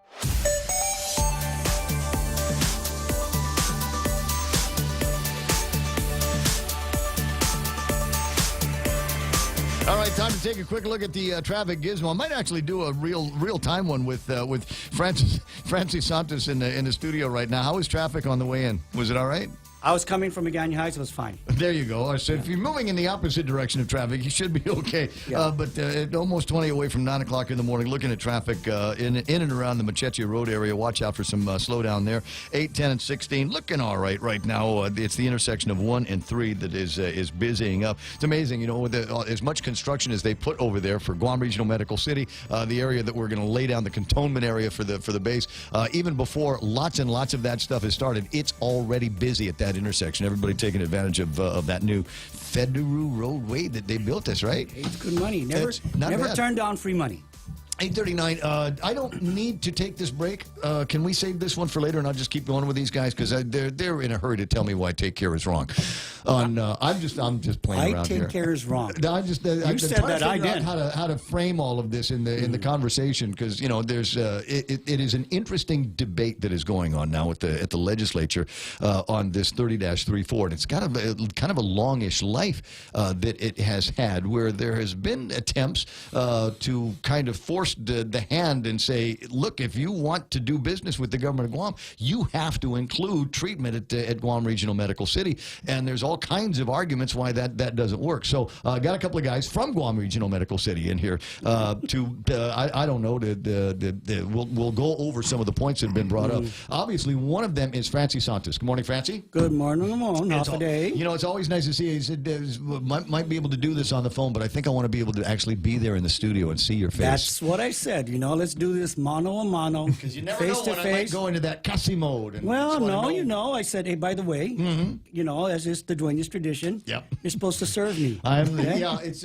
senior privilege, so that's right. Francie will get to say that. That's right. The other guy in the studio is Eric Plinske. He's not necessarily a Father Dueñas graduate. Everybody wishes they went but my there. son tells me he was 9 years old that he's going to Father Dueñas. I have no idea how. I think Francis here planted a seed. Oh, yeah. Well, I mean, they got an outstanding football team. Can I just say, I mean, even alumni that don't have kids are showing up at the games because they're so good.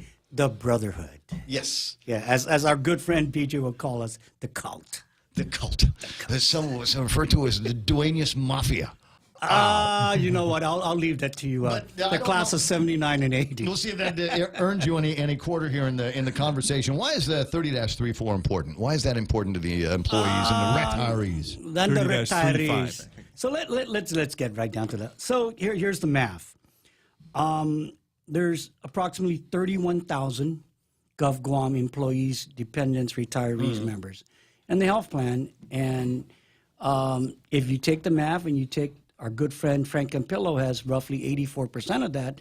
So the math works out to be about 26,000 members that can't, currently enjoy GRMC, and the rest belong to Take Care and what was Net Care. So, I mean, if the choice of the government is to disenfranchise 26,000 employees and their families, so be it. But we're here to say don't do that because there's so much harm that's going to be done.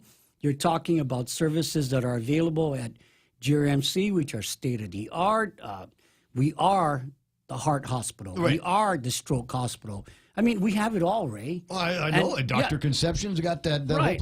By the way, that's where she works. I think she works the nurse I was talking about. I think she's a cardiac nurse. Well, good for you. She can take care of you. But again, Ray, I don't think there's anybody can take care of me. But go. Yeah, but on. that's the issue, And I think at the end of the day, we're just trying to, First of all, let's. Well, you're not. It's not like you got somebody standing at the door and saying, "No Gov Guam employees, retirees." Well, it's not like they can't come in. What? Okay.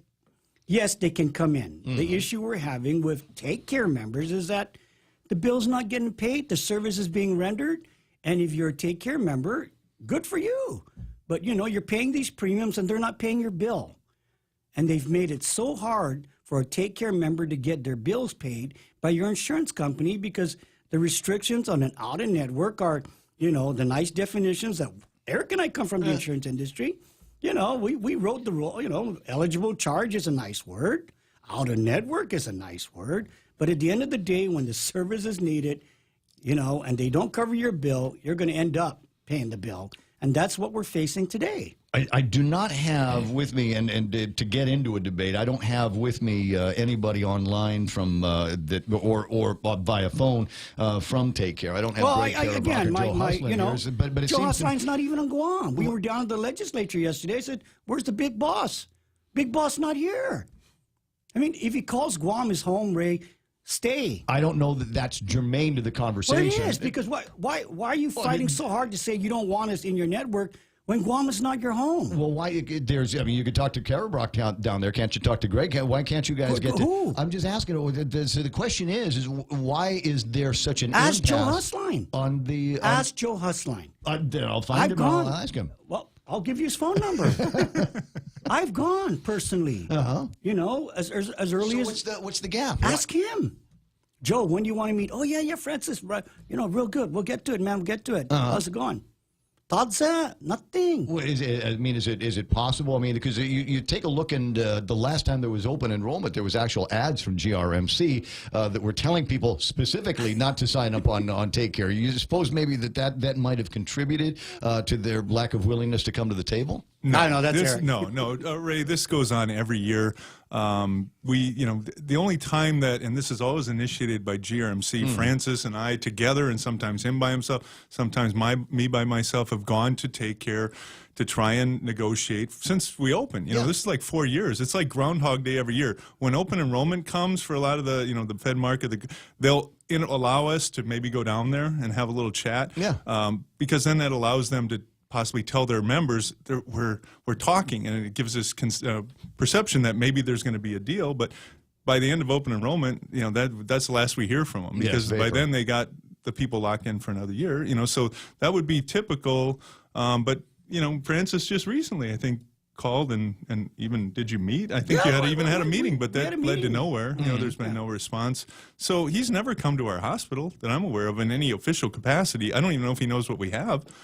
Because he's never been there. So there's no interest, it appears, from him. And he's also saying that if this bid goes through without requiring GRMC, that Take Care would be squeezed out. That's right. Why is that? We're open to set a deal right now. He could come. We could work something out. This thing would be irrelevant. That must mean he has no interest, no matter what, in dealing with GRMC, because the ball's in his court. Right. So I can't speak to that. He's not online right now. I don't see Greg online. And I do see Tom Shea, who is there, and Tom has already taken a position that he doesn't like 30-34. And 30-35. I think you're sorry, 30-35. But let me go back a little bit of history here, because this is not the first time it's come up. There was a piece of legislation, I believe, introduced by Senator B.J. Cruz in the 34th Speaker B.J. Cruz in the 34th Guam legislature. And that never even made it out of committee. We were taking a look at that, and then there was an attempt, oddly, by the same Department of Administration in testimony on Bill 21-34 that they didn't like it, but then the Department of Administration came out with an RFP that suggested that Take Care must include GRMC in their product mix, and that went through the process and was thrown out. Right? Well, it wasn't thrown out. They all seeked an agreement. Therefore, it was not. It didn't. It was irrelevant because it passed the deadline. Right. But so we went back to whatever plans were in place the year prior, correct? Minus Netcare. Right. So, and minus Netcare, because they just bailed completely because they weren't getting paid by anybody, apparently. And then we fast forward to where we are here. That bill has now been introduced in the legislature. Is this third time going to be the charm? Let's read real quick. What happened with 21-34, which was Speaker Cruz's bill? Nothing happened with it because it was a companion bill to 3-34, which at the time was passed by the legislature but got vetoed by the governor. That was the one to make it an exclusive bid. So when 3-34 got vetoed by the governor, the legislature and Speaker Cruz just said, well, we don't need to do anything with 21-34. It's the main bill has been defeated. They didn't have enough to override. So that sat for over a year. But then about a year later, when the budget issues came up, the legislature found enough votes, overrode the governor's veto, and it became law. It's just 21-34 just sat, and never really got reintroduced. Now Speaker Barnes tweaked it to only focus on GovGuam employees and retirees. That's how the big change, and reintroduced it in a new format. All right, and so they're talking about it over at the legislature. It looks like it has gone on stall now over at the legislature because they can't answer the question on how much this is going to cost the taxpayers. Anybody want to react to that question? Well, we're not sure where Joe Husline gets his numbers from. It looks like a lot of it could be right out of thin air, but he has no idea what our real rates are because we never sat down long enough to get them. But if you want to use something of relevance, the OPA, Office of Public Auditor, did an audit of the health plans from years 2014 to 2017, and what they found, what they reveal in the report, it was a study of really the overall contracts, but it reveals what the government paid for premiums, and it compared to, what the subscribers were paying. It lists for 4 years, and that way you can deduce, what were the costs, to government of Guam and the actual subscribers themselves over 4 years.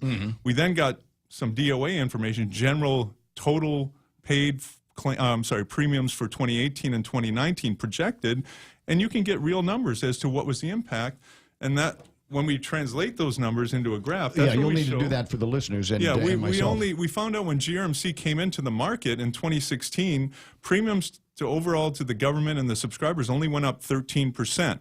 Not the hyperinflated rate that Mr. Husline is claiming would happen if he had to put his only 16% of the GovGuam market into the GRMC network. Then after that, premiums only went up about 2.6% per year. So there's really been minimal impact on premiums for GovGuam, knowing that 84% already have us in network. And we'll loop from there into a couple of things. Tom Shea, as I said, is online, and he says, ask Eric, where is the guarantee that the mandate by law will lower health care premiums by 10%? It's not. There is no guarantee. We're using just general economics for health plans. As Francis mentioned, both he and I come from the health plans. When you do a exclusive bid, that's where it's based on the presumption that GRMC would be a network for the remaining 16% of the GovGuam book of business.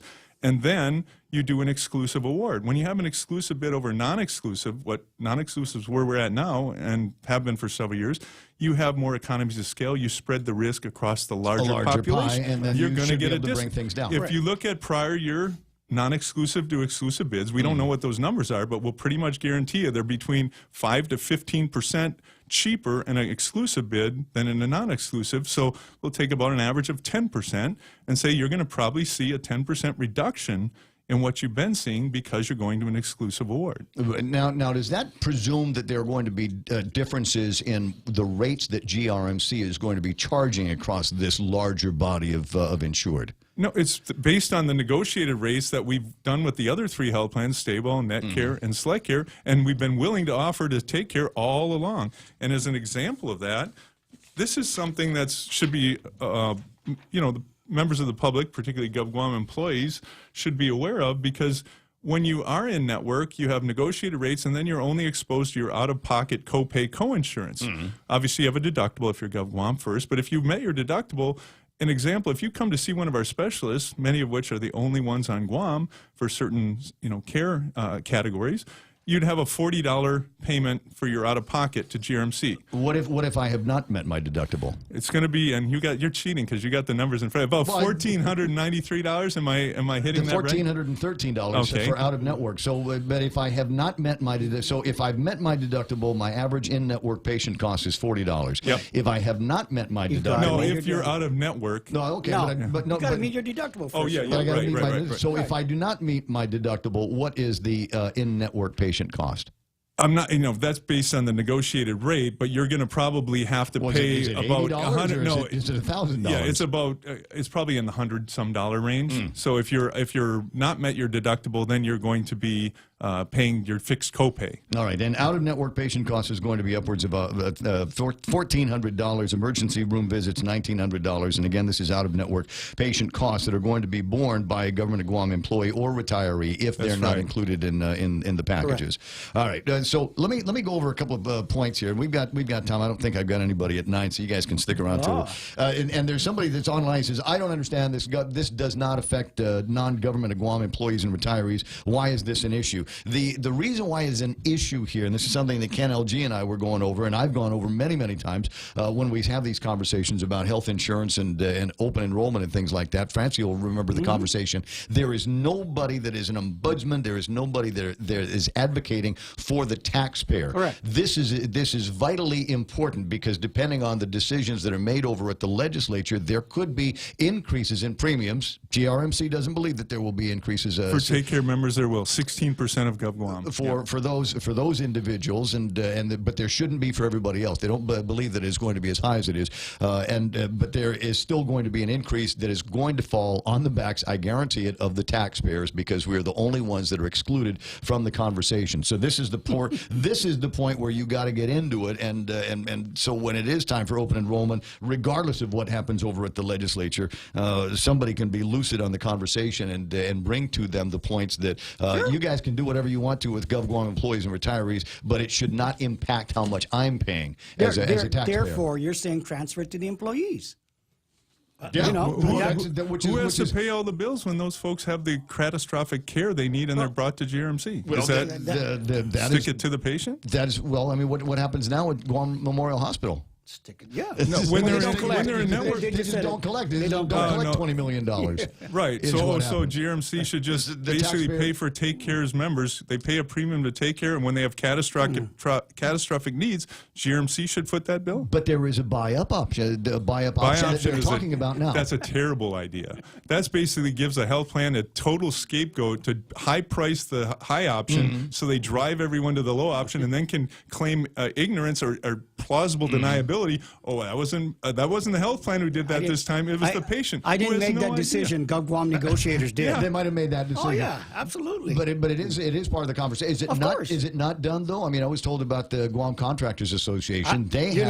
Ask how many are on the high op. Right. We don't know. I don't know either. But I'm told why did they get that option, plan? isn't it? But why did they buy that plan when there's other options out there? Because they wanted to be able to give their members the opportunity to get into a health insurance program. Number one, correct. And if it involved Guam Regional Medical City, they could still get in there.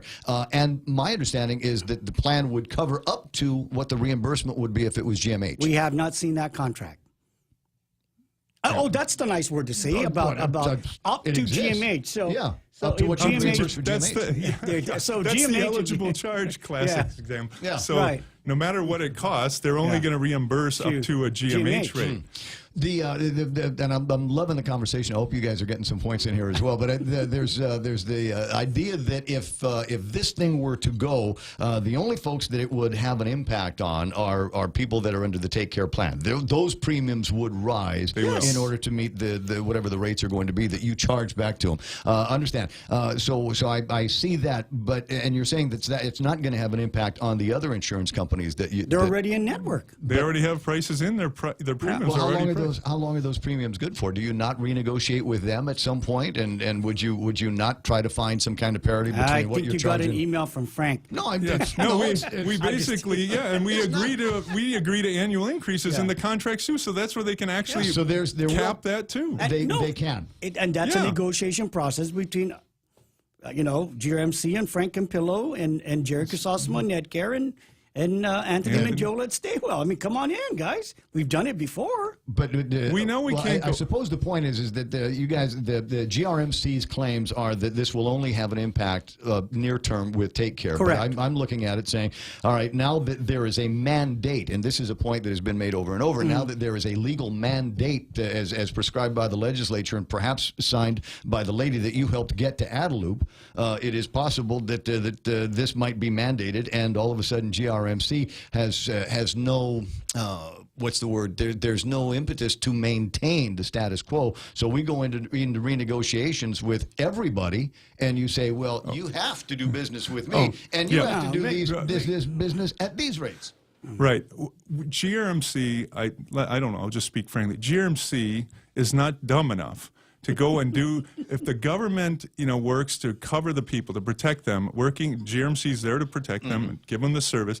We are not dumb enough to go try and play a heavy-handed game to jack up our rates in a market. The legislature could, in 24 hours, would come back and put the hammer down on us, and the public would basically run us out of town if we tried to pull a tactic like that. It's common sense. We would never do something like that. We will work with all our health plan partners. I've known you all of my life. That's Eric right. and I, we've been buddies for the last couple of years and everything, but you guys might not always be there. And we're also not talking about the same board in the Philippines as we had been talking about before. The good news for the people of Guam, Ramon, is now you have Dr. Mike Cruz and Francis Santos as your leaders for GRMC. And we have a board that's working with us as we speak. And you don't, how did a foreign company allow two of Guam's leaders to lead their company? They have the confidence in Dr. Mike and myself and our team to lead this hospital forward. We're not gonna jeopardize what Dr. Mike and our team have put forward. We need this hospital to survive, Ramon. I've been a product of GMH. My mother practically lived there. Yeah. So we need both hospitals to survive. And I'm not disagreeing with that point. I'm just saying that things could change down the road. Sure. And the board might not always have the confidence. Well, you've got broken service with GRMC, don't you? Absolutely. Yeah. But it's an interesting one because I really never left. Didn't feel like it, but it was. The honest truth, I was there as a consultant to Dr. Mike Cruz and Margaret Bengzong all this time.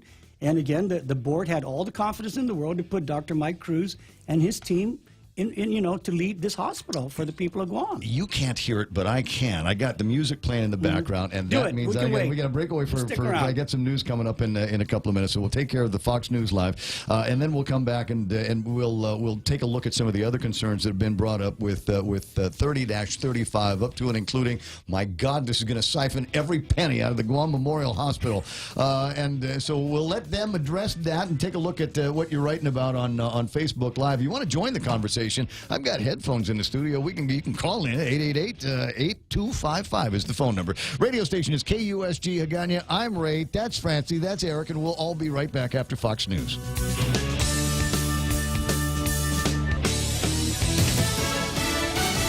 Asking for help. I'm Lisa Lacera, Fox News. A push in Washington to make sure the fund for victims of 9/11 doesn't run out.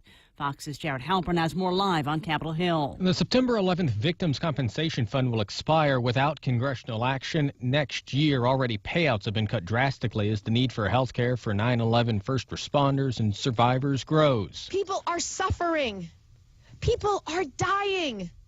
And we cannot, and will not turn our backs on these men and women. New York Democrat Kirsten Gillibrand and a coalition of lawmakers, Republicans and Democrats from New York and elsewhere, introduced legislation that would permanently authorize funding. Comedian Jon Stewart joined dozens of 9/11 first responders to lobby support on Capitol Hill. Lisa. Jared, President Trump now on his way to Vietnam for another round of talks with North Korean leader Kim Jong-un. The talks will focus around the so-called 4 pillars that the president is pursuing with North Korea. That includes establishment of new relations, a lasting and stable peace, complete denuclearization of the Korean Peninsula, and recovering POW MIA remains. The president says he is not in a rush to push Kim Jong-un to dismantle his nuclear program, but there is a concern within the White House, the State Department, the Department of Defense, the Treasury Department, and Energy that the special envoy to North Korea, Stephen Biegun, has been willing to offer North Korea too much in terms of incentives to begin taking apart its nuclear program. Fox's John Roberts in Hanoi. While on board Air Force One, the president tweeted that American Danny Birch has been freed after being held for 18 months in Yemen in what the State Department suggested was a rescue operation. Birch is married to a Yemeni woman. He was kidnapped by the rebels in 2017. On Wall Street, the Dow gained 60 points. The Nasdaq added 26. The S&P rose 3 points. This is Fox News.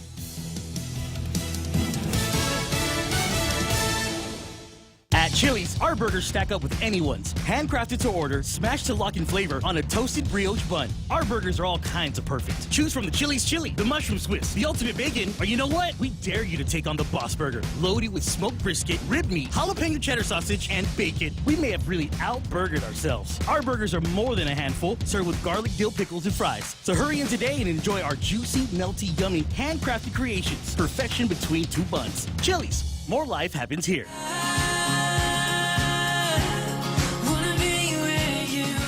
Make the good things last longer. Get 3 more days for free on our 3-day prepaid rate plan. That's 6 days of unlimited local calls, SMS, and 1 gig of 4G LTE data per day for just $7.95. Text HS3 to 3282 from your Docomo Pacific prepaid phone to sign up today. Docomo Pacific, better together. Some conditions apply. Honest opinion. A Texas judge rules the military draft is unconstitutional. Fox's Gernal Scott explains why live. Lisa, Texas District Judge Gray Miller indicated he wanted his ruling to spark a discussion on the place of women in the armed services. Now, a complaint had been filed by a men's rights group concerned that the male-only draft was discriminatory. Historically, the draft came to an end when the military became a volunteer fighting force in the early 70s, but men 18 to 25 still must register for selective service today. The Justice Department has not commented on that ruling, Lisa. Gernal, the Supreme Court has ruled federal courts can't count the vote of a judge who has died before a decision is issued. The case involved a Ninth Circuit Court judge who died last March, but was listed as the author of a decision issued 11 days after he died. R&B singer R. Kelly has now posted bail after a court appearance today. R. Kelly pleaded not guilty to sex crimes. The R&B singer was charged with 10 counts of aggravated criminal sexual abuse involving 4 accusers, 3 of whom prosecutors said were underage between 1998 and 2010. According to TMZ, attorney Michael Avenatti will turn over a second tape, this one a 55-minute VHS video. The lawyer, who is most famous for representing adult film actress Stormy Daniels, was involved in a 10-month sting operation that involved a sex tape that Avenatti said was handed to him back in April of 2018. Details of the allegations against the R&B singer emerged Saturday after prosecutors released 4 detailed documents, one for each accuser, outlining the basis for the charges. Michelle Polino, Fox News. Ariana Grande returning to Manchester, England after a terror attack 2 years ago at one of her concerts. Organizers say Grande will be a headliner at the Manchester Pride Live event August 25th. On May 22nd, 2017, a bomber blew himself up at a Manchester arena. As fans were leaving her show, 22 people were killed. I'm Lisa Lacera. This is Fox News.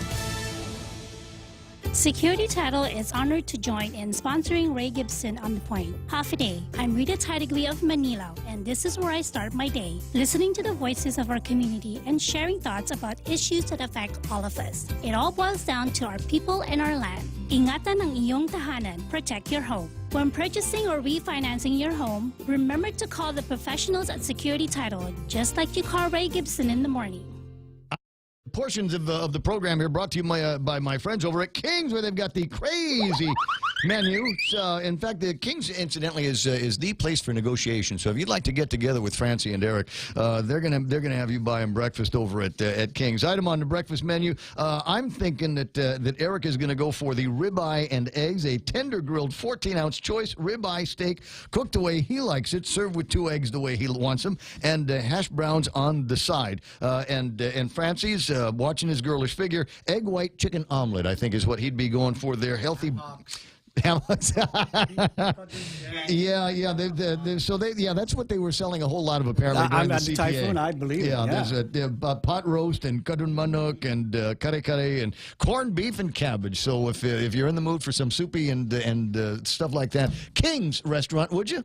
Great news from Exchanged, Guam's #1 online and mobile remittance service to the Philippines. Get a chance to win a trip for 2 to Manila with 3 days and 2 nights accommodations at the Belmont Hotel at Resorts World Manila. Here's how to join. Download the Exchanged app or visit exchange.me. Sign up and send money to the Philippines. You can also visit the Exchanged office inside the iConnect building in Upper Tumon. Promo ends May 2nd, 2019. Call 888-736-3 for more information. Conditions apply. Take advantage of Exchange Dollar to Remit promo. Visit exchange.me for details. It's 6 after 9 o'clock in the morning. Portions of the Ray Gibson Show, the Tuesday version, brought to you by my pals over at Guam Regional Medical City, the first choice for all of your specialty health care needs. Also got the guys over at APL, American President Lines of Shipping the Future, and Micronesia Renewable Energy. You know, there's never been a better time to go solar. Rediscover talk radio here. It's the Ray Gibson Show. Call now, 888-TALK. That's 888-8255.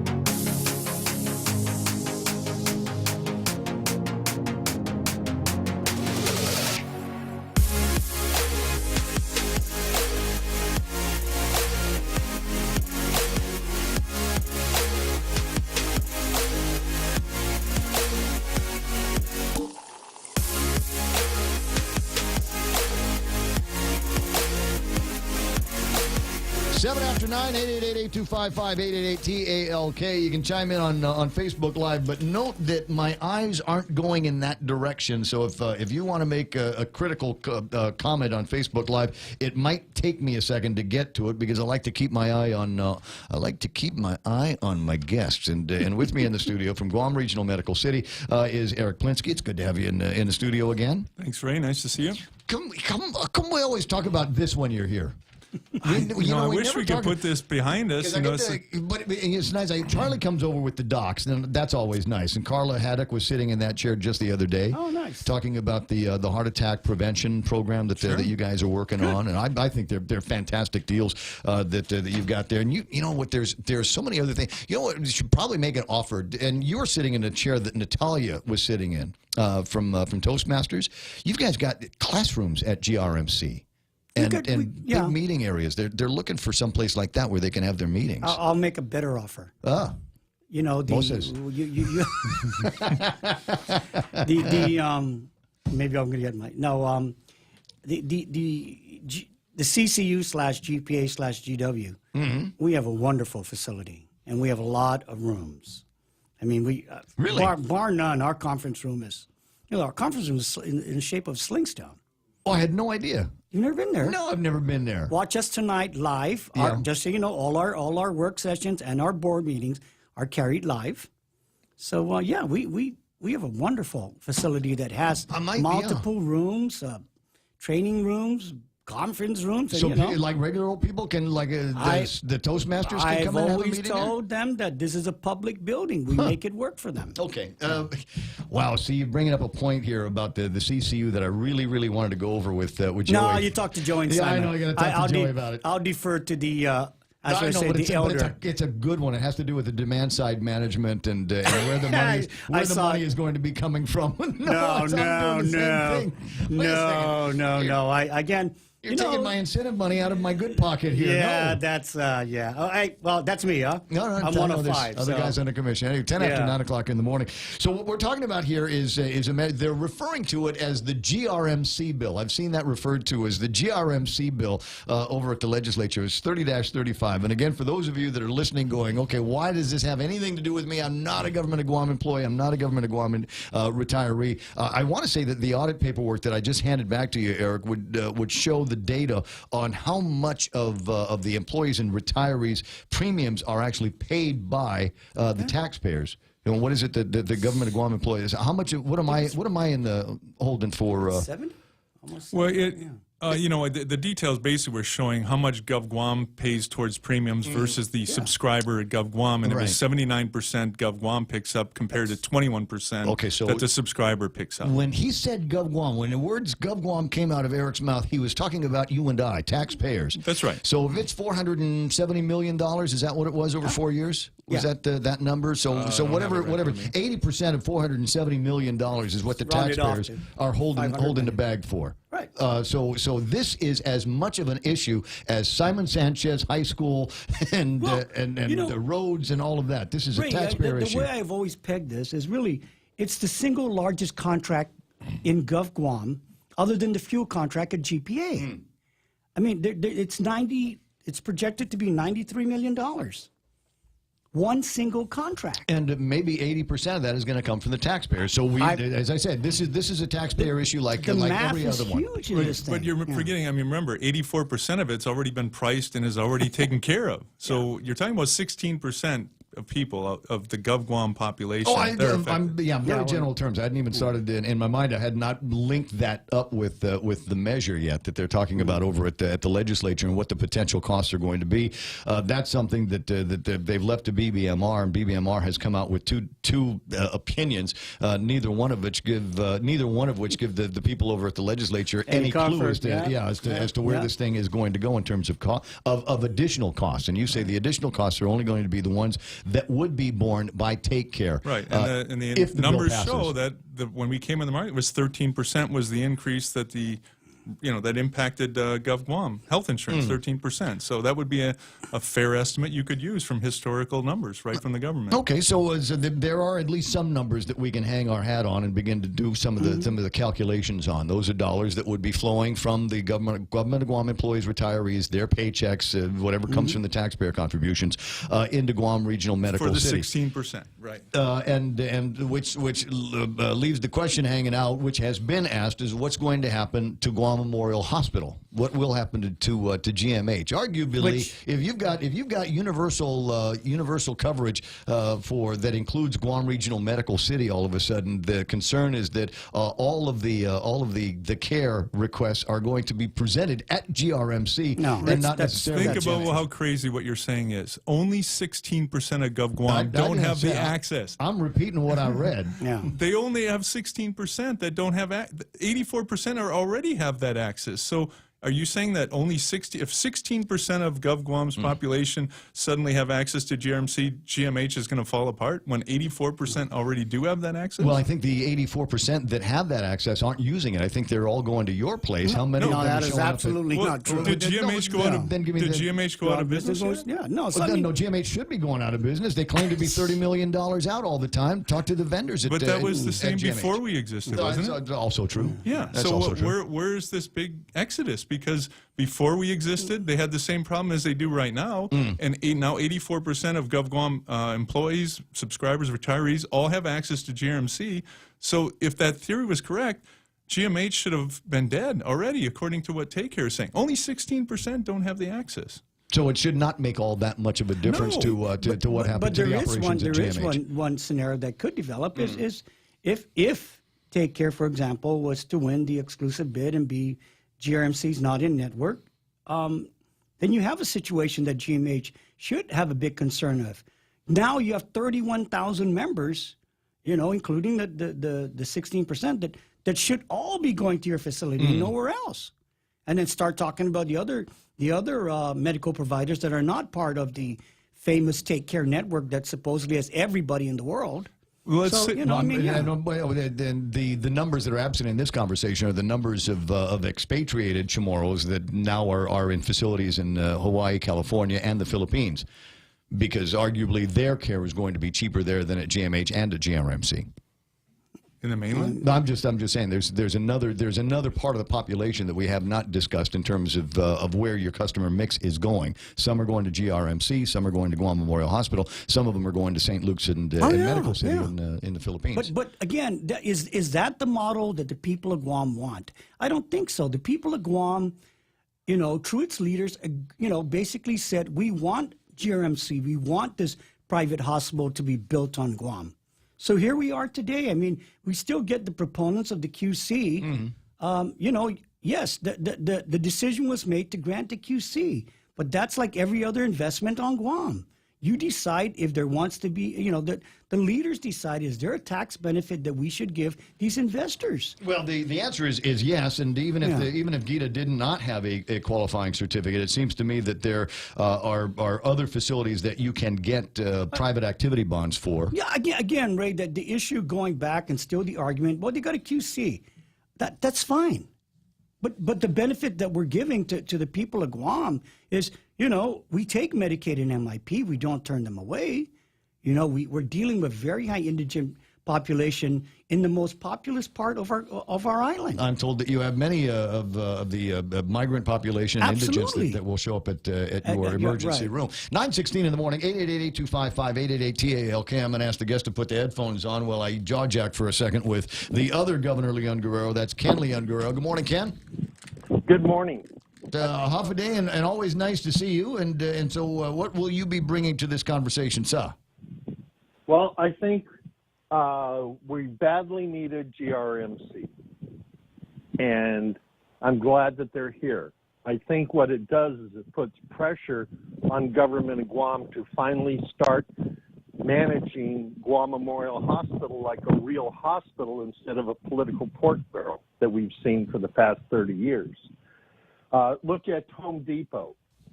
I don't know if you remember, but if you went to Benson's before Home Depot opened, how bad the experience was from a customer point of view. If you had to go to the bathrooms there, you had to literally walk through the warehouse, and then you went into an open, exposed toilet that was exposed to a parking lot that was full all the time because the plumbing wouldn't flush. And now look at Benson's now. So I think Guam Memorial Hospital is going to force a big paradigm shift on GRM, on Guam Memorial. And what we're looking at here is semantics. You know, this whole battle, I mean, you look at the bill, it's 2 paragraphs. Agree. I thought there would probably need to be more in the conversation other than just kind of forcing the hand on one business on Guam to be forced to do business with another business on Guam. Well, I agree with that too, but I think what we need to do is we need to look at the fact that Guam Memorial Hospital is still not operating as a hospital as much as it's operating as a reward system. Well, this size in the mainland would have about 500 to 600 employees. We have 900. And a hospital in the mainland, even a government hospital, and I know because I went to government hospitals, they made sure they had their payment program in place before you left. They don't do that at Guam Memorial Hospital. Ken, I need you to look at the audit that just came out of BJ's place. They've just conducted one on billing and collections of true self-pay accounts at Guam Memorial Hospital, and it's outrageous. It's shocking. The fact that they billed $22 million from January of 2017 to June of 2018. In that short amount of time, $22 million worth of billing went out, for which they were only able to collect $2.3 million, which is just ridiculous. They're not following their own standard SOPs. They're not following any of the rules and regs that they've stood up. Their collection staff are doing everything except collections. I don't know that they've ever actually sent anything to their collection agent, and just now starting to work with the Attorney General's office. I think that is particularly damning. I don't know that it has much to do with our conversation with Eric and Francis. It does in a way, and you highlighted the fact right there. Guam Memorial Hospital is not running like a hospital. Guam Regional Medical Center is. And now that we have a contrast point, looking at the staffing and the operations at Guam Memorial Hospital compared to the staffing and operations at Guam Regional Medical Center against staffing and operational on community hospital norms in the mainland. We see that Guam Memorial still has a long way to go, and we have 2 other problems that affect Guam Memorial. One, businesses are able to employ people without giving them benefits, so they shift the health care burden onto taxpayers. That's why we had 17,000 visits in 2016 to Guam Memorial's emergency room. Think about that. 1 out of 10 people in Guam Memorial in Guam use the hospital as their clinic, general practitioner. Yeah, and we tried to break the people of that habit for a long time, and clearly that has not worked. Ken, I'm going to let you run. I do have a couple other questions for these guys before they take off. Okay, I hope that this topic gets as much attention as the pay raises did.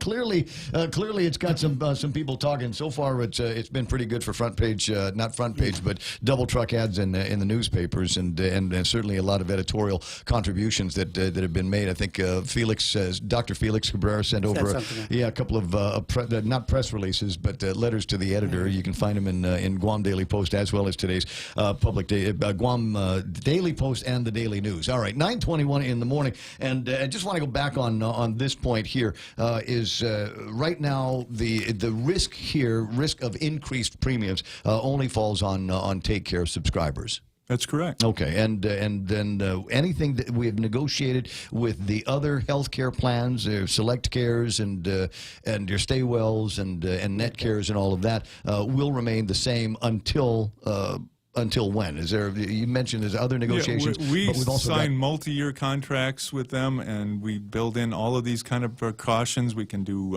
annual rate increase caps. Those are all, and they all have to be similar because we know you can't go to one plan and try to jack the rate on that.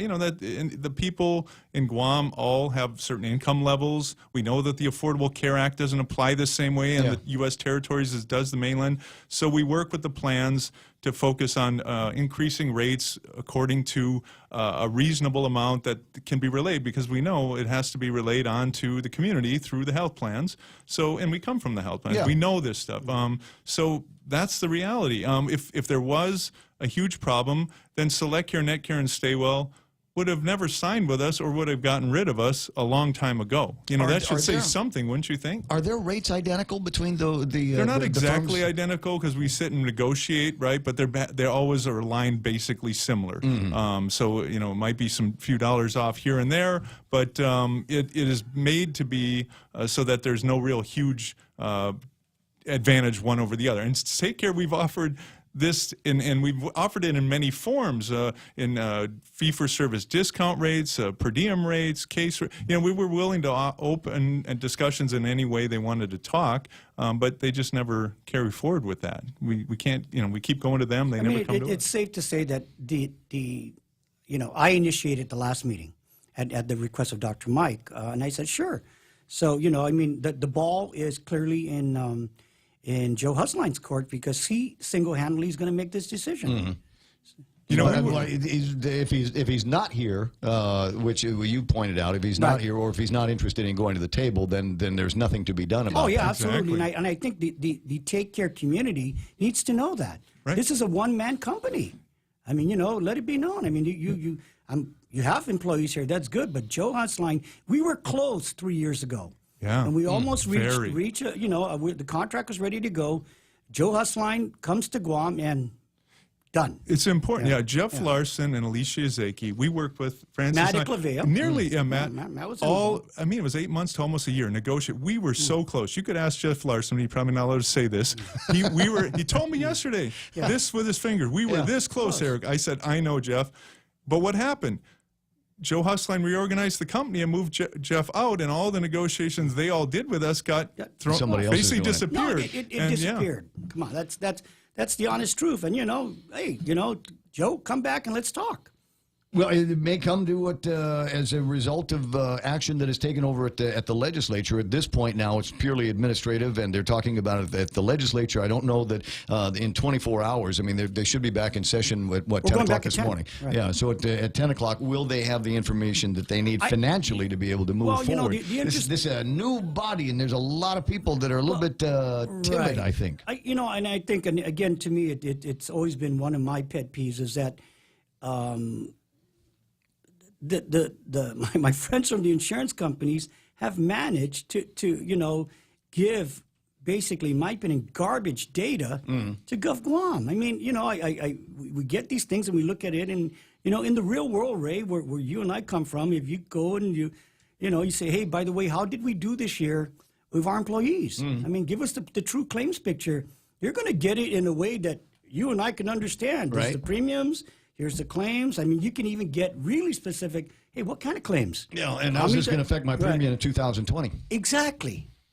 Except that the volumes of data that Gov Guam gets, you couldn't, you basically need a supercomputer to. But and then there's the chief guy in any company anymore is the guy that can analyze the data and make strategic decisions based on it. And there aren't too many of those guys floating around in this town, and too few of them that have got any experience in healthcare. So we'll just leave that table down there. Let me because I want to see where you guys think this is going to end up. Between the two of you, what odds are you laying on this passing the legislature? We still feel confident this thing will pass. Okay. Right, I'm sorry, Bill 32. There's not much to it. Do you suppose that there might be amendments to it based on what they might have heard over at the public hearing, or is it all or nothing? At 4 o'clock yesterday, there were no amendments to the bill. We've done. Like anything else, Ray. We've done our lobbying to the greatest extent that we've had, and trying to educate all 15 senators on the merits, and so it's Take Care. Right. So we're all here making the pitch, and then obviously. If we're successful and it does get passed, then we have to do the next step, which of course is go convince Governor Lou and now acting Governor Josh. Hey, this is in the best interest of the. But I am going to make the connection. You helped Lou get elected. does she owe you and by extension GRMC? That is, that's an unfair statement. Lou Leon Guerrero owes me nothing. Okay, let's make that clear. She got elected on her own. Francis Santos was one of her biggest and staunchest supporters. And we'll go back to the day when you and I were on the 8th floor. Oh, I'm sorry, Tony Guerrero was on the 10th floor. And Tony DeFunto Leon Guerrero told me, he said, if my sister runs again, make her win. Tony's a good guy. Yeah, Tony's a good guy. Miss him a lot. I appreciate you dignifying that with a response. I mean, that's an unfair statement. Yeah, but I don't think it's unfair. There's a lot of people that are connected one way or the other on yes, Guam, I am connected. And people are going to say, well, that was the payback for being a good soldier. It's not a payback.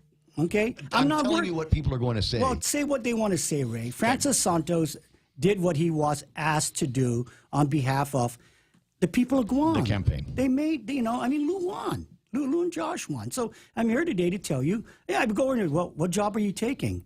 I said, I took the job that I always wanted, was to go back to GRMC. And then that was made clear. I mean, I'm here to help the administration, and I think this, clearly is something that the people of Guam need. Well, fair, and like I said, I appreciate you dignifying it with an answer, and there are plenty of times where people ask those questions. I get it all the time. So I needed to put that on the table. Eric's not from here, so I don't think he's going to worry about that. What does Lou owe you? She owes me nothing, But Ray, the only thing I can say is, I think what Francis and what the governor, what the legislature, and even what DOA did when they were trying to put this in the RFP is they're trying to protect the people, the government of Guam people. Like we said, we got 1,600 Take Care members who've come to us for care. We saved their lives, their family members' lives, strokes, heart attacks, spine injuries, you name it, a whole host of services that we're the only ones available to do. Now, what are we to do? And we have to bill these folks. They get it at full price. Yeah. What are we to do? Is that not unfair that the health plan has collected the premiums, and when it's time for the catastrophic care, the pills are in the patient's lap? And that's only 16% of the population of Guam right now. Imagine if it's 100%. And also, if it is going to Take Care exclusively, and why wouldn't they win a bid when they're the ones who have an unfair advantage with one, they're the only one with a QC compared to the other plans, so they have a 5% tax advantage over all three other plans. They don't pay 5% BPT, GRT, and they don't price for GRMC because they can then let the patients have to pay those bills. Huge advantages. I thought Staywell was the only one that currently didn't have a... Staywell and Netcare lost it last year. Calvo Select Care loses it April of this year. So for fiscal year 2020, only Take Care has the waiver. There's still the embargo. Correct. On new That's QCs. Right. Correct. And Lou could lift that at any time. No, because there's also a statute now in place that any new QCs must come to the legislature for approval. I see. All right. Well, not like, depending on which version of the legislature we're talking about, not likely to happen. I've got to break away, and I appreciate you guys coming in. And for disclosure purposes, Guam Regional Medical City is an advertiser on this radio station, as is Take Care. And just to be fair, if Joe or Greg or anybody over at Take Care wanted to come in, I would give them the identical hour to be able to share their thoughts with us. Tell them to call in right now while we're right here. We can talk with them live on the air. That would be fun, wouldn't it? That would be fun. Don't see the phone ringing right now. That's good. I don't think they will. It's 9:30 in the morning, guys. Thanks very much for coming in. And I don't know whether to wish you good luck or what on the measure moving forward at the legislature. My question is not so much best for GRMC, best for Take Care, as much as what's going to be best for the taxpayers here. And what we've disclosed, one of the things that we disclose is it's 79% of the freight that the taxpayers are holding for government of Guam employees and retirees. So let's find a way to either bring that number down or make sure that there's not an appreciable expanded increase on that burden on the taxpayers. Yeah. Ray, a last thought for the public is if you're out of network, you're going to have, on average, a $34,000 inpatient bill at GRMC, but if you're in network, the most you'll pay, assuming you covered your deductible, is $1,500. So that's a huge difference for people to know that out of network versus in. What's it going to take me to pay out to get to the end of my deductible? $1,500 in other costs and other charges. That's it.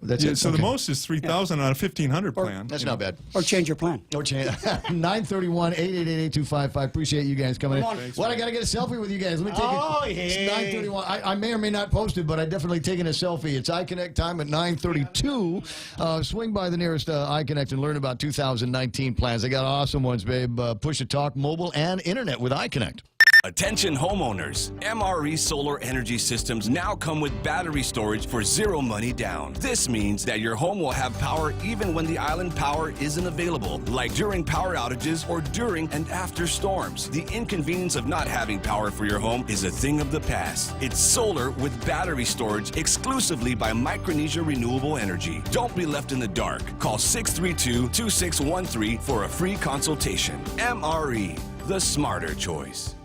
Family Finance has been serving the people of Guam since 1959, and they'll continue to be there for you in the years to come. Whether you're looking to get a personal loan for that summer vacation or paying off those long overdue bills, Family Finance has got you covered. Apply for a personal loan from $1,000 up to $3,600 by calling Family Finance in Agutya at 475-4545, Upper Tumon at 647-5626, or in Dededo, 633-4473. Family Finance, serving the people of Guam since 1959. Our studio time at 9:33 in the morning. Portions of the Ray Gibson Show also brought to you by my friends over at Wendy's. How much do I want to play this one straight? Do I want to just totally ad-lib it and tell you how great the Sauce'em Sauce Burger is? So I could do that. I could totally riff on the Sauce'em Sauce Burger because I've had about 11 million of them in the last couple of months since I discovered that. That's right. I discovered it like Magellan discovered Guam. It was already there, but I got my hands on one of these things, and I almost want to say it was by mistake. I almost want to say it was by mistake. I thought I was ordering something and got that instead, and I'm like, I can't take it back. This is now my favorite burger. Now there's a couple of others on the Made to Crave menu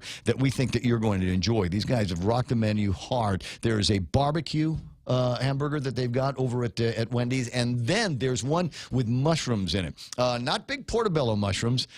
We'll save that one for later, but they've got one with button mushrooms that go on the top of this thing. A great aioli sauce, peppercorn on the spicing of the meat. It's really good, and it's really only available at one place, and that's Wendy's. At Guam Regional Medical City, it is our mission to become the island's premier choice for specialty care, like cardiology, pulmonology, neurosciences, orthopedics, oncology services, and more. We aim to protect our island from heart attacks, strokes, cancer, and diabetic complications. But should you suffer from such diseases, we're ready with world-class options, both inpatient and outpatient. For more information, visit us at grmc.gu.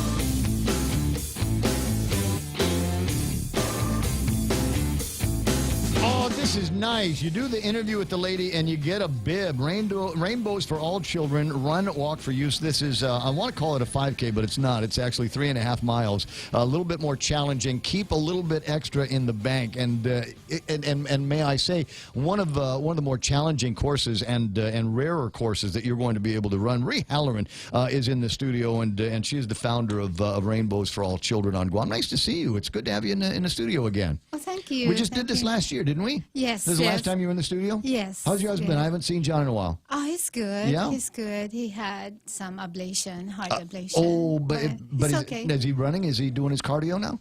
Yes. So this guy did one of the old John Halloran, old school runner. I mean, going back to the 1970s, one of the original marathon runners on Guam, and has the odd distinction of coming in. I want to say he did that the old course now, 3.5 hours, yes, right? yes, but still didn't place in the race. This is back in the old days where there were a lot of fast guys on Guam. But 3.5 hours on a marathon on Guam is still very, very, very impressive. That's kind of what I'm shooting for this year. But don't tell him. But he did 2 hours and 59 minutes.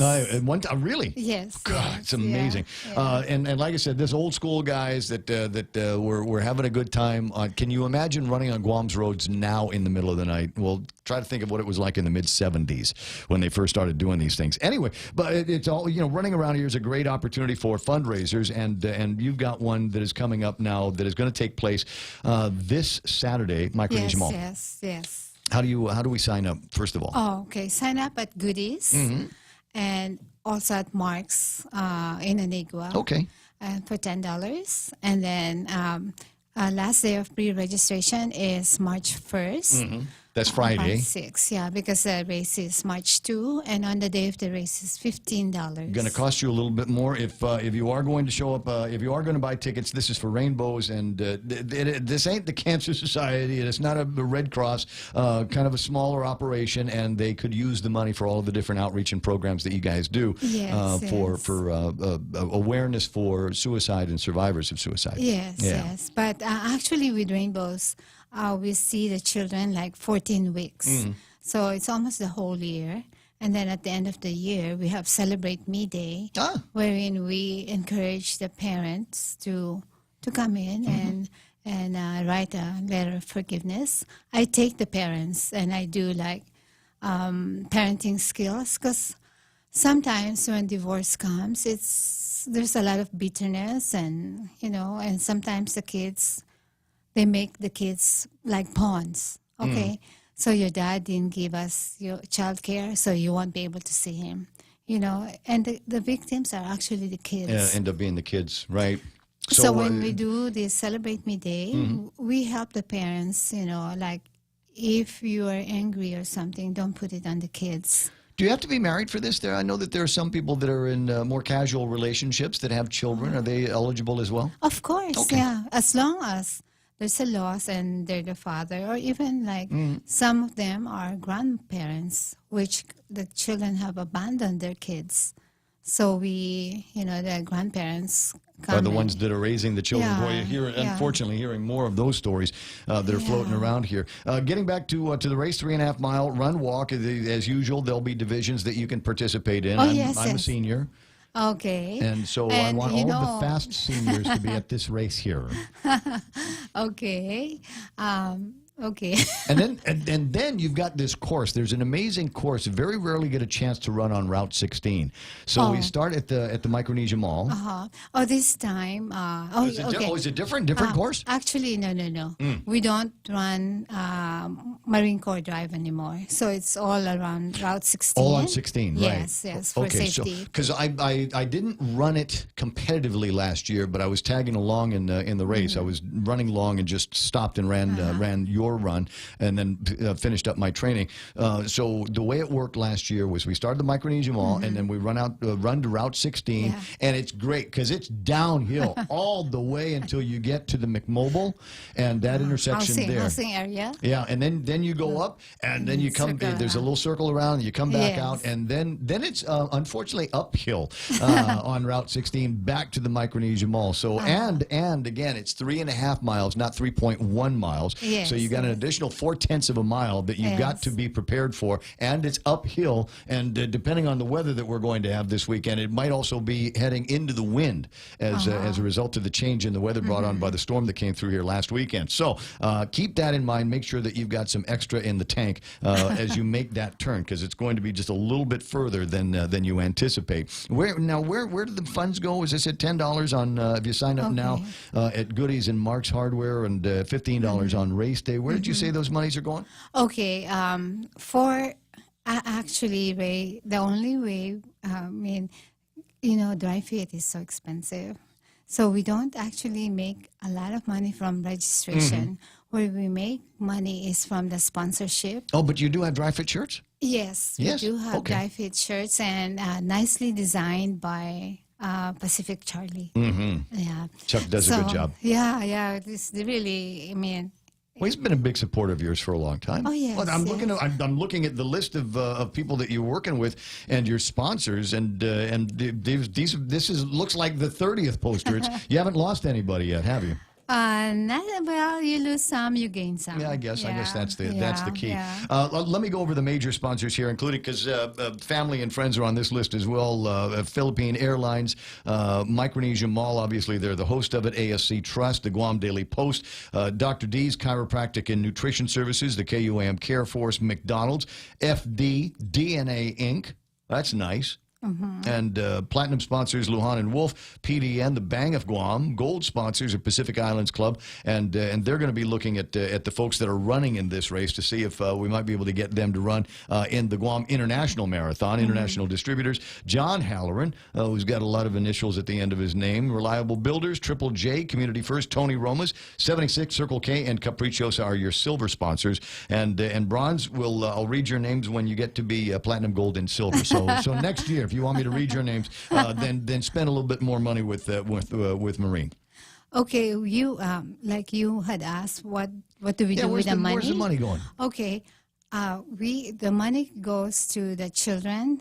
When the children enrolls or registers in Rainbows, we have like a curriculum for them. We have journals, plays, and activities and storybooks. Let's say every child gets a journal and it's free. There's no, in the journal, we help them go through their grief process. Because a lot of the kids feel that it's probably their fault why mom and dad had separated or divorced. So they talk about me, who am I, So we try to build up their self-esteem and confidence. And then after the 6-week session, they're kind of in full grip of, it's actually not our fault because they're in a group setting. And in some cases, they're the victims of it. So usually all the time, and it's so sad. Some parents kidnap it's just very heartbreaking. Well, that's why it's good that you're kind of the ombudsman out there to help get these kids and these families through trying and very, very emotional time. And Ray, we have had over 20,000 children and families that we have helped over 31 years. Well, that's good then. Well, and we don't get local or federal funding it all comes from donors and people that like to run 5Ks. And now the people that will run the 5K just because they want to help you out and don't want to say no to you. And then there's others that go, okay, well, what can I win if I show up at this thing? So I'm sure that there's some kind of award ceremony that you've got for all of the people that place. Actually, we do have grand prizes. With the grand prizes, you have to pre-register because we sell the raffle tickets for $5 each, so that we can earn a little bit more. I see. So the gift certificates in the mall, the round trip airplane tickets, and the overnight stay over at in the hotel or whatever that will come from a raffle, a separate raffle, not from my bib number. Yes, from your bib numbers, we have door prizes. We have a lot of door prizes. Okay. So all right. So the bib number, mine is 24. Right? There's my bib. I have 24. So I can win a door prize from this, but the grand prizes are from the separate raffle. Yeah, $5. $5 is not There's bad. an ATM by Payless. Go hit the ATM, get some money, and then buy up some raffles. Last year, this lady, she won first place. She the first place is like round trip ticket to London, and she won it. And another person, she bought like $100 worth. Yeah.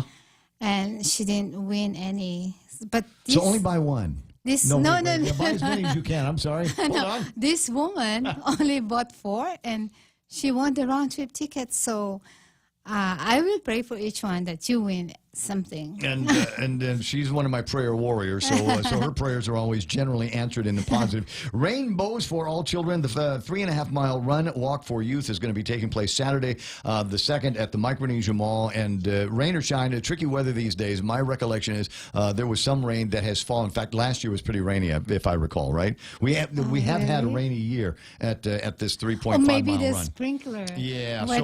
So make sure that you're dressed to get wet, and it's a small parking lot. You're not going to be too far away from your car when you do this. What did we miss? Did we catch everything?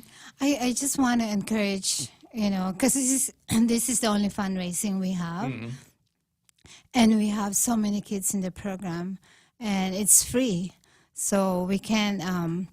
We encourage you to please help us so that we continue to sustain and make the program effective meet our mission. You and John got to keep it up. 9:46 in the morning. Maria Halloran, if you want more details, like I said, swing by Goodies or Mark's Sporting Goods. And, or call me. Or give her a call. What's your phone number? 632-0257. Easy to remember like that. 9:46 in the morning, and if you forget it, I'll take you. Just hit me up on the Facebook or on the email or on the WhatsApp, and I'll be happy to pass that along to you. All right, selfie time, and we'll wrap up the program in moments.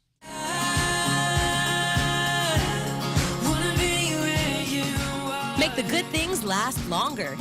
Get 3 more days for free on our 3-day prepaid rate plan. That's 6 days of unlimited local calls, SMS, and 1 gig of 4G LTE data per day for just $7.95. Text HS3 to 3282 from your Docomo Pacific prepaid phone to sign up today. Docomo Pacific. Better together. Some conditions apply.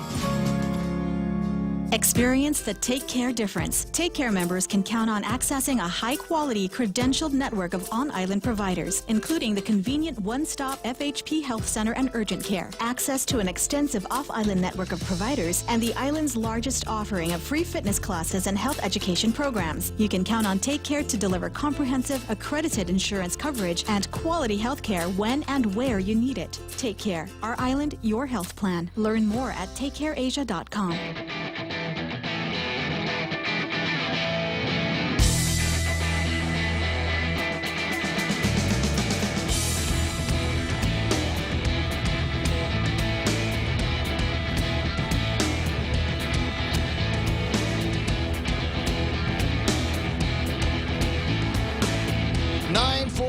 It's the Ray Gibson Show until at least 10 o'clock. Might go a little bit longer, right? We're looking at the producers like, I got plans, babe. No, don't be talking about going any longer than we absolutely positively need to. It is, as I said, 9:48 in the morning, and I don't know if there's a lot of time to spin up a couple of issues.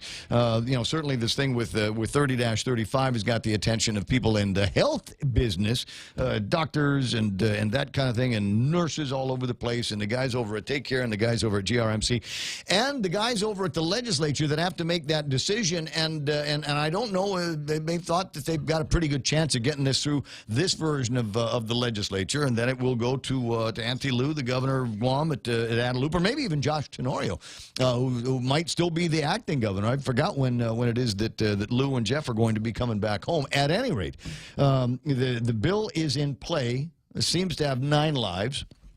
Oh, speaking of bills that have 9 lives, did you see yesterday where Joe S. St. Augustine wanted to revive, if you will, that the or more legislation? Wow. And I don't know. There's a mechanism by which you can get a measure that might currently be in committee on the floor of the legislature.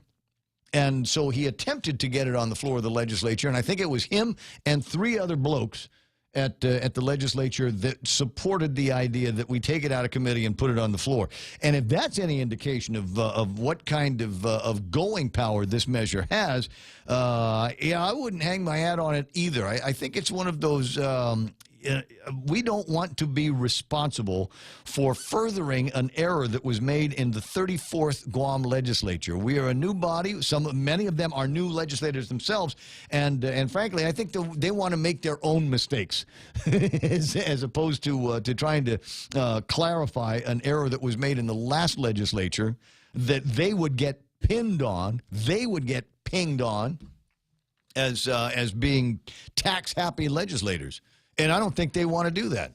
And if it did go all the way to the governor's office, Lou said that she would sign it based on the understanding that it was the last administration and the last legislature's measure that she would merely be correcting. And I don't know that I'm buying that narrative. But we'll wait and see. I think the smarter heads over at the legislature, among the smarter heads that prevailed, Will Castro said, dude, we're not 90 days into this yet. We're not 90 days in, and you're already starting to talk about the taxpayers having to foot the bill for an errant and unstable government. Can we not? And better yet, I think the answer, I don't know whether this answer came from anybody there, but the better answer is we don't know where we are money-wise for fiscal 2019. How are we doing in this new fiscal year? How are we doing on projections? How are we doing on expenses? You know, are we running true with what we thought we were going to be getting all these months into a new fiscal new year? And maybe with enough data points, they might be able to decide what it is that they're going to be doing with that measure. But I'm just telling you, Joe, Nenga wait a little bit longer on this piece. Don't be in such of a rush. I'd bring it up again, I don't know, April. I think in April we'd have a better sense of where we are fiscally with this budget that we've got. And we'll hold off on it until then. And by then, I don't know that there will be, the legislature will be as skittish as it is right now. I like using that word. Kind of reminds me of a rabbit I used to have. I hated this rabbit. It'd get out of the cage all the time. Rabbits are unbelievably smart creatures. They're very crafty creatures. This thing would get out all over the place. And, near as I could tell, it never peed or pooped while it was in the cage. It would get out and look for places to lay these little rabbit raisins. Mm-hmm. Yeah. And then there's the smell that never goes away. Yeah. Yeah. And not only that, but they breed like rabbits. Well, it was just the one rabbit. But, you'd pick it up. And this is why people say, oh, I got a rabbit. You'll absolutely love my rabbit. People that own rabbits as pets are crazy, if you ask me. Because it's not like, they're like, pick them up and you can pet them. Like, you got a cat. Got a cat. Yeah. So, but it's not always a fight when you pick it up and pet it, right? No, she likes her. Very funny. Yeah. You try to do the same thing with the rabbit, and you'll find out why God put claws on the back feet of rabbits. They have those, and they'll be, and so they get skittish when they get held. I don't think rabbits like to get held because they think that's the next step is they're going to get eaten. And in many cases, they're probably cases, yeah, they're probably right about that. So I think the legislature, this version of the legislature, is rightfully so. I think skittish. I think there's a lot of people who are remembering better, and maybe it's social media, or maybe it's just the fact that the election really wasn't that long ago. There are people that remember the kind of outrage that had been going on with pay raises and with legislation that didn't make any sense, or just the easy way that they were bamboozled, and how some people were complicit in trying to bamboozle taxpayers on how bad things were in the government of Guam, sufficient so that they passed in the last legislature a tax increase that we still have to deal with. So in my mind, the question is not should we move forward with this or more legislation, is should we move forward with legislation that rolls back that business privilege tax increase that all of us have had to suffer for all of 2019? That's the question. That's the question they need to be asking themselves over at the legislature. The word for the day is Hassenpfeffer. Hassenpfeffer. Really? Hansel? Gretel. Hansel? I miss, Man, those Saturday mornings when you would watch that, come on, dude, with bowls of cereal. No one ate just one. Just the cereal. I just sit there with the box of Count Chocula and watch whatever was on TV. You put milk in your cereal? What's the matter? Well, just because God, you were such a honky. My parents bought it. That was the way they did it?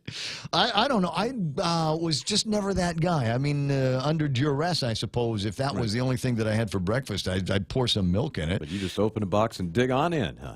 So you remember my sister gave everybody boxes of the Cocoa Krispies, right? The Cocoa Puffs, right? And so I finished mine. Oh, nice. I opened it and then finished it in almost like the same day. Cocoa Puffs was the one cereal I would eat straight out of the box. That's good stuff. Mm-hmm. Count Chocula with the little marshmallows. They're shaped like bat wings. Oh yeah. I like Blueberry. Blueberry was really tasty. Never one of mine. And then there was Count Chocula. There was Frankenberry. Right? Mm-hmm. Blueberry. I don't think you can get Frankenberry anymore. It's been a long time since I've seen that. In Halloween, now they have like red dye in it or something. Right. Yeah. But on Halloween now you can get the other versions. Because there's only like Count Chocula I think they sell regularly. Mm-hmm. But during Halloween they'll release the other ones. There's the Frankenberry. There's the Blueberry. And then there's the one with the wolf, and I don't remember that one. I didn't really care for that one. Somebody on Facebook Live will know. In the last few moments of the program, somebody will come in and tell us what it was that the wolf. So you had Count Chocula, Blueberry, or Frankenberry. No, maybe there were two of them. I don't know. The raspberry and the other one. Was it grape? No. Oh gosh, I got so many of them here. You got Count Chocula, Frankenberry, Blueberry. Ooh, Blueberry sounds good. The beer flavored one.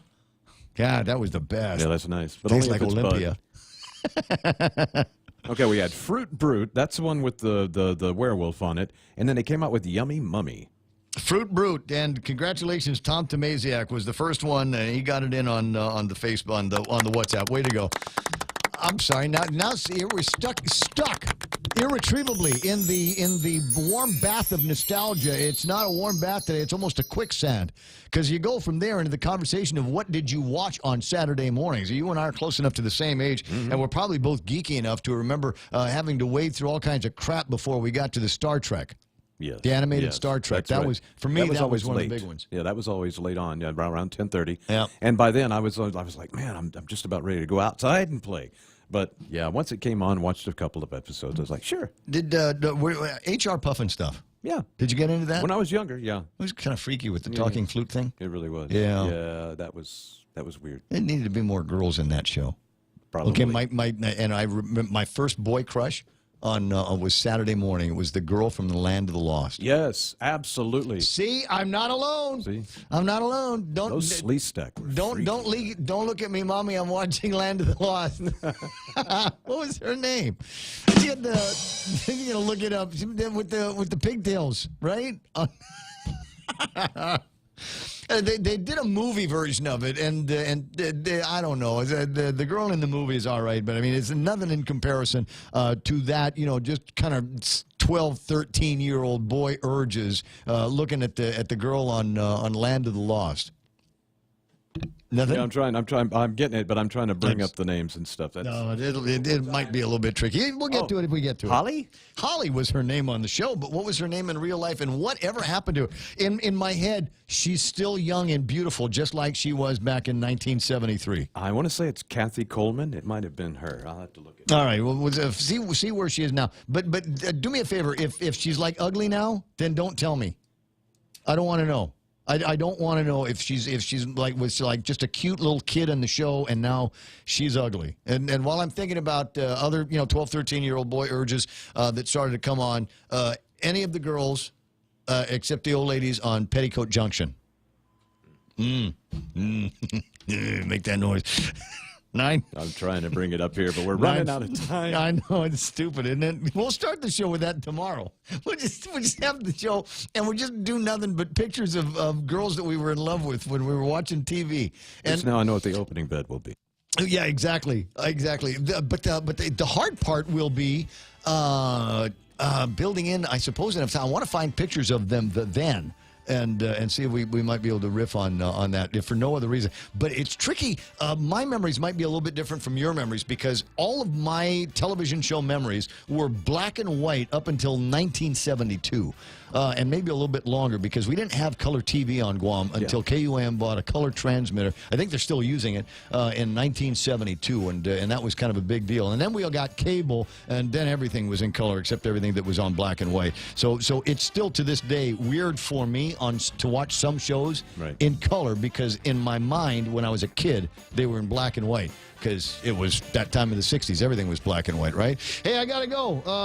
I hope I contributed to your understanding of certain hot issues in this town. If not, I'll be back tomorrow and I'll try again. We're KUSG Aganya. From Michael Knight and Kevin Kerrigan and Blake Watson, thanks for watching or listening. I'll see you tomorrow.